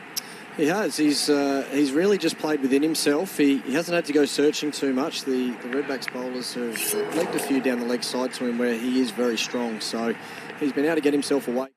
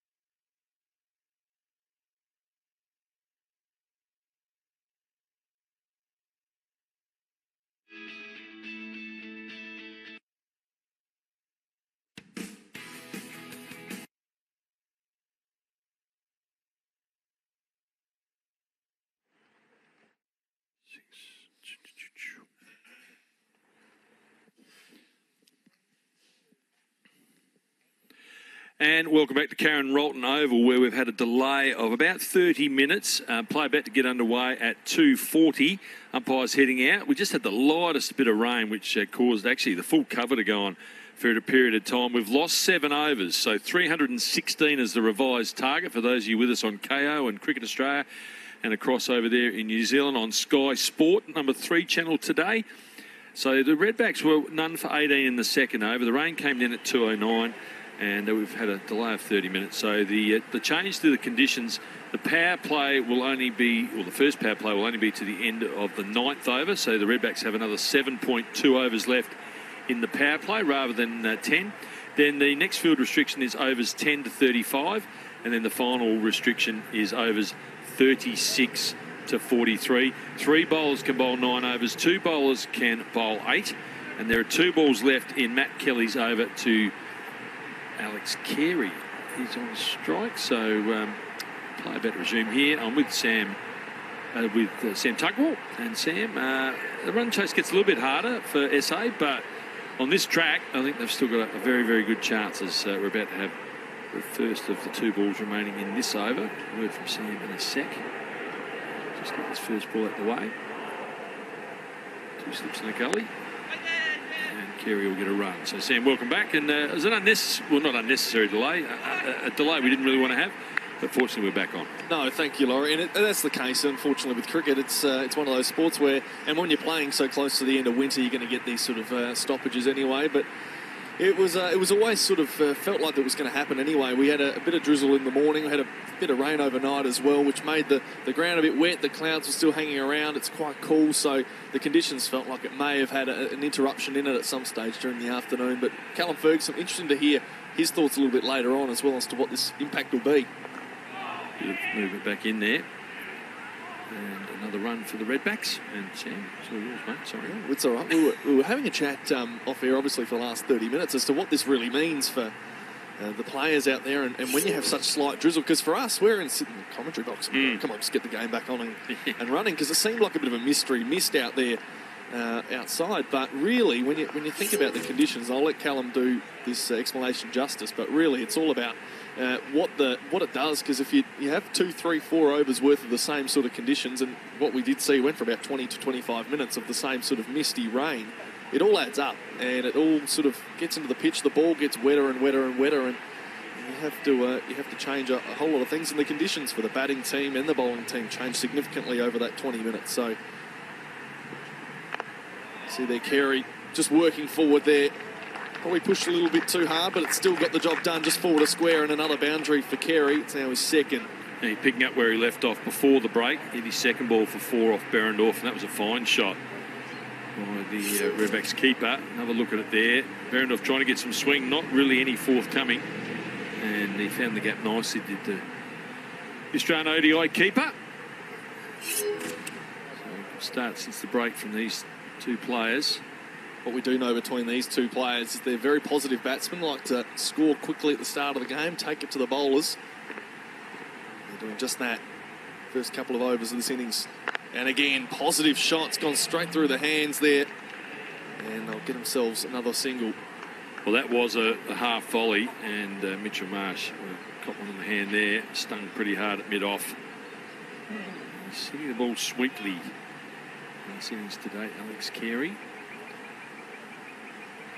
Good start for him after the rain delay.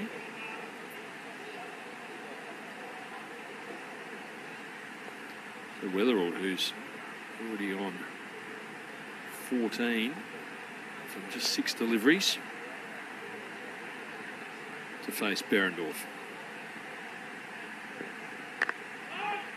Yeah, 1-6-1-4 already in this innings. Hasn't been out there for very long. Just his 7th ball faced just now. Got things moving pretty quickly against Matt Kelly in the previous over.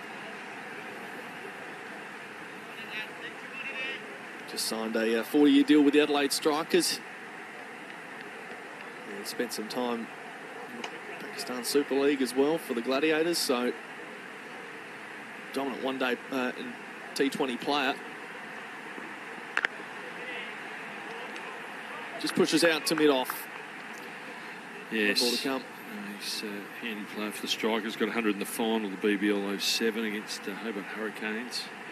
Had a bit of a run over in the Pakistan Super League with the Quetta Gladiators. Their team didn't go too well though. 2-8. Jake 29 in that competition back around June. Within the UAE. Comes down the wicket. Is it caught? It is. First one falls, and that's a great take. Ashton Agar just behind point. Charged at him, and Berendorf's got the first. He's a very good catcher, is Ashton Agar, and the left-arm pace of Berendorf combining with him. And a very good wicket to get early on. Made a little bit of room and went to his right, did Agar, took the catch. So a good start for West Australia in this resumption of play. Sharp effort there from the number 18 for WA. So Weatherall doesn't add to his score from when he came off. Out for 14, it's 2 for 27. Well, it'll be disappointing for Jake Weatherall, who's such a positive batsman, and you can just see there, always trying to get a move on. A couple of dot balls in a row can bring a bit of pressure about, but forces in the wicket there. First wicket to fall. And the captain now in Travis Head comes to the crease at number 3. He certainly does, and he's got a very good record against Western Australia. A double century a few seasons ago at the Hurstville Oval, and also a brilliant innings last year at the WACA. Overall career just shy of 1,000 runs for the Redbacks in this competition at an average of 37, but his record against Western Australia is phenomenal. 406 runs at 81, and in that high-scoring game last year he made 142 off 86 balls. So something like that is going to be required if the Redbacks are going to be in the hunt in this game. And he batted number 3 in that game as well, so he's got one ball to face here in this over from Berendorf. Just flays the bat outside to defend as we end that over. 3 overs down. And you can see there Sean Marsh and Jake Weatherall, the first wickets to fall in both innings, both in the 3rd overs. Now, what SAU will want to do is capitalise from here and build a partnership and do just what WA did, as they went on to make quite a substantial score of 352. The chasing target, as you can see on the scoreboard, has changed. It isn't above 350 as originally set by the WA side. Down to 316. So Matt Kelly to continue over number 4. Comes back a little bit. Carey just about there, halfway down the pitch, wanting a run. Turned away.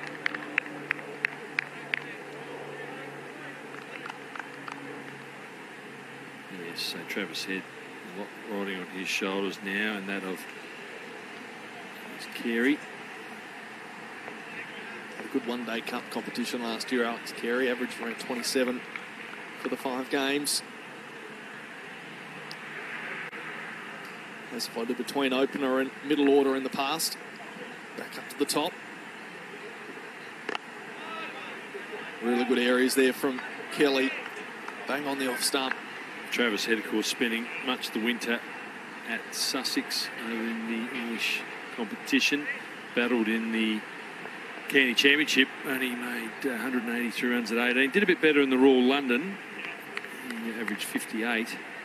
Strike rate of 111, but then the Vitality Blast only averaged 15, high score at 27. So real up and down winter for Trav playing with Sussex. Of course, Jason Gillespie coached there for a period of time as well. Works it nicely into that leg side gap. Racing down the hill. Now he worked the short side of the ground well there, Alex Carey. It's a good shot. So earlier in the over, Kelly just get one to swing in a little bit towards him on this occasion. Just worked it nicely away off middle and off, but found the gap. And yeah, feels still pretty quick here, despite a little bit of rain. Good to see how wet the ball gets after that shot to the boundary.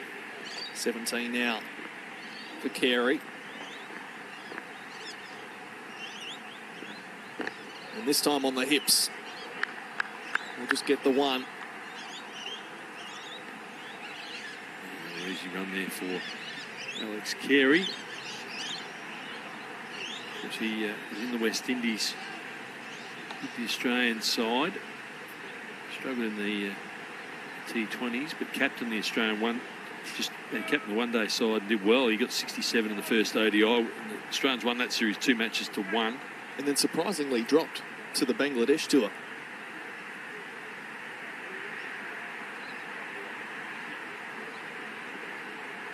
Swing and a miss. Pretty close there on fourth stump. Pretty good bowling and great areas there from Kelly. Just makes it tough for that cut shot to be played there by Head. He might have been better off having a little look at that first delivery from Matt Kelly. Good bowl, this lad. Good performer. Didn't get a game in the Perth Scorchers side last year, but did pretty well for WA. As he comes in for the last ball of the over. Played off the hips again. This one much finer. Going to be a bit of extra effort. There from Agar. The catcher of the very first wicket and only wicket for WA in this innings. End of that one. So now ticks over. 1 for 34. Just if you join us, revised target of 316 for South Australia to win this game. Lost about half an hour of play after 1.4 overs of the Redback innings. They're giving the wicket to Kelly. There's the new target there, and of course the par score, very important as well. So that's a good way to track how they need to go in this chase. 316 the target as Behrendorff bowls his third over. Good dive. Still get the single. In fact, the ball has gone through. In fact, it's rolled away for 4, just past us. So just a little push from Alex Carey. Timed it beautifully, did Alex Carey there. Diving effort there by Agar to no avail. There's Travis Head at the non-striker's end. He's steeling himself for a long innings here. So Carey quickly up to 22 off 13 balls. 4 fours now. And that ball might be just starting to get a little bit on the wet side here. Not too bad. Austin Behrendorff not looking for any extra assistance to dry the ball. A good start here for Carey in this run chase.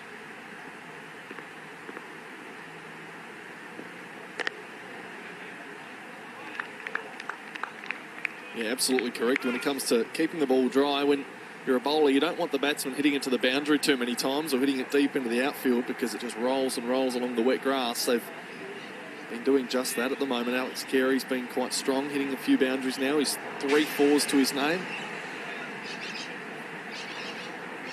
And all that up, really. Slowly drying up out there. Also takes a step down the wicket to try and force it into that gap there at mid-wicket.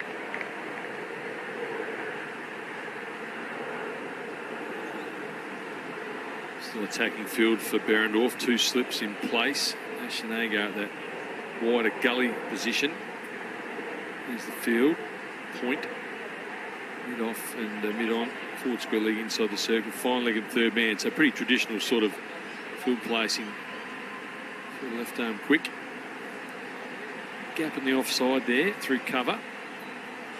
Encouraging him to drive.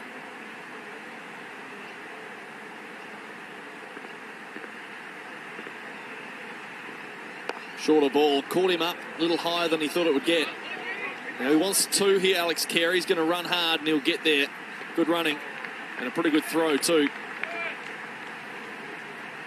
So along to 24 now, Alex Carey. Quite good. He's got some good timing. Seeing it nice and closely. Travis Head's turn now to do his shoelaces up. He's a bit unorganised out there today, Trav. Well, Alex just spent the last delivery holding up Jason Behrendorff to do the same thing. Just as long as you don't trip over yourself. No, well, we don't want that. This time, much better timing. Gets through for 1. Couple of short balls in a row now by Behrendorff.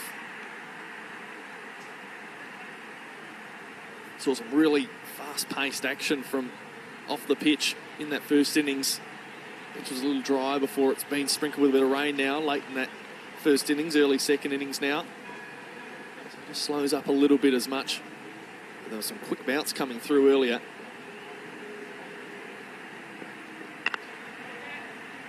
Just about gets it past point. Well fielded coming through Josh Philippi at point. And we call the end of the fifth over, 1 for 40. So the Redbacks on track at the moment for this target of 316 off 43 overs. 275 to win.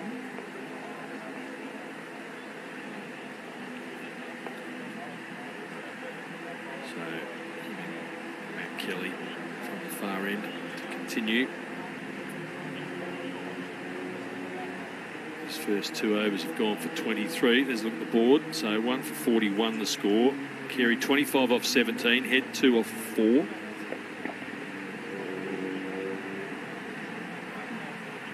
can be credited to Kelly there when actually it was Berendorf. The scoreboard rain delay probably upset its apple cart a little bit. So here's Kelly to bowl. His third. Yes, I'm sure the scorers would love to shift the blame as well to the weather. Yeah, that's right. I'll be interested to see what Callum Ferguson says about batting in these sort of conditions. Absolutely. In a couple of overs, a double change in commentary.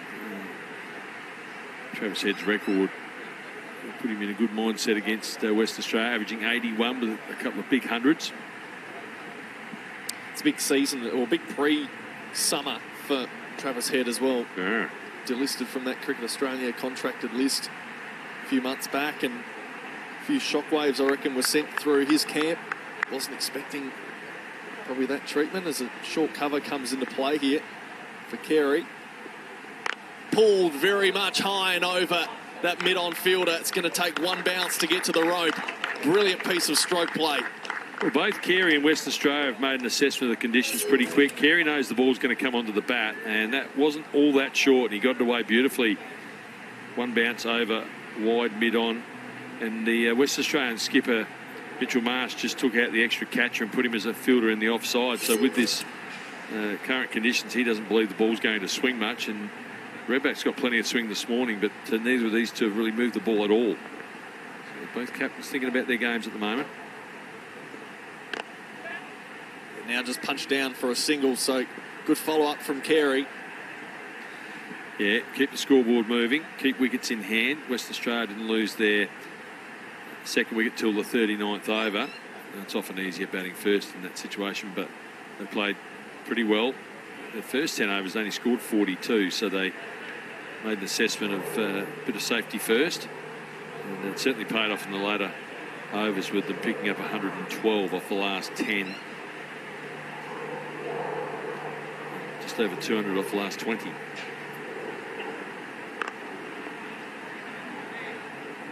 And these two teams have had some high-scoring games in recent years. We mentioned the one last year. West Australia 5 for 369. South Australia 356 all out with 400s in the game. Drummoyne Oval in 2017-18. Our co-commentator Callum Ferguson made 169. South Australia 7 for 330. WA falling short by 5, 6 for 325.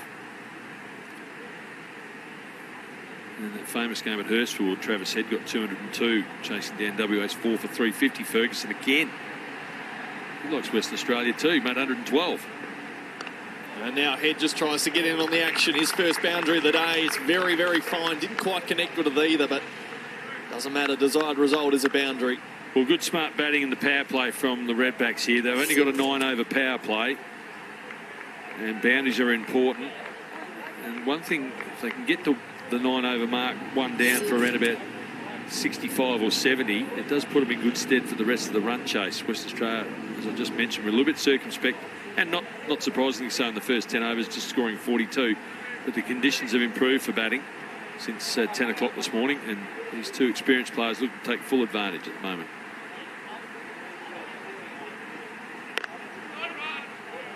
Yeah, as you said, 1 for 42 in that power play. SA are already 6 overs in, and they're already surpassing that number, so they're looking for a very fast start to set them up. Carey now 30 off 20 balls, ahead 6 off 7.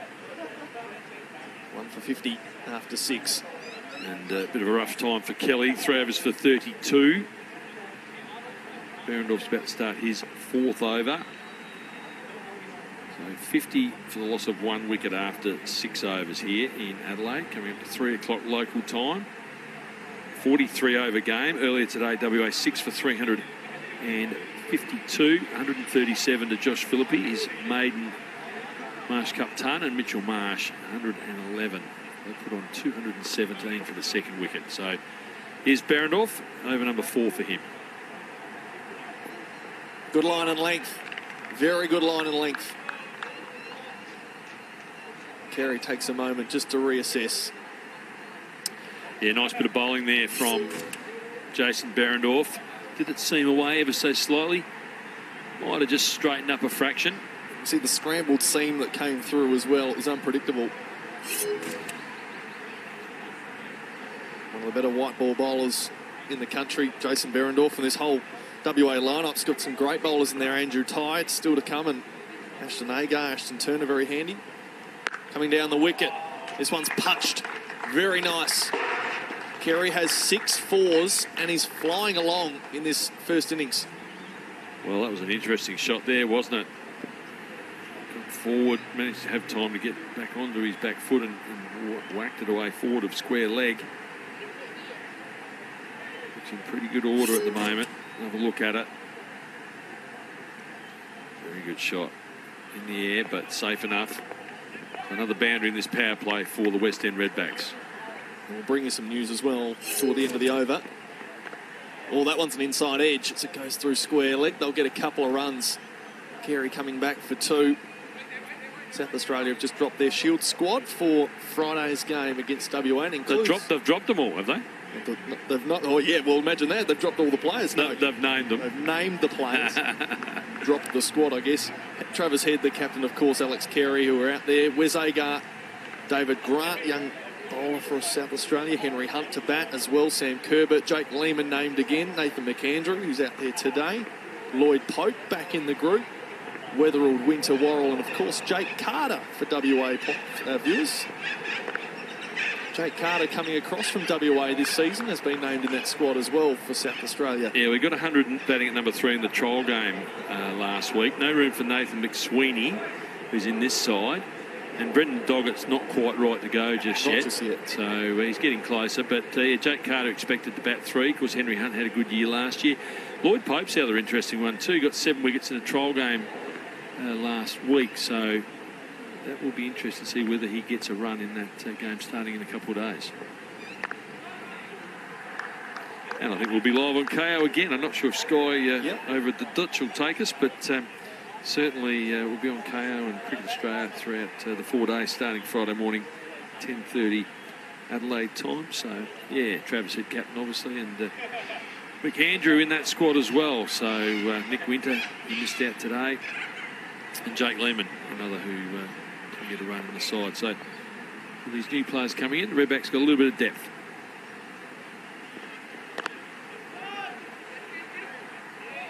Little shot at the non-strikers. There's a bit of confusion between the wickets. End of the over. We're down 7 in the first this innings here for South Australia. Score remains 1 for 56. Time for double change. We're going to have Paul Bonser coming in and the great Redback Callum Ferguson to join him in a few moments' time on live cricket here from Karen Rolton Oval.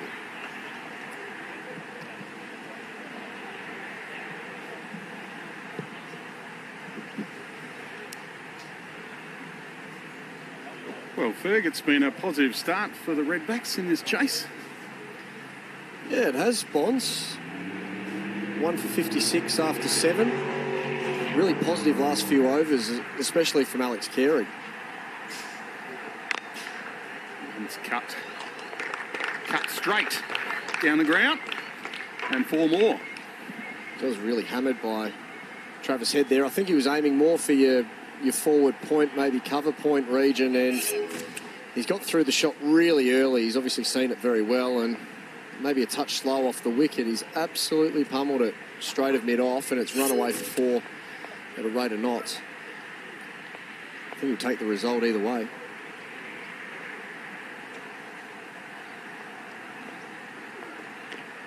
It's a shorter, slower one. Good change of pace from Marsh. Now, Bonds, I've just had a look at the text line and we've had one through from Nathan Lyon, just asking if we can just mention the score a little bit more often.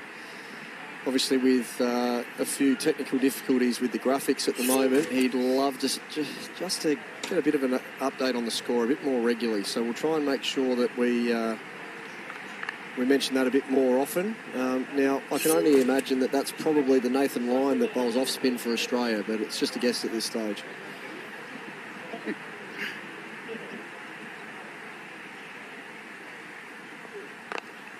Driven down the ground by Travis Head. And this should go all the way as well. Back-to-back boundaries for Head. That's a thumping drive, that one.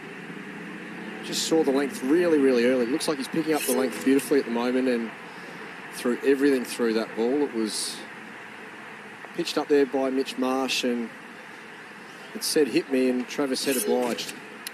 1 for 64. Thanks, Bonds.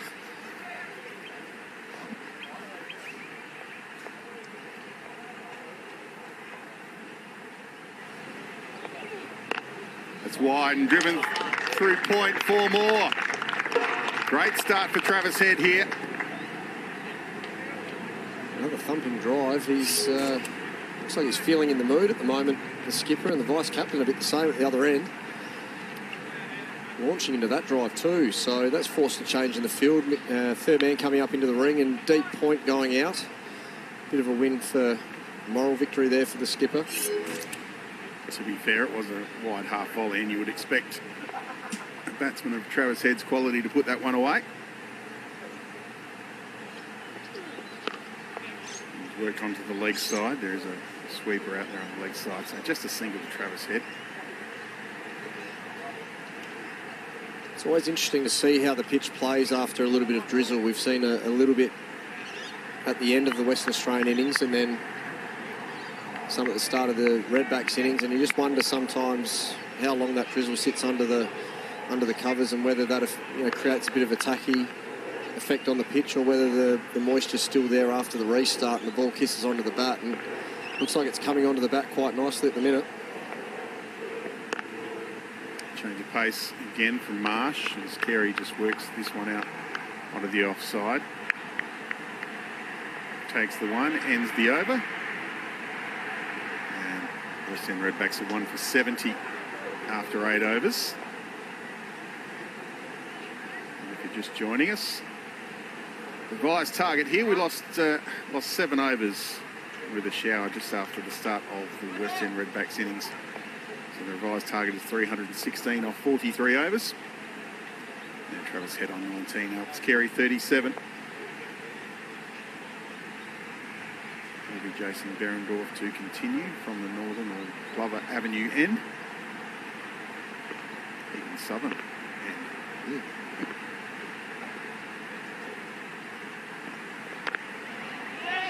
Carey forward, will take a quick single. It's looked good early. Alex Carey, hasn't he? Especially rotating the strike. That's normally a good sign for him when he's working the ones. Yeah, he's judging his singles quite nicely at the minute.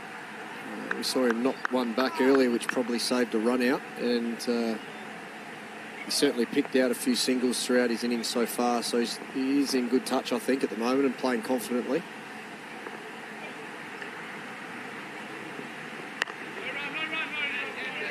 Bowled by Berendorf. It is a very strong Western Australian attack out there today, and no doubt they'll have been aiming for some early inroads. They picked up Weatherall straight after the rain delay. But these two have certainly wrestled back the momentum. 1 for 71's just the start that the Redbacks would have been hoping for. This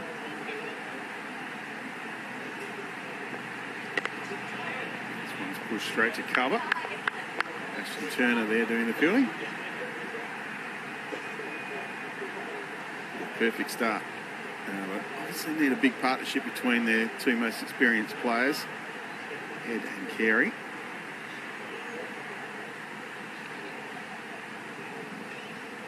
Sweeney named coming at 4, Harry Nielsen at 5, Gibson at 6.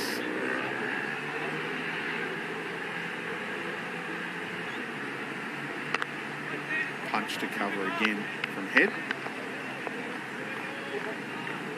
Yeah, it's a batting lineup that does bat deep. Nathan McAndrew is a very talented batsman coming in at 8, and Daniel Worrell, whose batting has improved significantly in recent times to the point where the strikers actually used him in the top 6 at times too last season. So there is some depth with Worrell coming in at 9. Kane Richardson, a bit of talent there too, but the middle order probably doesn't quite have the experience that the Western Australians do at this point. Pulled close to the fielder, straight down his throat. Did not have to move, went direct to it. He dropped to a knee, and the ball went straight down Darcy Short's throat. A massive wicket for Western Australia. And Travis Head is gone. Yeah, that's a big wicket for the Western Australians. They've obviously been leaking a few here early, and these two from the Redbacks have managed to make some hay early on, but that is a huge wicket. Travis Head not quite going one way or the other, either going down into the ground or going over the fence, and that one's gone flat and straight into Darcy Short's hands. Very safe hands at deep square leg. And that one hurts the Redbacks, no doubt about it. West End Redbacks 2 for 71. Well, he didn't have to move, Darcy Short. He actually went to move, he slipped and ended up down on one knee. And in the end, it was a perfect position to take the catch. Yeah, I'm not sure he really wanted to be on both knees at that point, did he? But once he got down there, he kept his eye on it very closely and it hit the middle of his hands. It was a good catch. They're never easy out there when they're hit hard and flat. He held onto it beautifully. And that just changes things a little bit. Does Alex Carey keep playing the way he has been? Does he settle back into a bit of a groove now to allow Nathan McSweeney on Redback's debut to just settle for a little bit? I think the way Alex Carey plays and his natural way of playing needs to continue. But big moment here for Nathan McSweeney. First ball from Berendorf allows to go through. McSweeney making the move over from Queensland, 22-year-old.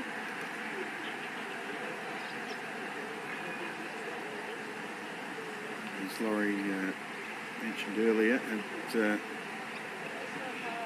very good Premier League season last year with both bat and ball. Average over 70 and around 20 with the ball. You see a change in bowling.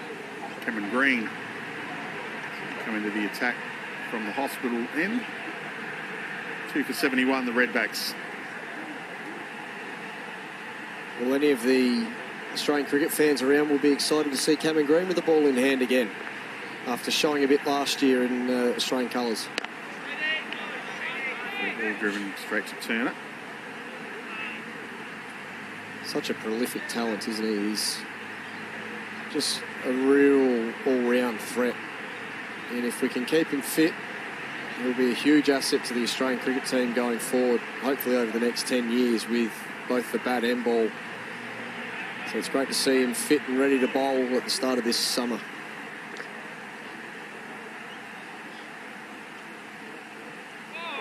Playing a miss outside off stump. It's Carey. After he played that one, went, no, what are you doing? Slight loss of concentration. And maybe to a couple of the other bowlers in the lineup, that might have been a shot that Carey might have been able to play, but just a little bit of extra bounce from Green. He's a tall man. Nearly brought the vice-captain undone. It's one driven straight through cover for 4. Glorious from Carey. He's just timing the ball magnificently, isn't he? And you just wonder whether that little bit of drizzle we had earlier on is just allowing that ball to slide off the surface a little bit. Because the ball is pinging off the batter's bats at the moment. And Darcy Short out there really didn't have a chance to get off his spot before it hit the pickets. Ball can really race away here at Karen Rolton Oval. Come back from green. Straight into the bus stop. Third. Yes, there's a couple of them at this ground. You do see the odd one around the cricket grounds in South Australia. Karen Rolton certainly fits into that category. It's a very comfortable bus stop, having sat in it before. Oh, it's probably not enough room for, could be a little bit bigger, I think. The bus stop. Short and pulled straight. It goes to show how well Carey's seen the ball. He was well in front of that shot. So looking at this now from the Redbacks' point of view, they really need one of these two to bat a significant portion of this innings, if not one of them be there in the 40th over to really set the innings up.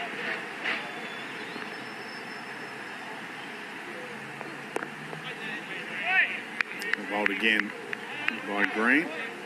Ends his first over. Redbacks at 2 for 75. Carey's on 42.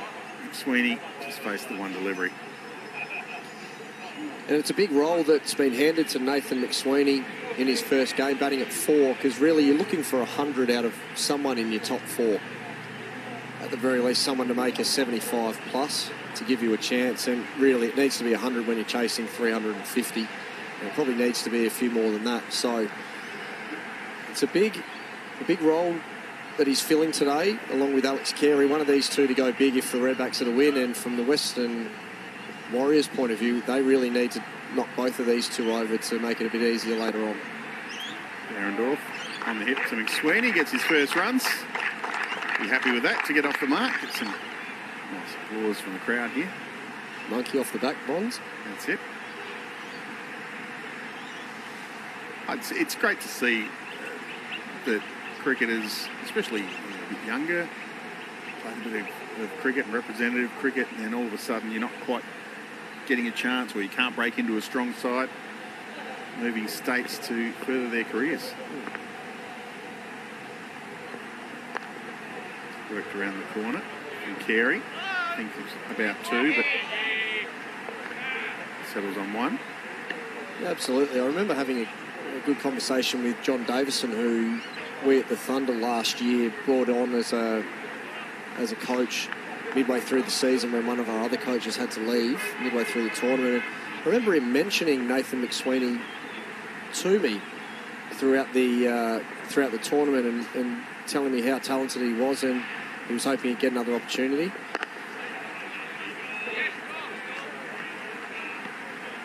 As McSweeney punches that one nicely to mid-off. And he was suggesting that potentially he might be looking to make the move down to South Australia. And it looks like obviously it's happened, and it's great to see him get a chance early on the back of some good form in the pre-season. And now he gets a chance. As I mentioned before, you're chasing 350, you need someone to get a big 100. It's 300 off 43, so it's really 100 that we need to see from someone in the top 4. He's hit this one around the corner, and he's been caught down on the boundary. It was a good catch down there as well. I think that's Matt Kelly, it is. So McSweeney's short innings comes to an end. Well, it's not going to be today, Bonds, unfortunately. He looked like he picked the length up quite quickly, but a little bit like Travis Head, wasn't able to go one way or the other enough and ended up hitting it around about head high down to the fielder on the boundary. Really, that one needs to go down or up. Unfortunately, he's picked out the only fielder out there on that side of the ground, and he's unfortunately going to have to make his way back. South Australia 3 for 77. Disappointing. One more wheat mix this morning and it's over the fence. Next man in for South Australia is Harry Nilsson. His reserve keeper to Alex Carey, as most of our viewers would know. playing as a batter. He's had some good performances for the Redbacks with the bat.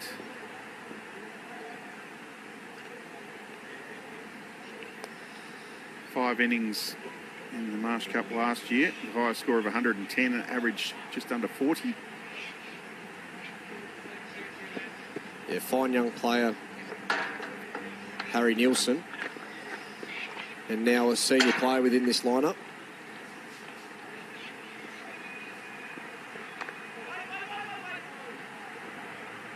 First one's just worked to gully. Well, that's some big news we're just hearing through. We have graphics back, so hopefully that'll alleviate Nathan Lyon's anxiety around not knowing the scores and potentially us not mentioning it often enough. Maybe the GOAT's got some extra power that we don't know about. He's just made a few phone calls and got it working. You can only assume it's the GOAT.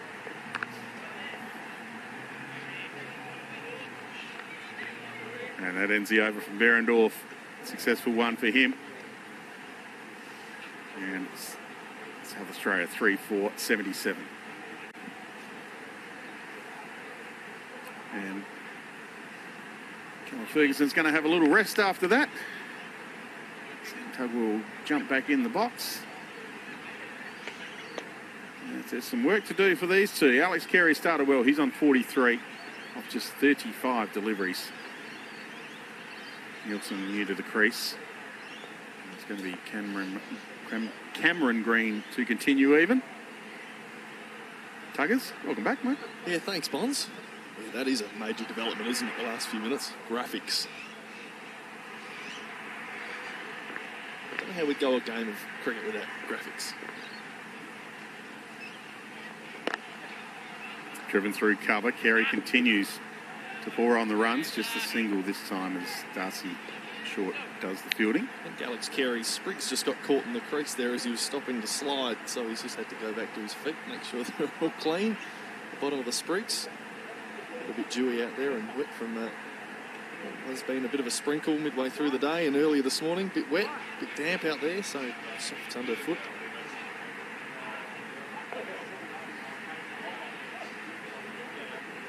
New wheels for a new season. Oh, it's like Christmas in July, isn't it, for a cricketer? All the new kit comes in for next season.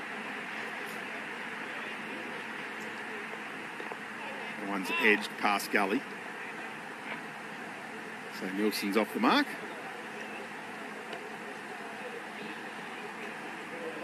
His high score of 110 coming in that game in Perth. 10 runs in a game where it was just so high scoring and enthralling. I think you and I actually were watching it together, Bonds, from memory. I think we were, and we were thinking there's no way South Australia could lose it, and then all of a sudden, 9 wickets for 70. Driven through cover. At least 2 here. Throw to the bowler's end, but Nielsen easily home. But Harry Nielsen's definitely started to mature as a young guy. As I was saying earlier in the coverage, he's stuck behind Alex Carey's shadow and probably will be for the rest of his playing days until he's a little bit older. So he's done well to classify himself as a batsman in this team as well and can play well and score well. And not have to rely on just being the keeper, the backup keeper, because you don't get the same opportunities that way. And he's forging his own path and doing it brilliantly as well with the bat. So he'd be proud of that. He's out there again and hopefully push his case in yet another One-Day Cup. Marsh Cup on the Cricket Network, the Cricket Australia Live app, and KO Sports. Paul Bonds and Sam Tugwell with you. And Laurie Colliver and Callum Ferguson as Carey's driving.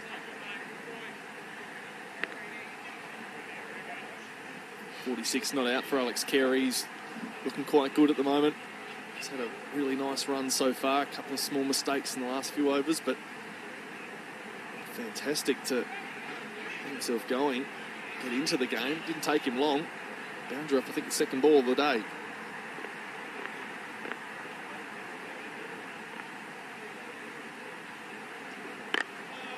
Bowling from Green.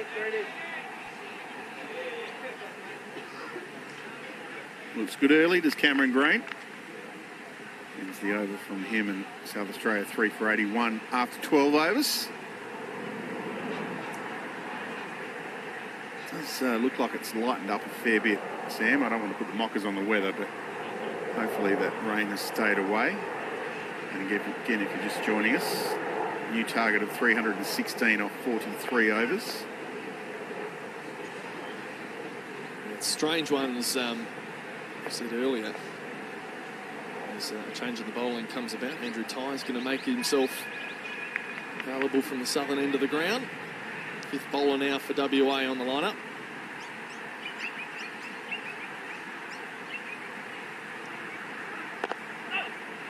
Starts around the wicket.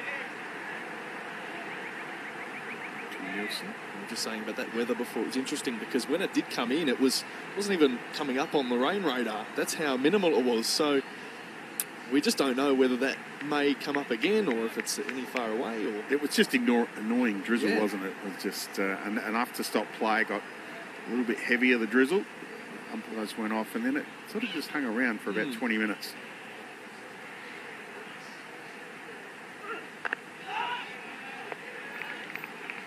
So unfortunately, it makes it a bit unpredictable for us.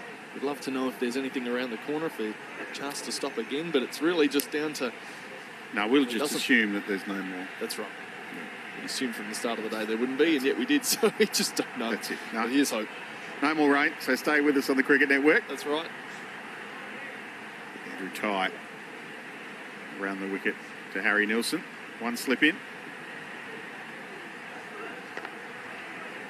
Change of pace. He has lots of changes of pace as Andrew Tye. He's got lots of different gears, and he goes through every single one of them. It makes it so difficult. Keeps the batsman thinking at all times. Quite a unique bowler.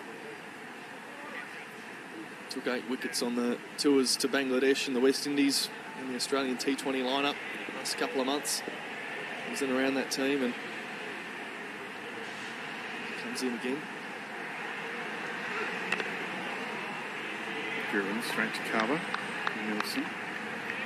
So just after loss of a couple of wickets here, the Redbacks, they'll just consolidate. These two will want to consolidate.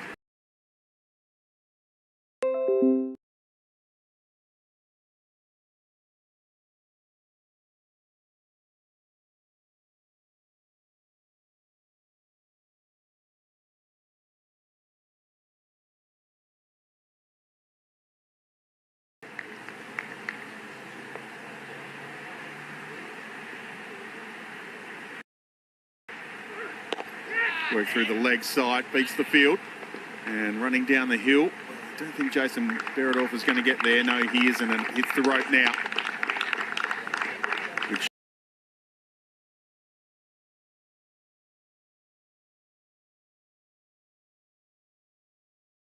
Of the last 3 wickets have come pretty quickly.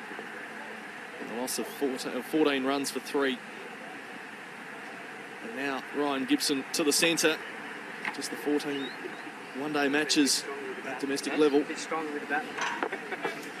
Just the one game against Victoria last year for South Australia in the one-day format. 48 the score he got, so batted a bit.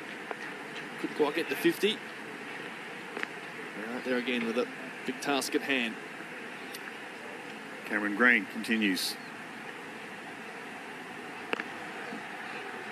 Driven behind point. This will go for 4. Nice way to start.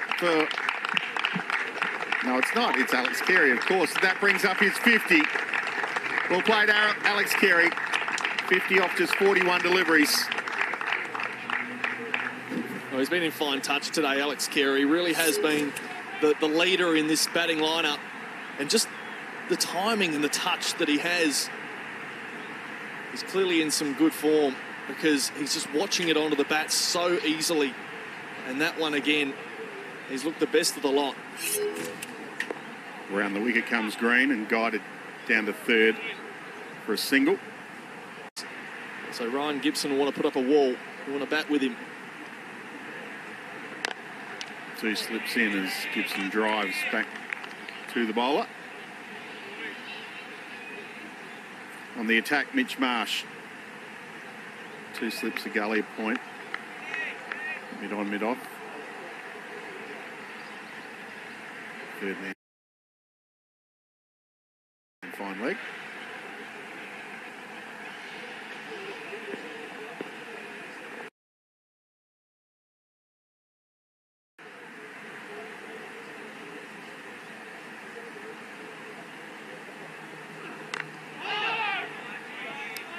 Played to Shanagar. Good start from Cameron Green. Such a talented young man, Cameron Green, just 22 years of age.